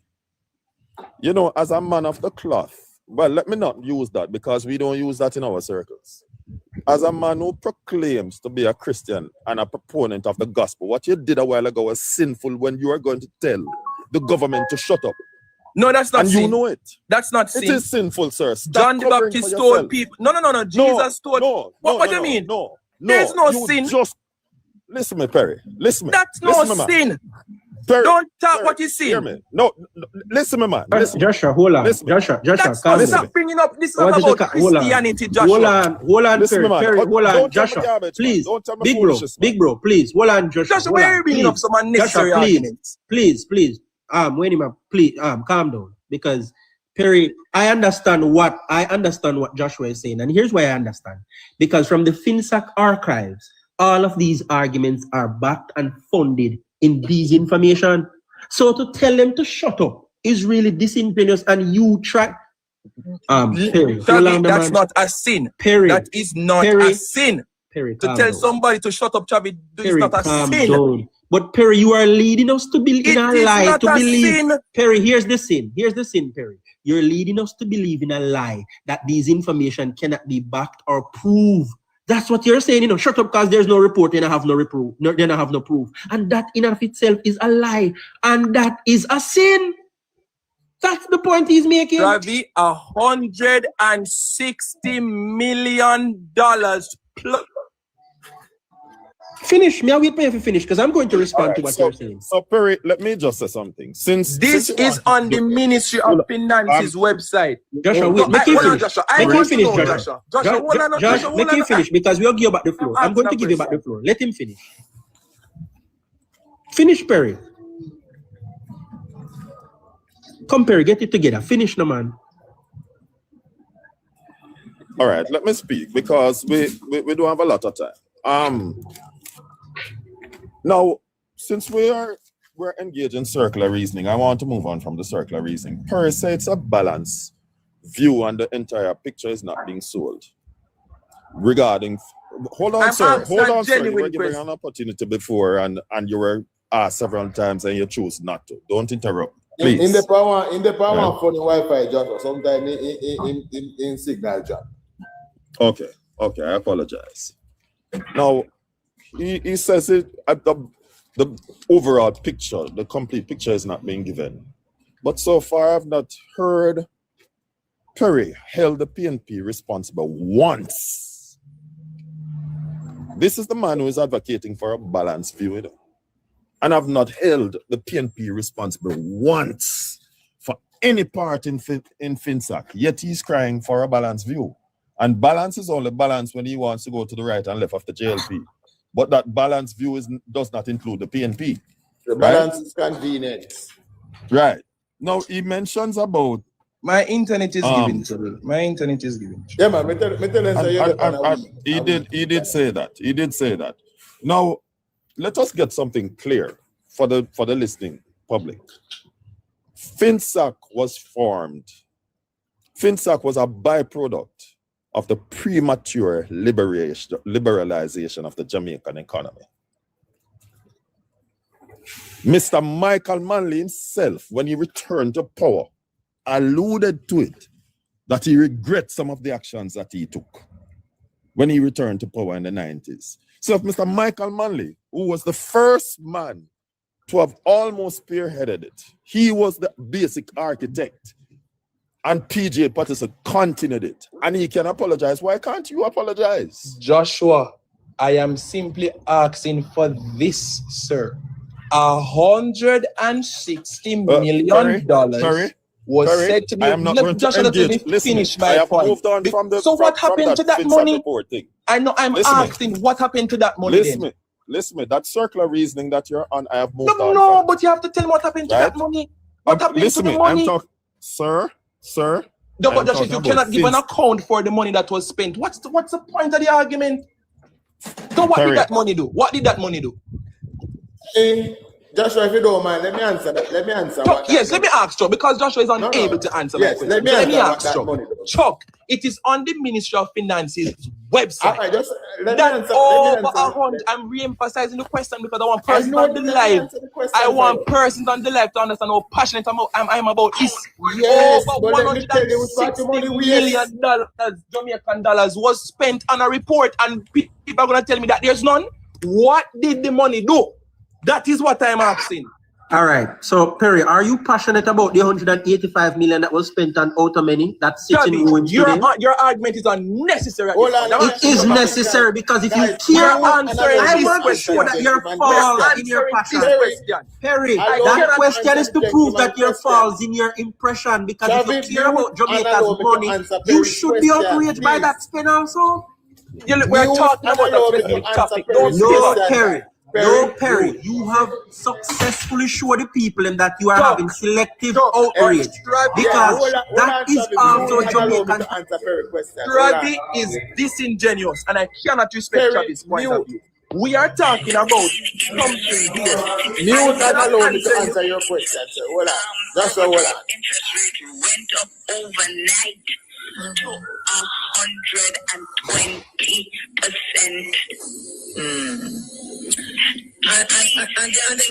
And the impact of that action on businesses was what you are describing. That is exactly what I'm describing.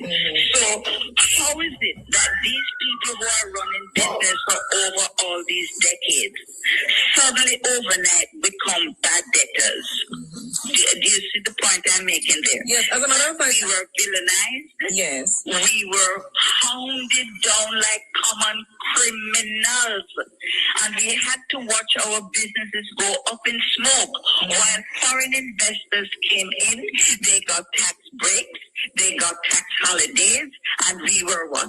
Flung aside and discarded as rubbish. We were called bad debtors. As a matter of fact, for those who have a copy of the book, you'll see that the appendix F, anatomy of the FINSAC debtor, which was published in the Sunday Gleaner 2011 July 10 by Claude Clark, guest columnist, starts out by saying, and I don't know if you have that, you can read that first, Val, where he says part of the fallout from the FINSAC folly has been the summary dismissal of the thousands of productive Jamaican business persons as bad debtors. And this is what you're saying. Yes. So is this going to answer my question? Yes, it will. Successful Jamaican businesses, the 1990s ushered in a period in which the positive relationship between productive entrepreneurs and their financial partners or banks came to a crashing halt. Thousands of healthy Jamaican businesses, some of which had grown to become regional and world beaters, were going to answer my question? Yes, it will. National economic stewards as bad debtors. Wow. And by discarded, because you now can help us to understand what Claude Clark meant now, because I'm sure it's a long letter and he would have gone through that. But help us to understand what happened to you in terms of how you were discarded, how your family business was discarded, and the impact of that on your family. As you said already, I am a teacher. And I remembered my husband coming in one evening looking very dejected and saying, I have to take your money this month. And I said, which money? You pay, man, you pay. So I said, really? Long story short, he said to me, which do you prefer, material wealth or your life? So, of course, I just cut my eye and said, it has to be my life, of course. I mean, what kind of question that? He said, good. So I said, what does good mean? He's going to take the title of our house and go and see if he can seek some money, because the job that he's doing for the government is not paying as the contract said it should. In other words, if the government owed him $10, they would pay him 10 cents or sometimes 5 cents, just for argument's sake. Now, you cannot say the government forfeited on the contract because they're paying something. What he should have done at that stage was to end the job right then and there. But this is Jamaica.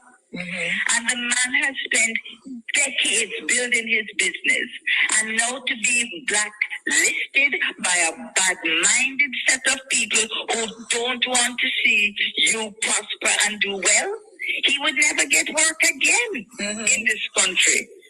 Because they would say and tell the public that he breached the contract by ending the job before time And that is why they can't trust him again with any more contracts. Blacklisted, done with you.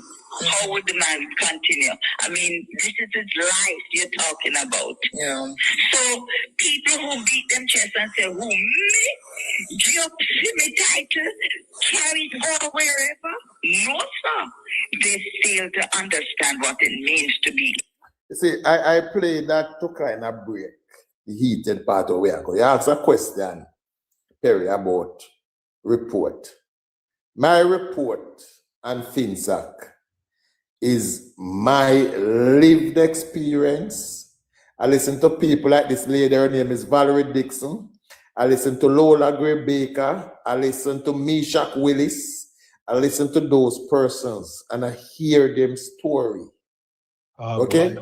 So I don't want you to try to boil down the experience of FINSAC to a simple report, and if you don't get the report, you're not going to believe nothing. Chuck. That is a political position you're taking. No, Chuck. No. FINSAC experience. A professional, a so-called professional, looking at a man who has just given evidence that he's lost everything because of the high interest rates and all the other things that were imposed on him. Like my friend here. Chuck, Chuck. You hear why him lose everything?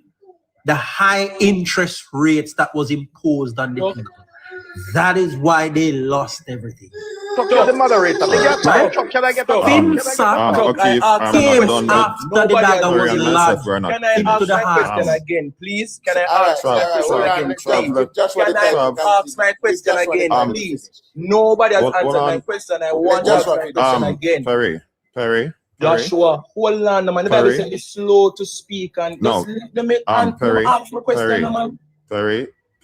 Joshua, respectfully, my question was not answered. Can I ask my question again? Are you going to answer my question? Your question answer 500 times. No, I asked what happened to the money. You see it? Let me ask my question Joshua again. Kelly said the money paid for an inquiry. Sir, listen the to money what I'm paid for an saying. inquiry, not a report, sir. On the Ministry of Finance's website, it was said that, Joshua, you're going to listen, you know, over $160 million. You can't command me, sir. You're young enough to be my son. You can't command me. You're young enough to be my son. You're grandson too, not just son. Joshua, this is not a matter of age. I said that my question was not answered and I want to ask my question again. Out of respect, don't bring ages into. Okay. No, I have to bring ages in because I don't know myself. Good, here's my referee. Because you're older than me, hey guys, sir. please hold on. Hold on. Hold on, Father Josh, hold up. Commanding, I'm asking you to Speakers enter the chat. Guys, please. Guys, hold on. Please hold on. This now makes sense on at all. Hold on. So we're gonna go one at a time. All right? We're gonna go one at a time. I'm going to start drop people out of the box respectfully. Because from morning this I go on, I want to give me a headache. Please. I feel like any life and none of my life. Right? Please. Respectfully, we're going to have a conversation. Right? We're not going to speak over each other. I'm going to just mute the mic them. And if I can't have my way, I'm going to just drop the people them out of the box. I hope that came across very clear because nobody now seems to understand what is being said from morning. Even the people who must say them a teacher. All right, so let us start. And guys, Perry are the only comrade up here. Right? I'm to Keith. Oh, me never see here too. All right, so please, as I call on you, you unmute your mic, you speak, ask your question. When you're done, you close your mic until that person land. And if you don't feel satisfied, we can see how best we can work it out. And we're going to listen to the question. Put in the 2 minutes by each person. Chuck, me no want hear not fry you, because you're up here all long and you're not set up precedence. So be quiet. Come here, wait for your angel. Come on, you want to come and work late. So guys, listen to me now. So here we're gonna close our mics and we're going to listen. We're gonna listen. We're going to listen. It is very important that we listen to the question so we can provide the answers. And it's very important that we listen to the answers so that we can understand, right? Okay. Perry, ask your question. Who are you directing your question to? Let us start there. Thank you, Mr. Speaker. I'm directing my question to the panel, and again, I'm repeating my question. It was said, Mrs. Speaker, that there is no report. Now, on the Ministry of Finance's website, it has stated that 160 million Jamaican dollars was spent on a conclusive summary to present to the people of Jamaica to give clarity as to the intricacies of FINSAC. To date, Mrs. Speaker, there is no such conclusive report. My question is, accepting that there is none, based from my colleagues, my labor right colleagues, I'm asking, what was the $160 million spent on? That is my question. All right, so I heard Joshua answer, I heard Travis answer, but you didn't seem to like the answer. So I'm going to ask Winner to answer your question. Maybe Winner can break it down in layman terms, or maybe the two of them can correspond better than what Joshua will do. And after Winner, I hope it will bring you clarity, because the Winner, what me know, I got to explain it so you can understand, right? And then Joshua wanted to speak. Then we're going to go to Joshua, and I will give O'Keefe the opportunity. With that being said, I'm going to ask that no disrespect be expounded to the people on the platform. Tell that to O'Keefe. Winner. Truck, me no want to hear you more. Be quiet. Winner, go ahead.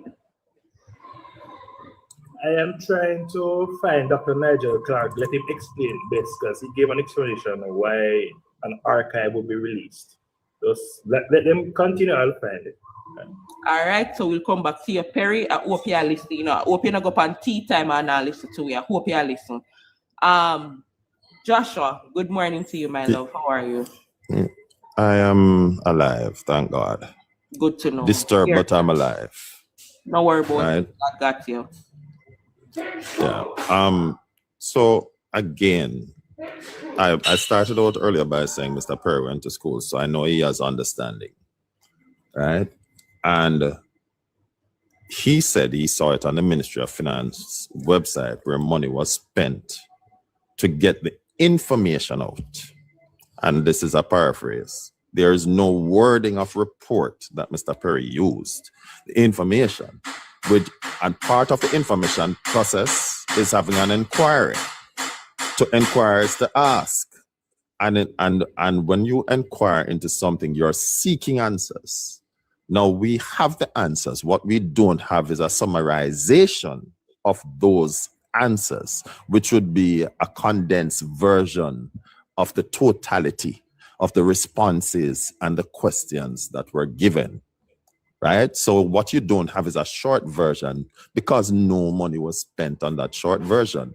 The body that was put together for that purpose was scrapped by the said PNP. And all I'm saying is that since there was no money that was available for a report, we can't ask for an non-existent thing, because no money was set aside for that, but money was set aside for the inquiry. Two different things. And we must reason. I refuse to use the word argue. We must reason honestly, especially Mr. Perry and myself, who are both Christians. And I land right there. All right, Joshua, thank you. Perry, come back to you. Did that answer your question? Thank you, Mrs. Shika. No, it did not. And I'll tell you why. On the 160 million was spent to produce a final report. Right? All right. So Perry, I have not heard from the minister nor your Wi-Fi in and out. You're on red. So Perry, all right, I'm gonna have to interject here. You know why? Because I want you to go and find where you got that information from and direct us to it. Because as far as I know, and everybody have been saying the same thing, that there was that money was not spent for that, right? So direct us to that if that is possible. And we're going to allow you to go and find that information, as well as Winner is working on something else. I think Winner is working on Dr. Nigel's speech, so we can put that together and we're going to come to O'Keefe. So look feet, tell me where we can find it, because me, no one, everybody else has said the same thing. 160 million spent on the inquiry, not on the report. O'Keefe, open your mic. Perry, look for where you look for, and I'll circle you back. All right, good afternoon. Yes. I heard Joshua earlier on spoke about what Michael Manley have said, that he have made a mistake with FINSAC. He have made mistake, and then after Michael Manley, the PJ Patterson took over, right? But I am a little confused. Michael Manley have never involved in any FINSAC card, nothing. Michael Manley. That was a misspoke on Joshua's part. Michael Manley. Michael Manley. Yes. So, okay. So let me finish. Joshua, please don't interrupt me. That's what you said. Michael Manley had nothing to do with FINSAC. FINSAC came in 1993 when Omar Davis became the Minister of Finance, when you Small resigned from the job. Okay. Let me get to the point now. When the PNP lost the election, 2007, Ardley Shaw becomes the Minister of Finance. Ardley Shaw was the one who started the inquiry about the FINSAC, with FINSAC. The PNP, the JLP lost the election 2011 December. When the PNP came back to power, we discontinued on it because we said it was waste of money. Okay?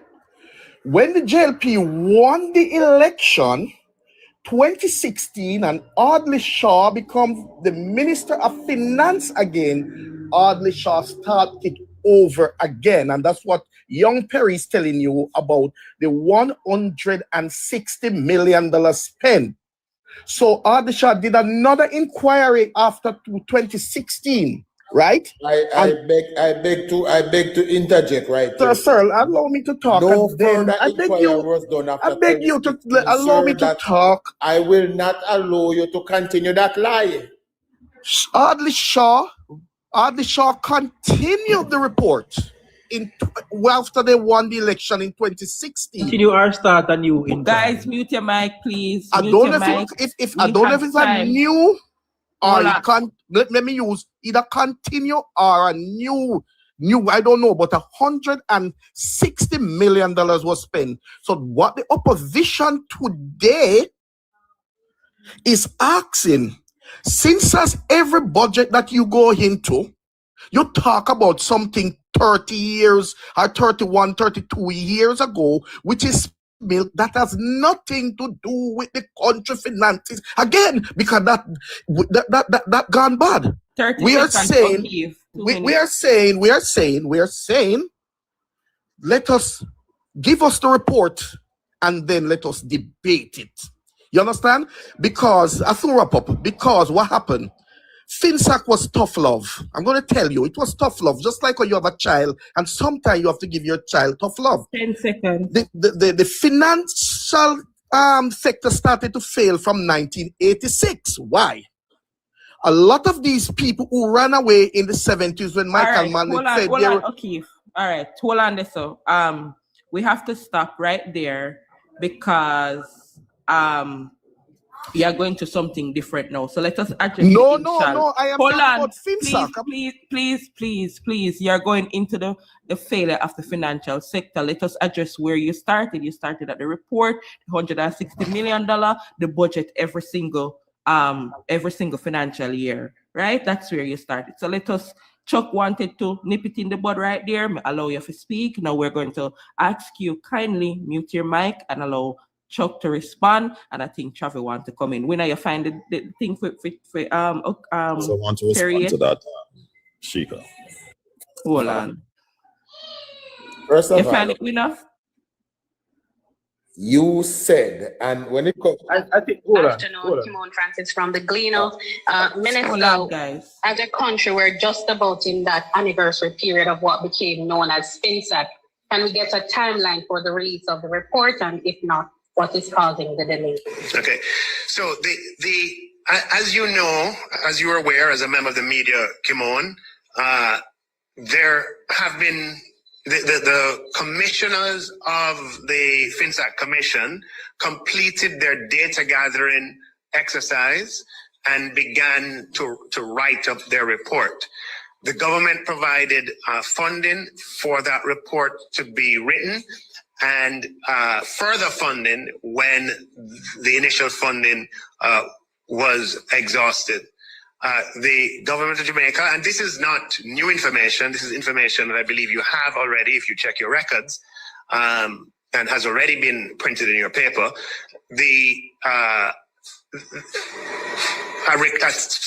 A third or a subsequent request came, and the government made a decision not to provide that further funding. But that does not mean that is the end of the matter, however. The evidence given in writing and orally and the data that was assembled under the structure of the Commission of Inquiry still exists, and we're working on mechanisms through which the assessment of that data can be made available to the public in a way that we are confident that taxpayer dollars will be well spent. So basically, he's saying that they got this money and they keep asking for more and more and more. And on the third occasion, the government said, no more money.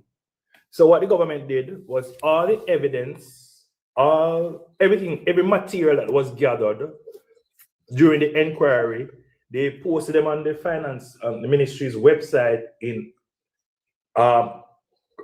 chronological order, volume, and every single thing that would make it an ease of process for any Jamaican to go on and get an understanding for themselves. You can even use AI to read it for you. We're in AI age. Government said no more than I'll give them because they keep asking for more and more, and we're not getting that final summary, right?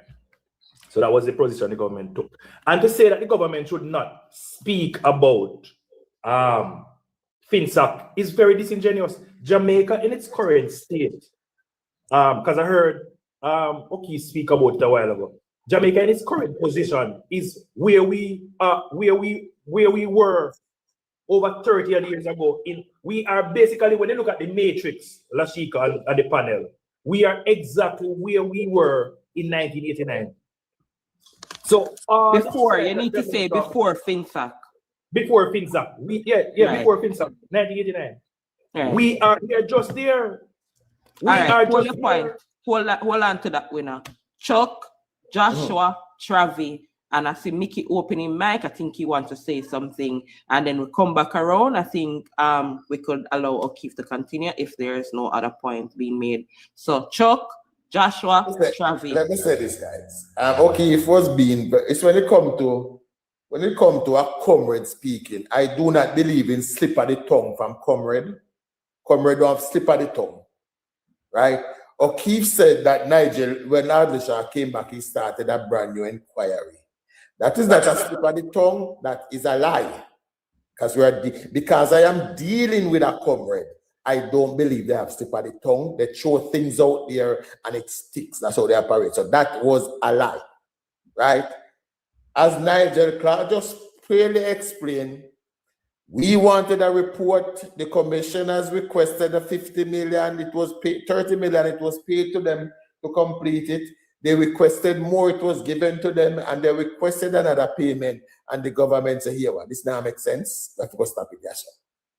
Now we did possess all the raw data. It belonged to the government. It was ours. The interviews, the submission, everything. What do we do with it? We release it to the public so everybody can have access to everything. Right? So there you have the figure that, and it's not $160 million. That figure is grossly overstated by the PNP in order to drum up emotional response. I believe 2 payments out of 3 requests was made. One was for original, I think it was 50 million when Abisha just came back. I think they requested another 30 that was given to them, and the third request was not fulfilled. Okay? The only 150 million that was spent was for the initial inquiry that was started in 2008. And when the PNP came to office, then as O'Keefe said, them say it was a waste. So if you think it was a waste, why all of a sudden you're asking for something that you know don't exist? It's disingenuous and it is made to muddy the waters. I don't need a FINSAC report. I live through the era. I was alive. I speak to people like a Lola Gray. I listen to Mishak. I listen to Valerie. I listen to people like those. I know of the 40,000 business that went under. I know that 28 financial institution collapsed. I don't need a report to tell me that. I know that Deering, Bunting, and Golden is possibly the largest beneficiary of that failed debacle. Today, I know that Peter Bunting and Mark Golden sat in our parliament and directed government funds, taxpayers' money, into their own pocket. I know that. I don't need a report to tell me that. Peter Bunting stood on the platform and tell us last year that yes, we made our money from FINSAC. So what? I don't need a report. Thank you, Sheila. Thank you. Guys, I'm going to ask you kindly to tap up the screen. Please tap the screen. And if it, whatever you can send, if you can send a rose is like 1 cent. What it does, it prevents Chuck from getting all this restriction. Remember, say enough time with the and said the live restricted and you don't know what is happening because we don't tap the screen. TikTok thinks it's AI that is controlling these lives sometimes. So what we have to do, we have to keep tapping. Just tap the screen. No, if you send Chuck nothing, Chuck rich, Chuck me shout, right? So tap, guys, and tap the screen, guys. Okay, tap the screen. And that's seeing your name. Tap the screen and send a little rose if you can while we're here, right? A good conversation. Don't ask O'Keefe to send Chuck no rose, please. Yes. And may I ask him to send the rose? Me. Okay, that different. I send man rose. Crazy? Crazy? Winner, so you get a rose from O'Keefe. You sent winner a rose. The rose. Joshua, your time. It is a TikTok gift, guys. A TikTok gift. Oh, I don't see them right. If you take Philippe and a rose, a different thing shall look for. Sorry, Mother. All right, so I have to say this: that I was born in 1986. My future that was promising was robbed because of what happened in that financial meltdown and how, even though the idea of FINSAC was good, the mechanism that they used regarding FINSAC was bad. The intention that FINSAC was created to do was not done. It was created to buy the assets of these failing institutions, buy the debt, and then redistribute it to Jamaicans. They did no such things. They gave it to foreign entities, such as major banks in the United States. And you know what they did? They went to Parliament and changed the law so that a rich, tapanari billionaire in the United States could be able to create a bank in Jamaica to mop up the assets of Jamaicans, not to return the assets to Jamaicans that were willing and able to buy those assets. Some of those were the very entrepreneurs that lost their businesses. they were prevented from buying back those assets. So my future that was promising was robbed. So when O'Keefe and other people was to forget it. O'Keefe yet. We'll land panda one day. We're not ready yet. Joshua, your time. Hold on, winner. So I hear Winner said something that I want to jump on. When he said the intention of FINSAC was good. I don't know if anything that pertains to Mark Golding is good. And I'm not joking. And let me tell you why I say that. Because when we look at how it operated from the very beginning, he was basically the creator of FINSAC. And nothing so far has ever benefited poor people. It has always benefited either himself or the very wealthy, or targeted the JLP business owners. This cannot be a good conception, right? It was a shadow for a more sinister plot, right? And because what he classified himself as a financial engineer. Now that is very important because financial engineers on the surface sounds good. But when you look at how financial engineers operate, what they do, they crash economies so that they can filter the assets that are being offloaded to themselves. It is a known fact that the subprime loan in the United States, that's what happened, right? And when we look around the world, this is what tends to happen with financial engineers, that they crash economies and filter the assets to themselves or their friends and make themselves wealthier. Ronnie Threat said it very well. I don't need to repeat. Right now, I hear talks, and I hope that this is put to rest, whether it is agreed upon or not. It's a circular reasoning to take away from the bigger picture as to why it is not being released. Let us look at a summary in a nutshell, and I will land there. A summary is basically a collection or the opinion of the person who looks at the general report and then put a smaller portion. And when I say report, I'm talking the myriad of reports, the asking of questions and people giving their report of what happened to them or what happened to their friends or their family. And it's a summary. It's a shortened version of all of those to say this is what we think based on what we have collected as evidence. So it's a shortened version of the evidentiary information, right? To say this is what we think. Now to get a broader picture, the entire archive and the entire inquiring is available on the Ministry of Finance and Planning website. So when PNP want to be fixated on a smaller report for the purpose of muddying the water, it is really politicking and not something realistic. So I'm advocating that all PNP, JLP alike, go to the Ministry of Finance and Planning website and read for yourself and see the damage, the ravages that was created by Mark Golding and Omar Davis under the PNP. And I have to defend myself here. At no point in time did I say Michael Manley created FINSAC. I am saying that FINSAC came out of, right, the premature liberalization of the Jamaican economy that was started by Michael Manley and continued under PJ Patterson. That's what I said. And I land. Yeah, Travi, and then we have Mickey, and then we'll come back to O'Keefe.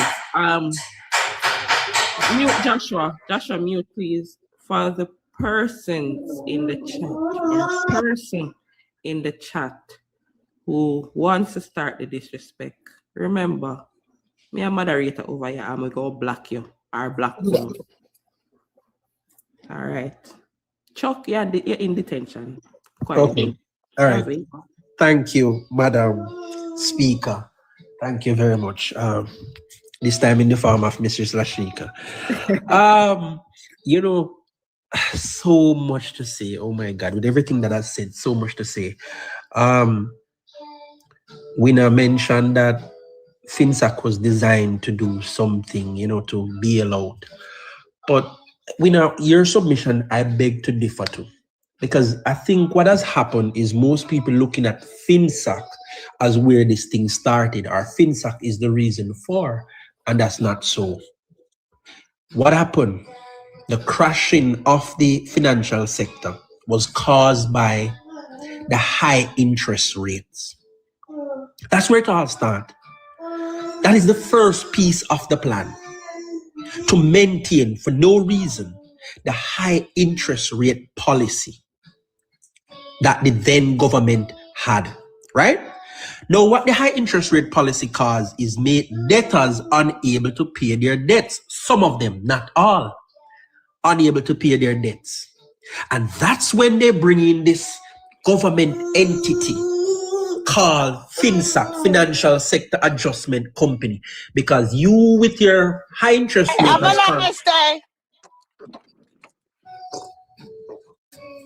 Right, thank you, Angel. So, because of the high interest rate policy, many debtors were defaulting on their loans. Now, that gave them the reason to form this FINSAC. And when FINSAC come in and start to take over companies, 200 of them to be exact, right? It was created to bail out the companies. I want people to understand this simple logic. To bail out a company does not mean you cripple it and take it away from its owner. That's not what bailout is. To bail out the company is to understand that they're in financial problems, deficit, financial crisis, and you put funding into the company so they can be solvent or operational, if you want to put it that way. That's not what happened. One company get that and still they gave it away. And that was Billy Craig. They pumped millions into Billy Craig to make it solvent so that Deering, Bunting, and Golden can have it. That's what happened. Now, O'Keefe mentioned that well, Chuck addressed that. Chuck had addressed that part. So let me say this. When we're dealing with FINSAC, we have to understand the fundamentals, because guess what now? You have companies such as Thermoplastic that never default on its loan, but was crippled by the government in order to take over that company. And to prove that, I'm going to have you to listen to Mr. Anthony Levy, attorney at law, who represented Thermoplastic, and he gave Thermoplastic account and their experience on impact. Listen to this. There was no default on any loan. Of course, Mr. Donor took out a standard letter by NCB's team in-house lawyer, making a demand at 3 o'clock to satisfy millions of dollars. The company had just finalized arrangements with the assistance of NCB to obtain a loan for $500,000 from Jamaica Development Bank to clear 40-foot containers of raw material off the wharf, which were needed to produce goods. They had to go to NIBJ because NCB was broke at that time. It had no money, could not make the loan. The company assigned millions of dollars of the proceeds of sale of goods. They had orders from gilt-edged companies, Red Stripe for crates, Matalons for pipes, telephone company for pipes, and so on. And it was assigned to be paid to NIBJ. And out of the proceeds of those orders, we would repay the loan of $500,000 to NIBJ and interest. NCB would get payments of within 6 months of $500,000, and the company was getting 20% to cover its overhead expenses. The receiver was appointed entirely politically. Dunbar McFarlane and Mr. Desime has given evidence before the commission a month after the appointment of Richard Donor told him there's nothing wrong with your business plan, there's nothing wrong with your finances, it's politics. Thank you, Mr. Levy. Thank you, Mr. Levy. That was the voice of Anthony Levy, attorney at law who represented Thermoplastic during this time. Now, let me explain what I said to you just now. That they had 40, right? They had a number of 40-foot containers on the wharf to which they would have cleared, but they needed to borrow the money to clear it. Now, these materials, they already had contracts to the tune of millions of dollars that would pay for the new loan, pay for the old loan, and give the business 20% on top of their overhead costs to do all of this. But they shut it down and put the business into receivership with immediate effect. Because what they wanted to do is to just take over the company. As you would have heard me say, the bank confirmed nothing wrong with the business, nothing wrong with the business plan, nothing wrong with the loan that they were paying. It was simply political. I said that to say this, that FINSAC was the weapon, but they want to craft it and put it to people, say it was the solution. No! The dagger was stuck into the heart of the Jamaican business people. And then the weapon to take away their goods was FINSAC, or their assets and business and property was FINSAC. That's how it played out, people. Don't be fooled by the lies and this argument about report that they're presenting. Because here's what we're experiencing. We're experiencing selective outrage, especially from Mr. Perry and his party leader, who are up in arms about 160 million, which is not the correct figure, of taxpayer money that they claim is wasted, right? They claim that 160 million was wasted. And there is no outrage about the 185 million spent. And out how many? Just to name one. Just to name one, because we can name many other instances where them spend taxpayer money bad. All right, let me come into FINSAC, because most of that outside of FINSAC.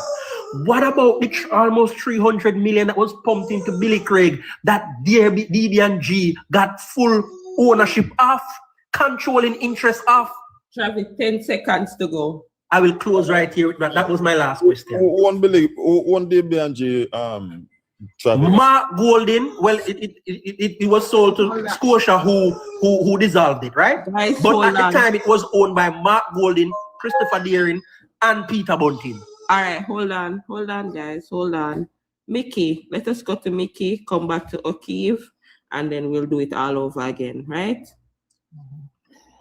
Yeah, Joshua was correct, you know, the problem started with the liberal. What happened? The US government wanted Jamaica to privatize because they wanted to buy up Jamaican companies. They wanted Jamaica to move to liberalization and privatization. Seago wasn't for that. What happened when Manley came in? They pushed Manley to it. Now, the liberalization, when they liberalized the dollar, remember, you know, we didn't have much reserve, yeah. So what happened? It caused an increase in money supply. So what you have was a lot of Jamaican dollars chasing few US dollars. So that is how you get Butch Stewart initiative, where Butch Stewart say, all right, I will pump $1 million a day into the Bank of Jamaica. And then you have Lakem Samaj and Raider telling people, say the local people say, when you get to know, we going to match Butch Stewart, because Butch Stewart say, any amount Lakem Samaj can get the little people on the ground, when they get little US dollars to change, he will match that. And so you have the base initiative with Butch Stewart now and Lakem Samaj now on Raider. He had a Raider program encouraging people to sell to the bank, because the bank had to be sending agents out there with suitcase to go and buy money on the black market. Now, what happened? Omar Davis now said, listen, to correct this, we're going to need to increase interest rate. But what happened? It's not a bad idea, but what happened? They held it too long. And that is what crashed businesses and so on. That's what. So what that means, you know, remember, you know, during that time, when it just started and so on, and they start with the high interest rates policies and so on, it Ronnie Tweed company. Ronnie Tweed was a talk show host on radio.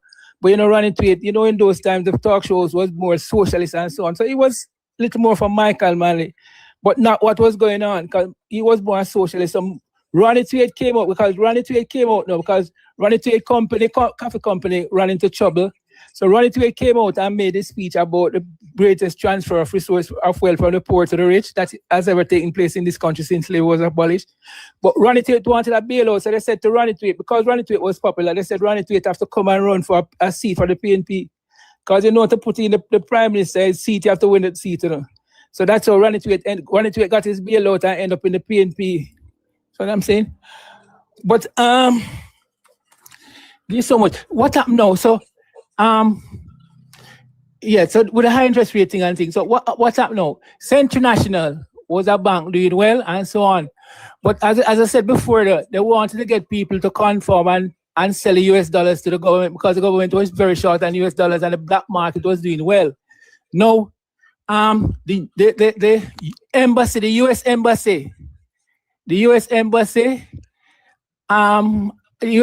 had some dollars, US, because they normally get the tranche of US dollars and they wanted to sell it, but the US embassy is not going to sell the dollar. They're looking at the best price. They're not going to conform to Jamaica and thing and say, boy, help it. So when they're checking around the banks and so on, because Omar was trying to get the bank said, okay, you're all going to buy at a certain rate. But no, Don Crawford had some bills to meet. So Don Crawford went and bought it a little higher. And that's what angry Omar Davis, you know. Because before Omar Davis went to a function and said, listen, if he was to build a bank, it would be Central National Bank, because Central National Bank is the ideal bank. He had a meeting now with Don Crawford because the guy at UGI, I think they said it was related to Omar Davis in some way, Neville Blythe. And Neville Blythe wanted to take majority shareholding in Don Crawford's business.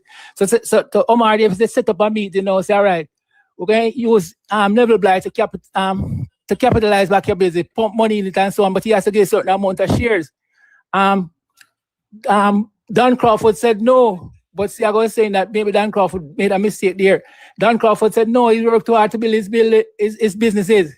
No, that's when Omar Davis them get vexed, you know, and come out and you start make speech now, bad speech against bank. Now remember, you know, a bank, if everybody, if everybody, you know, goes into a bank tomorrow morning and say they want their money, once they run on the bank is going to crash because the bank don't have all that cash there.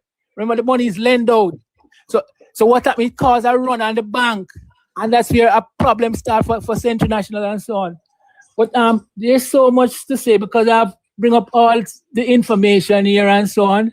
Danny Williams' report, they need to read it. Oliver Clark report. Hold on to the Danny Williams report. Rashika and the Trinidad and all the reports in the Trinidad financial paper where the Trinidad are boast about how much companies they got. What I wanted to do, you see, I wanted to pull up one of those reports and I'm going to have you read it for us when we come back around here. Yeah, man. All right. So, pull up one of them. O'Keefe, back to you. And then we're going to have winner gonna read what's on his screen because he's displaying something there. So hear from you, O'Keefe. I'll put your 2 minutes on. I'm gonna start giving people 2 minutes because I don't want to seem biased and unfair. Okay.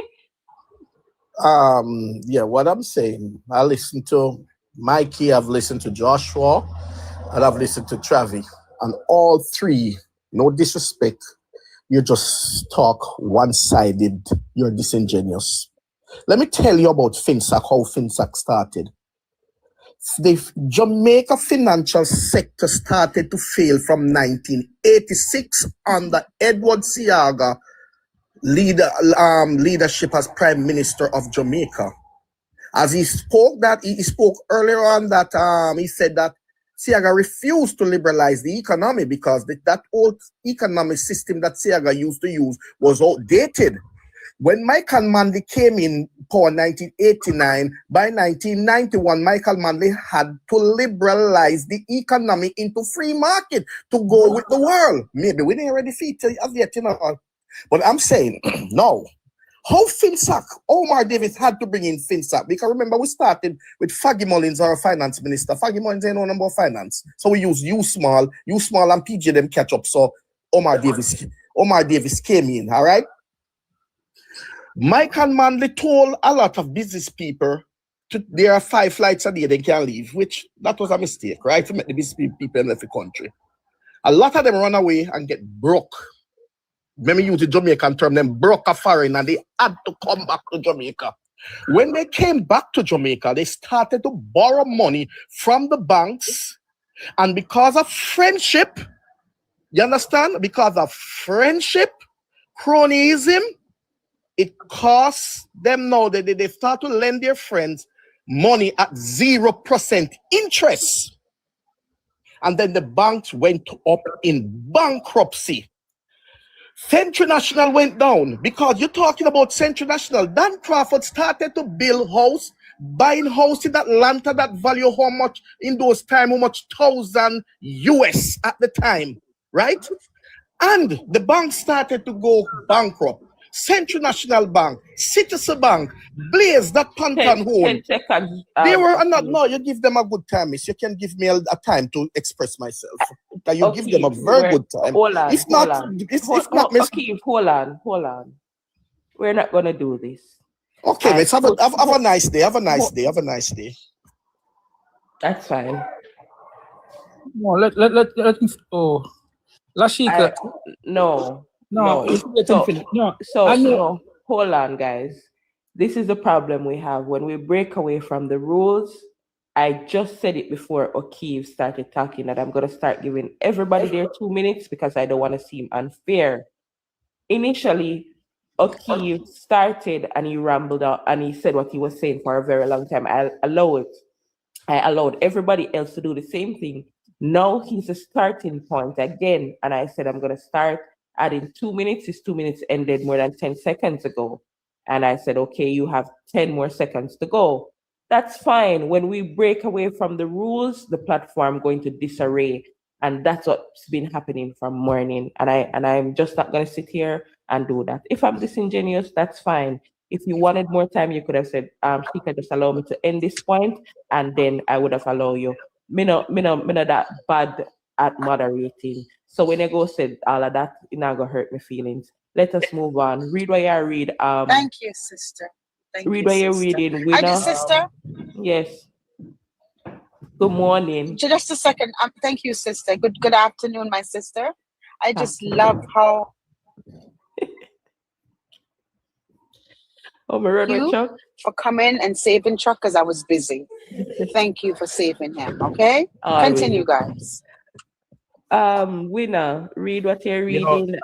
I just listened to O'Keefe build and orchestrated a story, a fairy tale, something that you can find in a storybook somewhere under a dark shelf. But Winner, sorry. What is only O'Keefe believe himself? O'Keefe is we are. Hold on, Mickey. Hold on. Let me see. Winner. Okay. All right. So Jesus, where is it? I need to bring it back up. Hold on. Oh, all right. Here we go. Through Dr. Omar Davis, because I knew him in the financial sector, where I had been like one of the leading corporate lawyers in Jamaica and very involved in financial engineering. And so when he was Minister of Finance, a lot of the things that required industry input, I was one of the representatives of the industry that he would deal with. I got to know him through that. And that's how I got into the PNP, really, through my relation with him. All right. Mr. Golding, we heard you. So you had a personal relationship with the finance minister at the time. And basically, when you look at what he just told us, that blatant confession that he used his connection right here, because on our screen, guys, ladies and gentlemen, we have Mark Golding. See him there over there, so? On the left side, that is Mark Jefferson Golding, and he's beside Billy Craig and Peter Bunting, where FINSAC bailed out Billy Craig, making sure that Billy Craig's book was freed of liabilities in order for DBNG to get that asset. For years, Mark Golding and Peter Bunting tried to get a merchant to get a license for trading currency, and they were unsuccessful. Billy Craig was a merchant bank. Tired of the business. Billy Craig was a merchant bank and the Cambio. But DBNG, about a year before, started to get Billy Craig Merchant Bank. And they said, hey, you will accumulate me Billy Craig Merchant Bank and we give you shares in DBNG. So it would have been a swap. Couple months before the deal should be struck, DBNG come and say, hey, no, somebody want that deal do. That deal not gonna make no sense. We'll pull from a deal. A year after, they went in synergy with FINSAC to acquire the assets of Billy Craig Merchant Bank. And from there, From there, the profits and the revenues of DB&G surged to the point that Mark Golding became a billionaire. So when they know what we talk about FINSAC, because they want a leader who directly benefit, they want a large beneficiary of the FINSAC dilemma that crippled the backs of the Jamaican people. So them can't stop we from talk. We will talk till God come. Thank you. Mute your mic for me, please. We are still inviting one comrade. You are welcome here. Please remember that you have 2 minutes, maybe 3 because you're the only comrade. Please join us. Let us have a fruitful discussion. All right? You're welcome. Mickey, you had something for me, or Travi, or Joshua? Mickey, you wanted to jump in real quick. No, I was just trying to find a relevant point in it is a long thing in Danny Williams that form LOJ, but this is something here from Trinidad. This is saying, he said, okay, below Caribbean business report lists a number of Trinidadian companies that have planted their flag in corporate Jamaica. In many instances, they have benefited from Jamaica's misfortunes, snapping up assets fairly cheaply. In 1999, Guardian Holdings Limited acquired the insurance through of Dial Life, Cornedal, and Jamaica Mutual, Overhaul FINSAC. The Overhaul merger now goes under the banner of Guardian Life. The year 2000 saw RBTT acquiring FINSAC 99% shareholding in Union Bank of Jamaica. The bank changed its name to RBTT Bank Jamaica. Union Bank was the results of a merger of the businesses of 4 FINSAC-controlled commercial banks and their 3 allied merchant banks, all 7 of which sought government intervention when they faced with insolvency. Citizen Bank, Eagle Commercial Bank, Island Victoria Bank, Workers Saving and Loan Bank, Citizen Merchant Bank, Corporate Merchant Bank, and Island Life Merchant Bank. All those going to Trinidad. Trinidad-based Guardian Holding Limited moved in 2001 to buy the Boscobel Beach Hotel on Jamaica's North Coast in a US $14 million deal. Also in 2001, executive of HD Upwood and Company Limited and Neil and Massey Holdings Limited announced the completion of negotiation whereby Neil and Massey acquired 100% of the shares of HD Upwood, a 70-year-old Jamaican-based manufacturer and distributor of pharmaceuticals and consumer goods. That same year, Neil and Massey plants his flag in Jamaica. So it goes on. This is another important one now that I didn't know Trinidad even got this one. It said Jamaica Beverages Limited is poised to take an even greater share of the Jamaican flavored beverage market. It distributes Chubby, Fruta, Buster, and Via Beverage for its parent manufacturing company, SM JL Limited, based in Trinidad. In 1999, then Prime Minister P.J. Patterson announced that Trinidad Cement Limited has taken a majority stake of Jamaica Caribbean Cement Company Limited, Jamaica Caribbean Cement Company.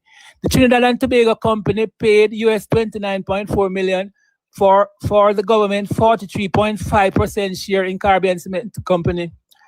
The year 2009 saw Angostru, a subsidiary of CL Finance, run by Trinidad Lawrence Dupree, acquired the Jamaican conglomerate LaSalle de Macardo, makers of both Appleton and J. Ray and Neville rum, in a deal value, and they said how much, this year, 2010, we'll see Trinidad, okay, so that's it.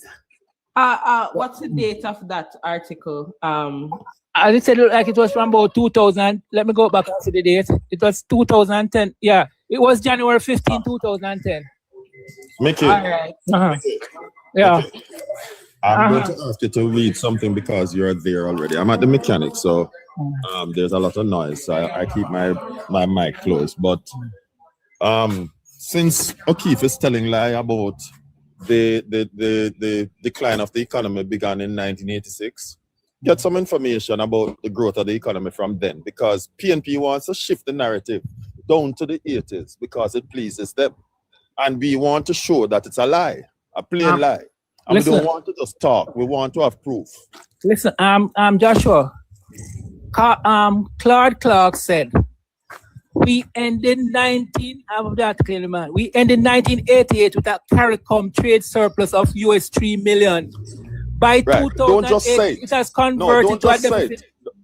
No, don't just say it. Read it. We don't want to do like the PNP. Read it so that it can be heard. Quote where it's coming from, quote the document and the date of the document, and read it so everybody can hear. Because PNP love to tell lies. No, man, it said forward to the past. They can Google it. But what happened? I took out the newspaper. No, man, quote it. You know where it is. I know where it is. But we're not relying on you and I. We're not talking to you and I alone. We want the listeners to be able to pinpoint where it is found, and who said it. So that when they're searching for it, they can find it themselves. Yeah, forward to the past, Claude Clark. Joshua. What date was that? I think it's 2022. Let me see what. April 29, 2012. And that's the title of the document? That's the title of the document, Forward to the Past? Yeah. Okay. Forward to the past, a green article. But what happened? I didn't bring it up on the computer. I just have the paper clippings because I normally take out paper clippings. But an interesting part here is Joshua.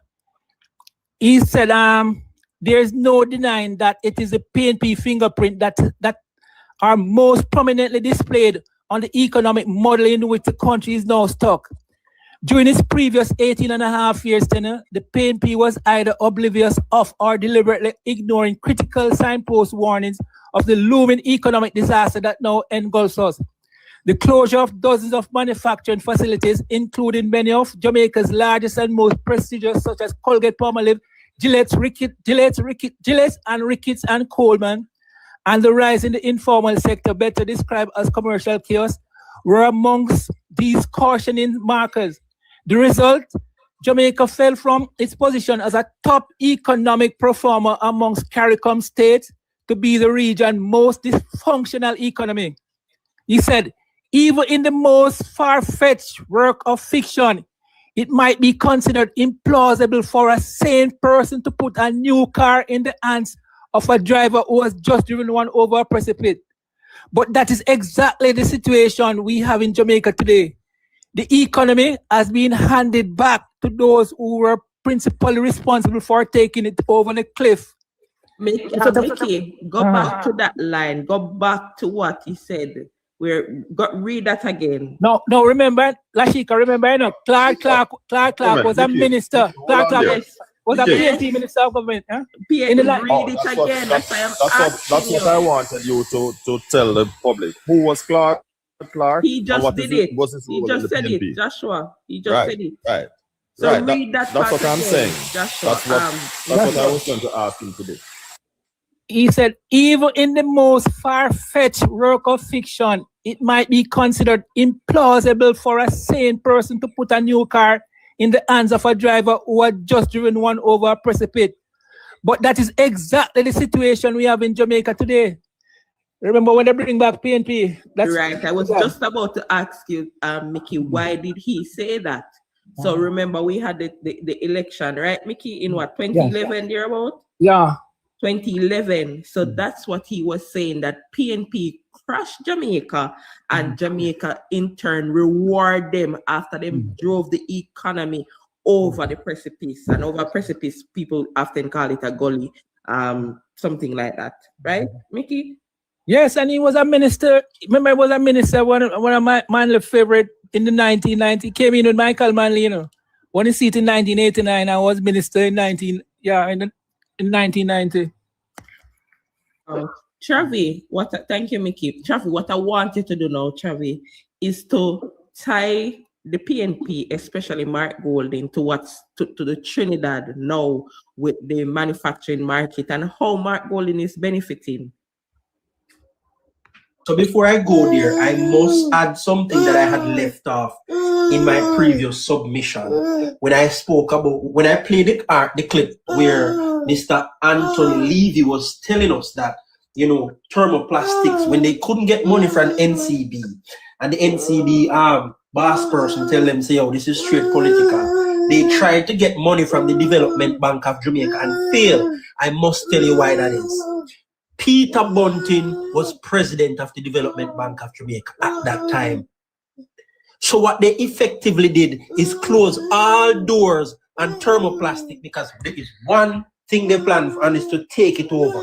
So they blocked them from getting funding so that they could, you know, continue business, because like the bank manager, manager told them at the time, there's nothing wrong with their business model. There's nothing wrong with their loans and loan payment. Nothing is wrong with their business.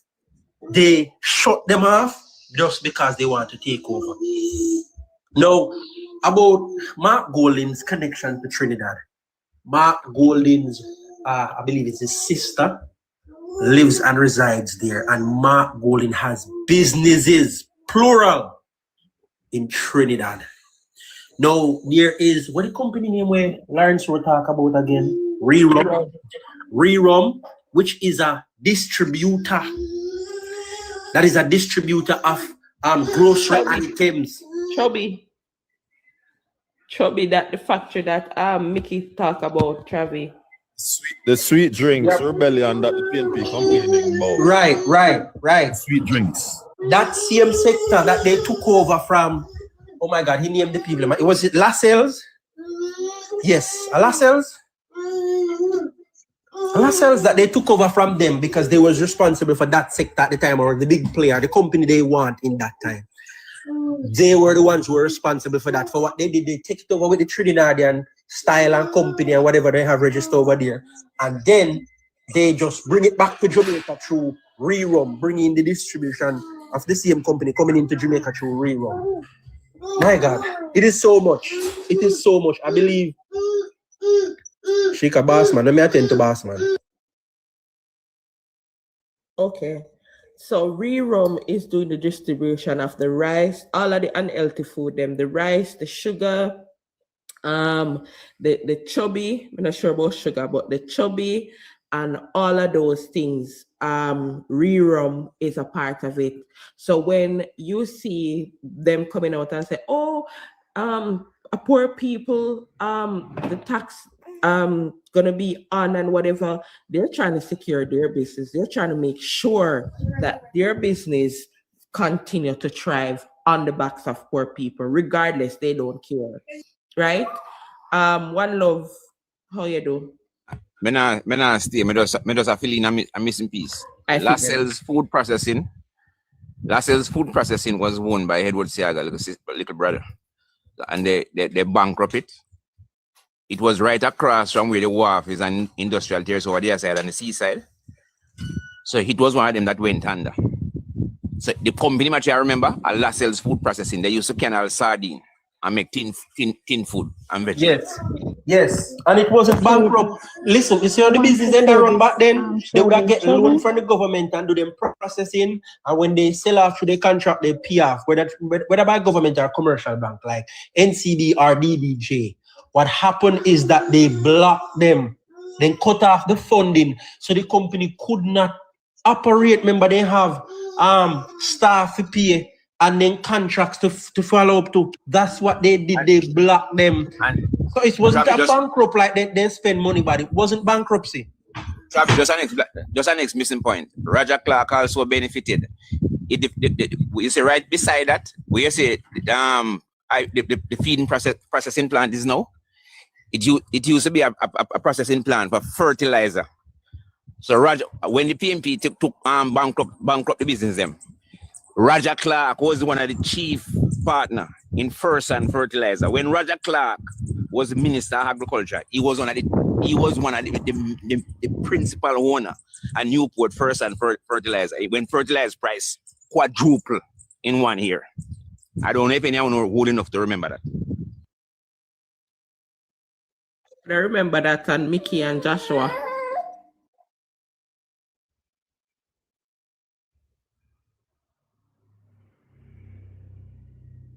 Everybody gone silent. Still here? But we want to tell you me actually I do, but me I do it first, then me tell you no. Mickey. You know a secret. Let me tell you a secret. You see the PNP their favorite hiding places behind poor people. But don't tell nobody here.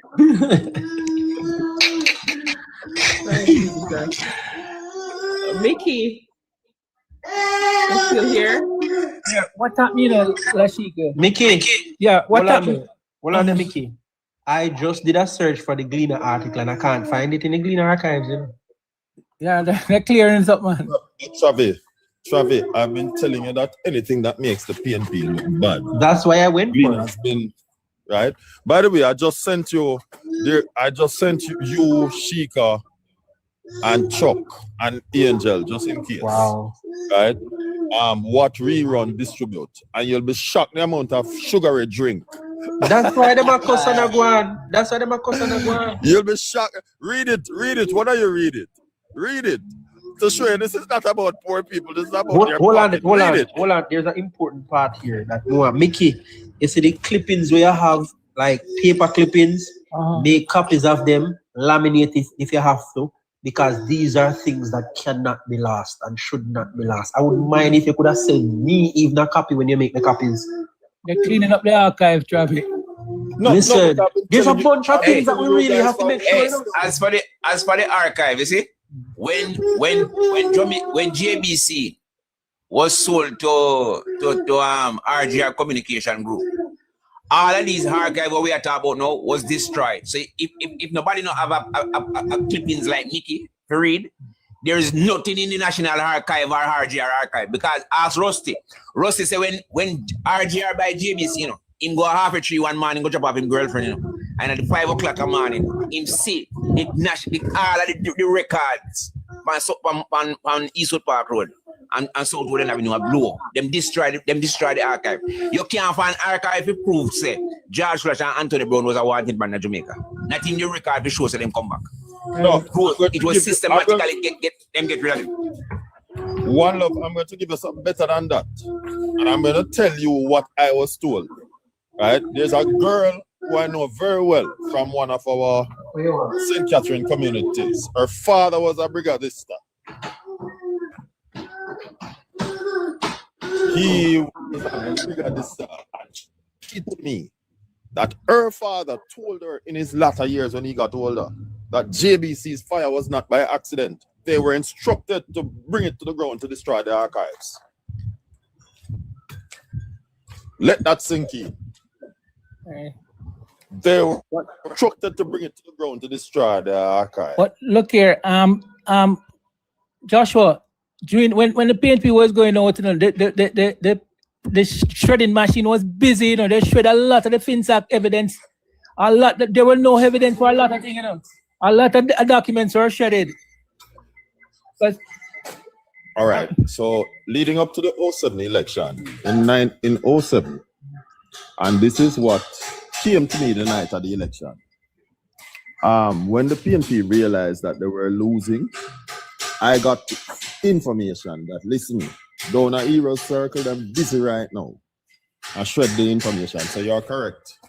But I don't want us to lose sight of the JBC matter, right? JBC's fire was not an accident, right? So you have to understand how PNP operate and their operatives, right? I've been warning labor rights and Jamaicans, interested Jamaicans, for weeks now, perhaps months now, to save all the documentation about the history of the JLP, the history of the PNP, anything that puts the PNP in a bad light and anything that credits the JLP, because the Gleaner has been removing the archives, right? And we need to save all the information that we can find. Any contribution by the JLP to Jamaica, save the archives. Anything that gives the PNP a bad name, save the archives, because Gleaner has been destroying these archives. I am trying to find the document. Mute Joshua, thank you. The document, because what's his name made a few claims this morning, Perry, and some of them were not addressed, including the one where he spoke about something about CIA and all of that. but I'm trying to find it, but I can't. I don't know if Travis can I locate it for wasn't me. here at the time. What did he say about the CIA? I wasn't here at the time. What did he say? I think he said we brought the CIA in. But I wanted to read the actual information when what the CIA released. Hold on. What The CIA said that they did want to kill Manley. PMP yes, did want to kill Manley. that's the one I wanted to find and read for All right, him. let me tell you where to find it. Hold on, Joshua. Hey, Joshua. CIA.gov, and you'll find it. CIA.gov. The information is there. Yeah, man, I know, but I had it in my phone. I had I remember we had it already, so I was just trying to find the one that I had. All right. Type in, since you can't find it, you have to type in keywords. JA was not dropped, guys. Please do not spread that narrative. He was not dropped. We have no reason to drop anybody. He left. But Lashika, Joshua, you know what as people keep saying, it was with the FINSAC thing, they saw it as an opportunity to take over people's business and so on. They sold the debt. You hear various different figures, but I'm looking at a figure now. I think it's 25 cents within the dollar to Jocelyn, a Texan billionaire. They did not offer the people, the debtors, that deal, you know. Now, this man now own Home Electrics. This is just a short piece. He said, you know, Mr. Hughes, he stated that he and his family had offered to purchase the bad loan from FINSAC for 35 cents out of the dollar. And they refused. They sold it to think that he said he received no response. He said on several occasions he sought to get financial statement about their loans from FINSAC without success. He said the Minister of Finance. Bank of Texas, Mikey. Huh? Deal Bank of Texas. That's who they sold the debt to. Deal Bank of Texas. Justin Old Bank of Texas? Deal Bank of Texas, yeah. It's Justin Old, it. No, the lawyer, listen, you know, the lawyer for Dennis Jocelyn, you know, is Peter Phillips' wife, you know. He's a lawyer. So what the man is saying, he said that FINSAC sold the debt to Jocelyn for 25 cents in the dollar, you know, and he was offering FINSAC 35 cents in the dollar for the debt, and FINSAC refused to sell him. FINSAC didn't make that offer to the people, you know. No, Jocelyn has become a rich, he was a billionaire before, and he made so much money out of Jamaica, because if you go and look for Jamaica Redevelopment Foundation, Inc., you will see the amount of properties that he had selling, and the lawyer is Peter Phillips' wife. You know, that's how Peter Phillips get his house. You know, through FINSAC, they got somebody's house. You know, they got it cheap. That's how a lot of PNP got them house and so on. That's why they love crash people business and take over. You know, our house power. What the name? Dermore Road. That property where Mark hide how long? I don't even know, but Peter Phillips admitted it. I heard what a Ferrin Road or something like that. No, you know, is not reported on the house. No, but you know what he did. Farrington Drive. You know what he did. What he did, Travis. The house value over 100 million. But let's talk them now. When he's doing his statutory deduction, he puts about 120, 30 million, because that's what he got. He got a house that value over 100 million for about 120 or something million or something. Mikey, the house I'm talking was not listed on his statutory declaration. No, I heard him already say, but he got handed over to his son before he started to publish. I can chime in for a second. $50 million, $150 million. The house is valued at, but he doesn't list it on his statutory declaration. Yeah, I can chime in for a second. For about 30 million. The one, yes, come in. I am the one. Let's hear. I am the one. Yeah, man.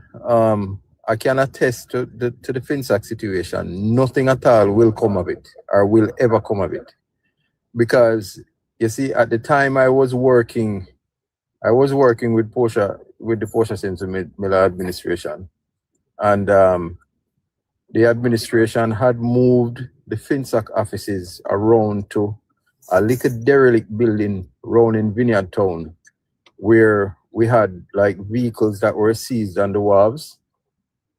And pretty much all they did in that office all day was shred documents. So you see, all of the evidence for FINSAC, that went down the drain years ago. So any investigation in FINSAC is a waste of time and a waste of money, because majority of the evidence to put these people in prison is already gone. So bold and brazen to say that they make their money from it. So what? And then they might go say, bring the FINSAC report come or else shut up. That's Mark Golding's argument. I not talk about it. This is why they continuously say that's why Perry come like this report. That's why they keep on saying release the report. And I'm saying that somebody who is supposed to be a Christian, Perry out of Christ. Does I me like him and to the devil when he like me and to arm? That's fine, but you're the devil. Listen me, Deacon Cummins supposed to shame himself because Perry know better. Perry know better. Perry get good upbringing and turn him heart to the devil, and make him say that without apology. Right? Him get turn him heart to the devil. Deacon Cummins supposed to shame all the way my comrade too. One thing, you know, Joshua, you say when you have to defend the PNP, then you have to tell, like, you can't remember, you know, my little economics up at university, the way name the one that is Andre Horton. Remember them going to the PNP and realize, boy, I'm afraid I tell too much lie. You see the man come out the other day and speak the truth, say, boy, with the tax thing, so the government made the right move and so on. But with the PNP, there's not much to defend, you know, Joshua. So you have to stick to the propaganda line, and then those are easy to blow away with facts. So you'll be in trouble. Look here. I agree with you with everything except one thing. And let me tell you the one thing I don't agree with you with. Don't rejoice too quickly because Andre speak the fact. Andre was protecting his bread and butter and his reputation. Yep. Yeah? Yeah, because as a lecturer, yeah, as a man with a doctorate, if he had said otherwise, he would lose credibility on the international stage and nobody would respect him again. He's also a professor. Before doing that, he was the one who write this fictional report, give them as their talking point. No matter you know how the economy started collapsing from 1986. You heard the Chuck. He's still writing for them. He was the one who wrote that fictional theory as a talking point. Chuck. Carl Blythe, the man said, listen, him was a minister at the time, and he was also a debtor. The man said, listen, me have front seat in this whole FINSAC thing. And the man said, look here, the PJ Partisan administration is to take the blame because they could keep that high interest rate regime going for too long. Can't mash him up too. You see what I'm saying? Danny Williams from was started LOJ said, listen, him was a PNP senator in the 70s. He was also a minister. And him saying, went to Omar and told Omar. He was some minister. And he went to Omar. He went to Omar and PJ and told them that the high interest rate thing. And they still went that way. Him said at first, you know, when they thought that liberalization would be, you know, would help. But him said they were wrong because they moved to it too fast. His report is in the FINSAC thing, you know. Danny Williams' report, I have it before me here, but because it's so long. Mm-hmm. So when O'Keefe come and talk about thing there, about in the 80s and so on, one of the things that happened in a Chuck, you say the bank had a lot of liquidity, had money and thing, and people weren't even coming to borrow fast enough. So what happened? Nothing was wrong with it. The bank now, what they did, some of the bank maybe step out of normal banking thing and invest the money, start build plaza, just like how Eagle went and built the Crown Plaza Hotel. Crown Plaza Hotel. Yeah, but that is not what caused the thing to crash. You see what I'm saying? Have nothing to do with that. That's what banks are supposed. They're supposed to give loan and also invest. Yeah. Mm-hmm. No, but the government, look here, the government just praising them for doing that, you know, because they keep people, employing people, and the economy is going well. If it wasn't for the high interest rate. But Mickey, let me play the rest of Valerie Dixon. when the government did breach our contract, it was hell and powder house to prove to people that we were not inept, that we were not stupid, that we were not forgetful, that we were literally destroyed overnight because of the high interest rates that we could not meet, no matter how many titles is in a shed pan underneath the bed. And to put this in a wider context, we're speaking and you've written about your own particular experience, but one of the things that you keep going back to in the book is that your experience was not unique to you. You're talking about 44,000 Jamaican businesses. 44,000 Jamaicans, they have a book to write as well. Because when you see who bought our assets, and I want to bring this point out quickly, we as the so-called bad debtors offered the government of the day to buy back our assets at 25 cents in the dollar. This is US. And we were refused, we were rejected. And yet they brought in a white Texan man to set up what I call a usury company and sold him our assets at 5 cents in the dollar. And I hear that? Hear that? They offered to buy back their debt at 25 cents per the dollar, as in to say, give us a chance. Let us try again. That was refused, but yet it was sold for 5 cents on the dollar. 5 cents. Then you wonder, but you understand, not even wonder. Now you understand why you have a 40-year to a public 60 years moratorium on the FINSAC report. But why is there no call, no serious? Every time I hear a call for the report to be released, it's coming literally from your lips. Why is Jamaica silent then on the FINSAC Commission report? Because most of us as Black Jamaicans, we have lost it. We have lost our cojones. Go look that up, that is Spanish. Our spine gets soft like cooked macaroni. There is one lady, I have to give credit where credit is due, Yola Baker. She has been the first lone voice in the wilderness crying out for justice. And I don't know if it's because she's a woman, why she was treated with such ridicule at times. And this woman, man, she don't know what she's talking about. And yet when you hear who is living in our house, you eye them open big like saucer. And you're talking about these houses now that were sold by this Texan who came and bought our assets for a mere song and a dance and then resold it for profit. And most of the people who bought our assets were well connected in politics. If I tell you who got my house, but I can't do that because you know how this is Jamaica. Yes. So we have to just clear our throats around certain things. But this is a travesty of justice that should never go unpunished. And when you look and see what people bought our assets for, that we worked so hard and honestly for. And this is why I'm saying to Jamaicans, please read Valerie's book, because she takes us on this journey. And one of the things that made me cry, Valerie, when you first told this story, my sister, you were in the studio, and I read it because you wrote about it in the book. And I know we have just a few minutes to go, but that is a story that tugged on my heart as a daughter, as a sister, when I read it. By the way, for those of you who don't know, The name of her book is Too Black to Succeed.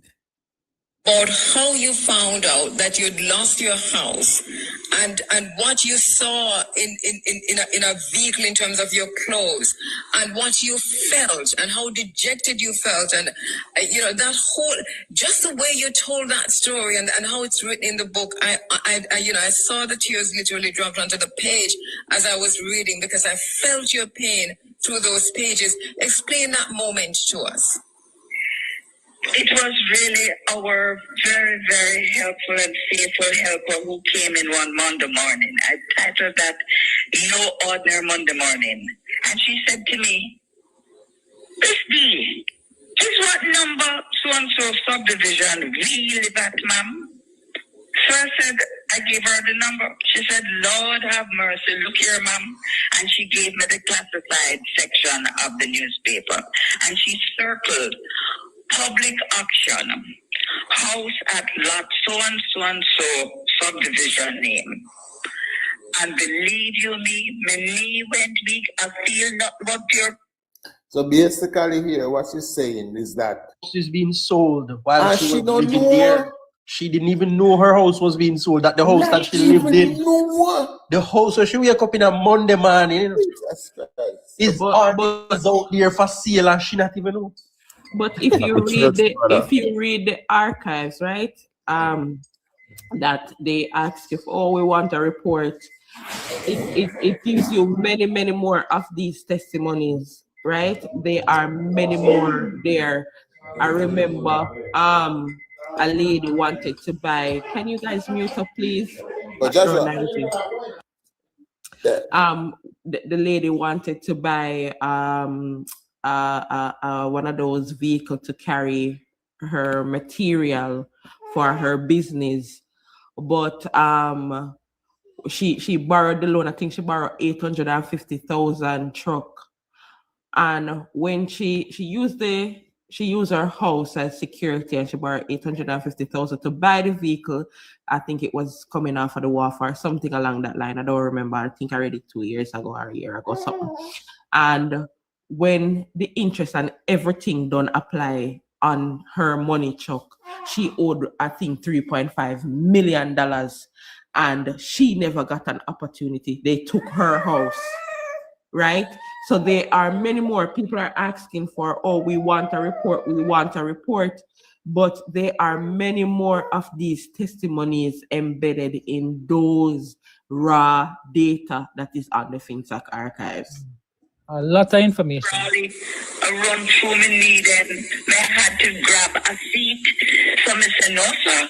My husband, I forgot to explain this. What is my house doing on a public auction block?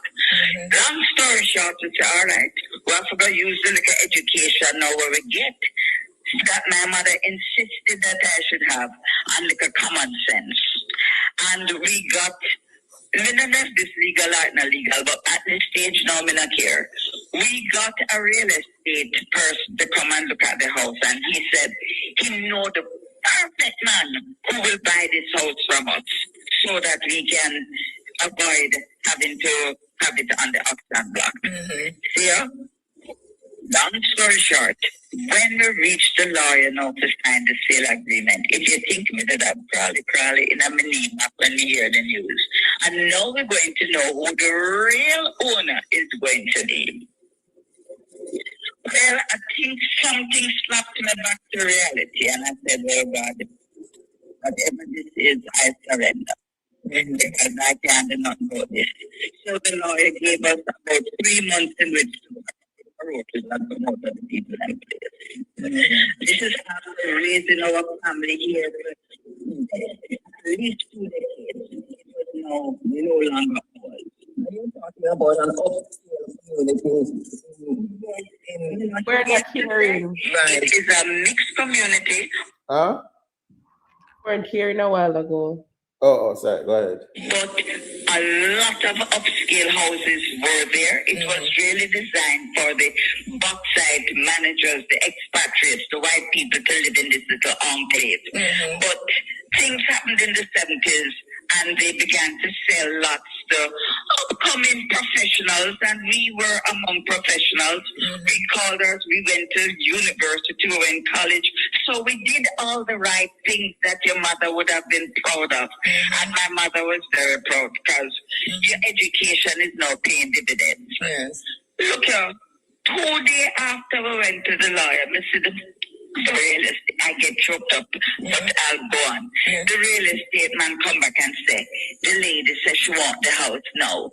So anytime I'm nervous, I laugh. I say, oh, you mean no? Didn't we get X time to pack up the carotas and me set my few little plans and things? Him say, no, the so-and-so man said that him have to get the key, otherwise I'm not going to get any commission. So you have to move today. Well, we didn't have like a business to do, so me just look on him and husband and said, well, I don't see how I can possibly move over 20 years in one day, so I'm going to work it out. Hear what the man tell me, say, this so-and-so man knows of 2 houses to rent, and I must go and choose one of them. Well, you don't argue with certain kind of people in this country. So I went and I said, one of them was in the same community, so I would look at that one. The other one wasn't suitable. Yeah, ma'am. When I reach what I think is the address, is a crop that I see in front of the gate. And there is my gardener. Giving me instructions as to how I must when I look at the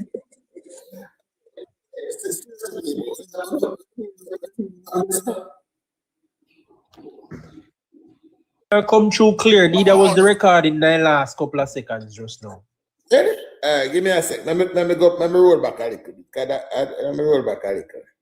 But a lot of upscale houses were there. It was really designed for the bauxite managers, the expatriates, the white people to live in this little enclave. But things happened in the 70s and they began to sell lots to upcoming professionals, and we were among professionals. We called us, we went to university, we were in college. So we did all the right things that your mother would have been proud of. And my mother was very proud because your education is now paying dividends. Yes. Look here, 2 days after we went to the lawyer, the real estate, I get choked up, but I'll go on. The real estate man come back and say, the lady says she want the house now. So anytime I'm nervous, I laugh. I say, oh, you mean no? Didn't we get X time to pack up the carotas and me set my few little plans and things? Him say, no, the so-and-so man said that him have to get the key, otherwise I'm not going to get any commission. So you have to move today. Well, we didn't have like a business to do, so me just looked on him and husband and said, well, I don't see how I can possibly move over 20 years in one day, so I'm going to work it out. Hear what the man tell me, say, this so-and-so man knows of 2 houses to rent, and I must go and choose one of them.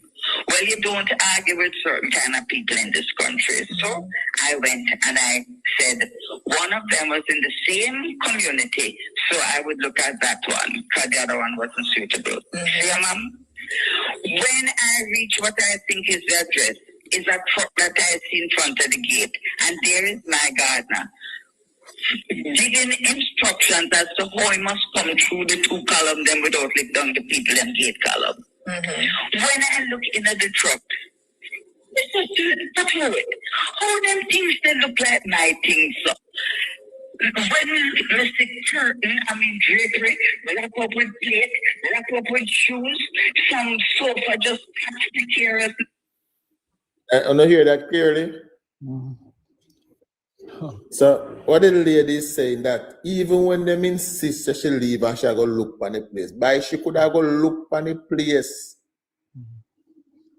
Them threw her out her own house. But that's what happened to me, Sheikh Chuck. Remember, that's what happened to me. Yes. Remember, so them put up me Sheikh with him material and him pick me outside, and him pick me outside and his wife. Yeah. Yeah, man, you have more testimonial. One lady with them put out, she just borrowed money to help her daughter. What Chuck, you know, when O'Keefe come with him fully, because if you the Danny Williams report is in the thing, and I'm looking at it because he's talking about the cash set, so the high interest rate divided Jamaican business into two. You have the cash rich, chasing paper profits. You know those people, and Mark Golding they were doing. They were just shuffling papers and making millions. And in the man report, the man said, "It is my opinion. Interest rates L2I for too long did." He said it did go to the NIR, you know. And the real price Jamaica paid is the cost of FINSAC. He said high interest rates were simply kept in place far too long and with devastating effect. The price is being paid and will continue to be paid for generations to come. That is what the great Danny Williams said.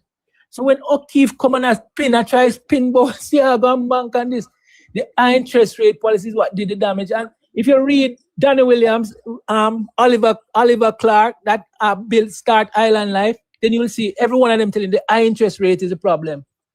Talking point that they give to O'Keefe them to come is from a paper that was written by the same Andre Harton where you say change. No, you know, change. He write that paper and try to convince them that FINSAC start fighting that the economy was collapsing for 1986. That's nonsense. I wanted to go back to something that Perry said earlier this morning. I think he was talking about some microfinance company or something like that started.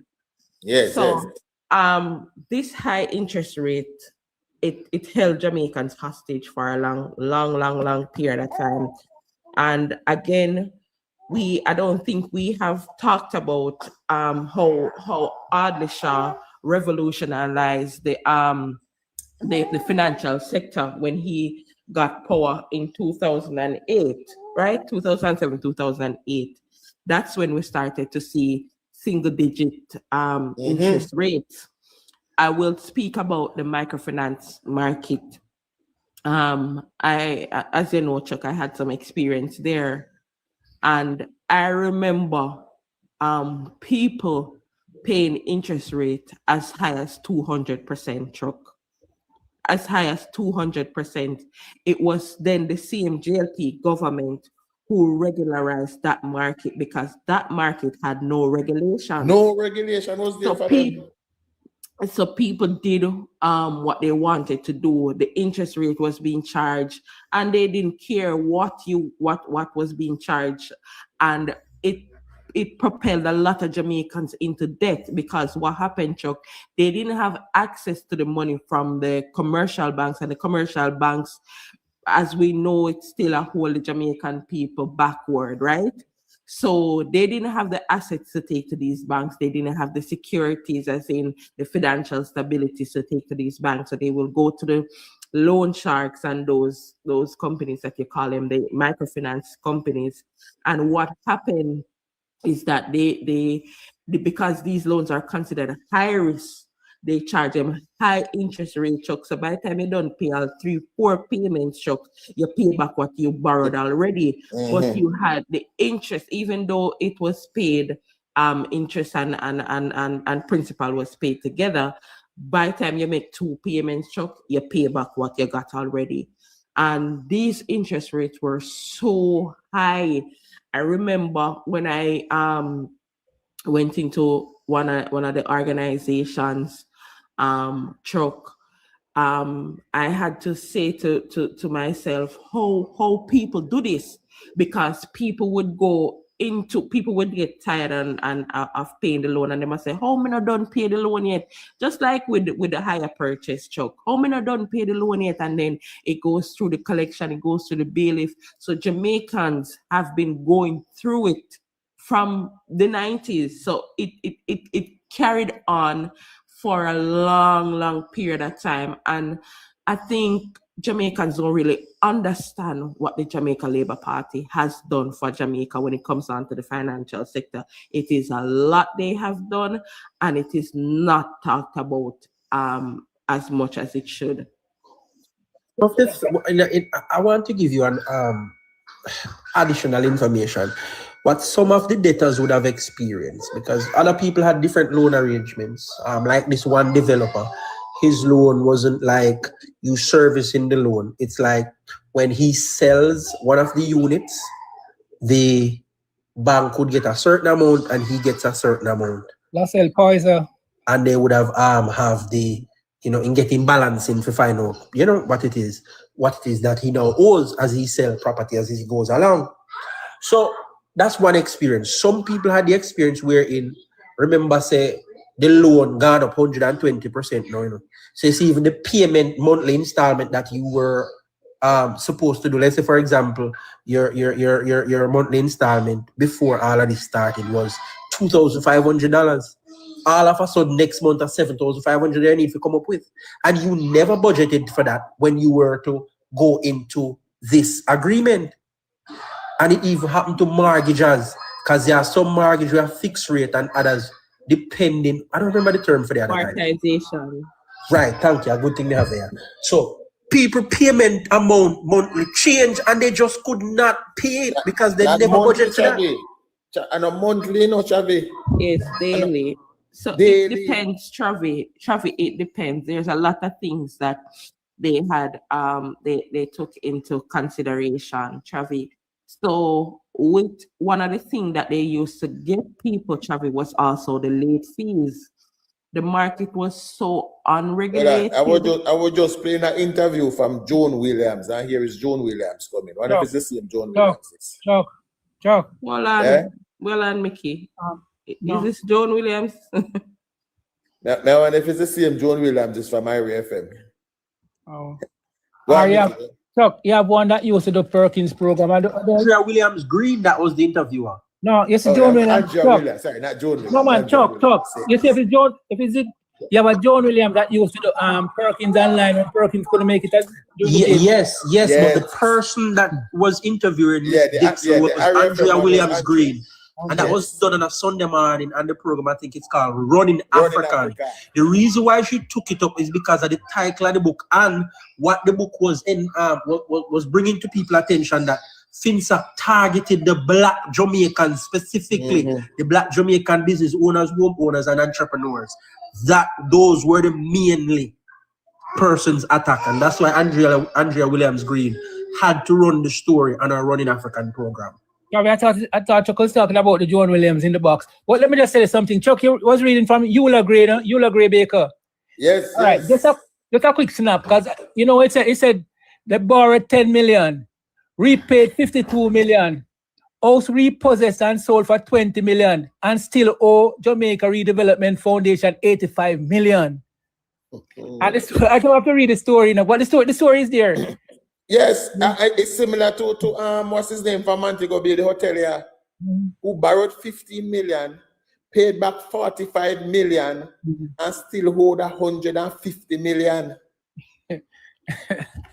You saw what interest rate was doing to the developer I mentioned, Mr. Lascelles, are the same thing he went through. There were other people. There were other people who went through the same thing, but most notably, Meshach Willis. That was his reality also. Him house that was valued at 11 million was taken off him and sold. And remember, it's only 1 million in the barrel. So him pay all our money, him house gone, the business gone, and he still couldn't pay off. And both in Meshach and Valerie, no, Meshach and Lola, both cases, persons offer Meshach Williams, his church, offered to buy his property so he could keep it. And them said no. In case of Lola Gray, her sister offered to buy her property so they could keep it, and that was refused. Chuck, this is saying, Chuck, that life was relatively good for a 70-year-old Milton Baker between 1952, when he started his construction company, and 1995. During the 43-year period, construction contracts were steady, and Baker was able to construct his dream house without having a mortgage to worry about. With his home free of debt and jobs to do that require capital, Baker in 1994 decided to borrow 10 million at 35% interest to do 2 contracts, using his home along with 2 other properties as collateral. No way could Baker and his wife, Eula Gray Baker, now married 12 years, envisage that their quest to continue business that was so good would lead them to ruins. All right? It said the two contracted job, one a commercial building in Kingston, the other a shopping mall in Montego Bay, proved their downfall. In the first case, the owner of the building, a printer, was unable to pay Baker and eventually lost his printer. And the bank, as the economic news tightened in the 1990s, according to Gray Baker, the other clients simply refused to pay, even after being taken to court. Gray Baker, now a member of the According to Baker, she had documents from the bank informing that interest being charged on the loan reached a whopping 120%. She started at 35 and then it reached 100. More than double. She started at 35 and end up, she borrowed 35% interest rate and end up have to be paying at 120% interest rate. And by the way, guys, a 35% interest rate is enormous. Yeah, still high. And you wake up tomorrow, man, and it gone up to 60. Yeah, NJ. Remember, I wanted you guys to define the word bailout for me, because I thought this was a bailout to help people. You mean FINSAC? Yes. So bailout is what happened in the Americas. The best way to put it, as Travis put it earlier, when the America had their financial crisis in 2008, the government went in and spent 8% of their GDP at the time. And they bail out the big companies, the motor industry, some of the banks were bailed out. They went in, they buy the debt, pay off them debt, and set them back and stable course. Basically, that's it. So that bailout, they've done the money. So what that simply means is they made the business solvent again, and the owners kept on running business. It wasn't a case where they take the business from the owners and sell it to whoever at whatever price. That's not a bailout that FINSAC did. So FINSAC was sold to the people. Chuck on the team. Remember, you were getting when you had money in the bank in the 80s, late 80s, early 90s, you would have given a better interest rate than what you get, 0.01% now. So even though you would have had money in the bank and getting and spending 35% on an interest, I think at the time we were getting between 5 and 10% on your money where you have at the bank. If my memory serves me right. Okay, I'll look at your memory is perfectly correct, sir. Yes. Because me did get money from my auntie, and me did remember Blaze. You remember Blaze? And yes. And there's some used to get me little money when I got school and put my money there. Not only that, Miss Lashika, she spoke on something and then she diverted and the credit to the Jamaica Labour Party and to Manayard, Dan Webby, and Dwight Nelson. We don't need to go in at that, because what they had to do was to restructure the government paper when they come in. The PNP, them say it couldn't work. The Jamaica Debt Exchange. Yes, critical part of what changed Jamaica, And members say they use the nurse woman and mash up at the economy. This is how cruel these people are. The nurse lady we are ball for money and the police. Yes, the one we are shit up ourselves, So, sorry. If you can just elaborate on that, to make people hear. Because the data out there, Mickey, may I drive something, we can't look up. So please, yes. Speak on that. I'm listening. He need Alwood. Very same one trigger. Alwood and this one. Well, you know the trick what the PNP do Chuck, because all they get that 2 million write off a fee that the PNP published that, and the PNP publish thing they publish Mike Henry Horn too. Maybe a little. Yes. That's what now. You see the man that get all $200 million write off. You don't see for them name, You only see for them. About Mr. Siaga Horn too. Yeah, man, because not just that. Buying people's properties that are worth all 150 million and then get it for 5 million. You're not going to hear about that? No, you're not hear about them. Them destroy them, the records, man. See them here now. They must have about the FINSAC documents also show that Finance Minister Ardishaw initiate the inquiry at a loan of 14 million reduced to 12 million. Just 2 million right off that, you know. While Transport Minister Mike Henry, 39 million loan was dropped to 25 million. But yet still, above that, you have a Jamaican construction company. At its loan, 326 million balance reduced to 4 million. The man get a 322 million right off in a company. That's like about 198% reduction. And they don't publish fee name or anything, you know. Why? Because the PNP. You can't tell. You know? Another man get a 325 million drop to 30 million. They don't produce. You see that?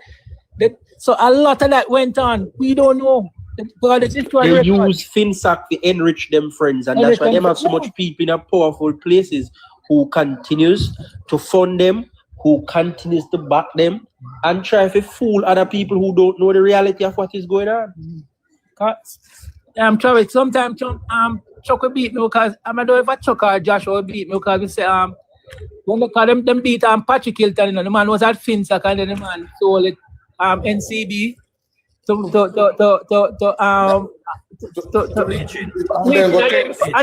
turn on be the managing director. Any other country, that man would be in jail for that act. Look, who was the man in charge of the bank? At which bank? The same NCB, the banking sector. This you spoke about. Remember Peter Bunting and the man, you know, with the controller sector there. So anything we are going, it have to go through BB&G, you know. I remember when them just patch up NCB, the man that it was given to run while them look at buyer for it was Oliver Clark. Yes, I remember when that happened, when Oliver Clark was calling and giving NCB to run to try to get it stable. Chuck, let me ask you a question. Peter Bunting was chairman for which government board again? Development Bank of Jamaica. He was the president of that bank at the time. Yes. Right. So, I remember. Wasn't he advising the Prime Minister to as a young engineer and blah blah blah? He and Mark Golding was in business too. They started BB&G around about that time. Yes, so what they and did was advisor to the finance minister. So remember now, you know, guys, that in that capacity as chairman, he would have given directives if him to sell or don't sell government assets. She don't, there's no 2 years about it. Yes, he initiated the process to start sell off assets and so sold the steel manufacturing company to himself. Development Bank, So what they did was to buy them, buy the government assets and sell them back. Remember, that's why that as chairman, so they sold themselves at a reduced price. Sell it quickly at a markup.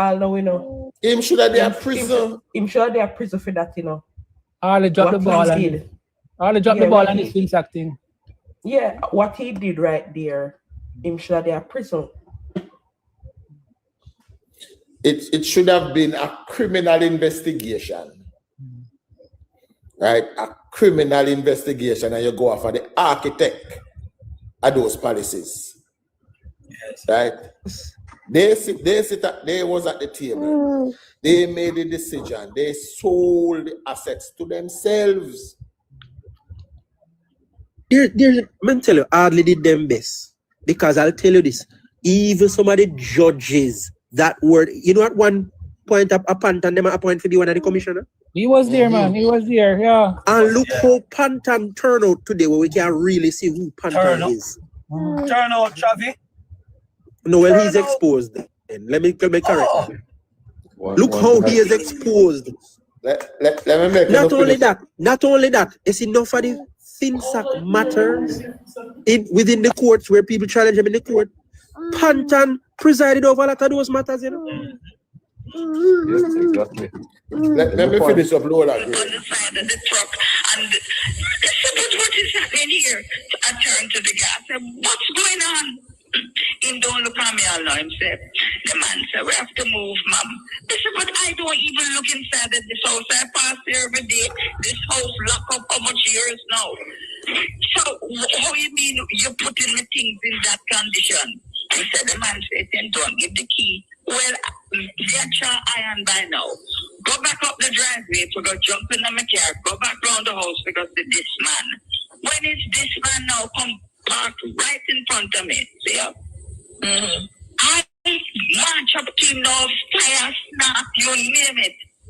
When I look on the back seat of the man's car, not even car, car, I'm going to close that back up from the seat right up to the ceiling.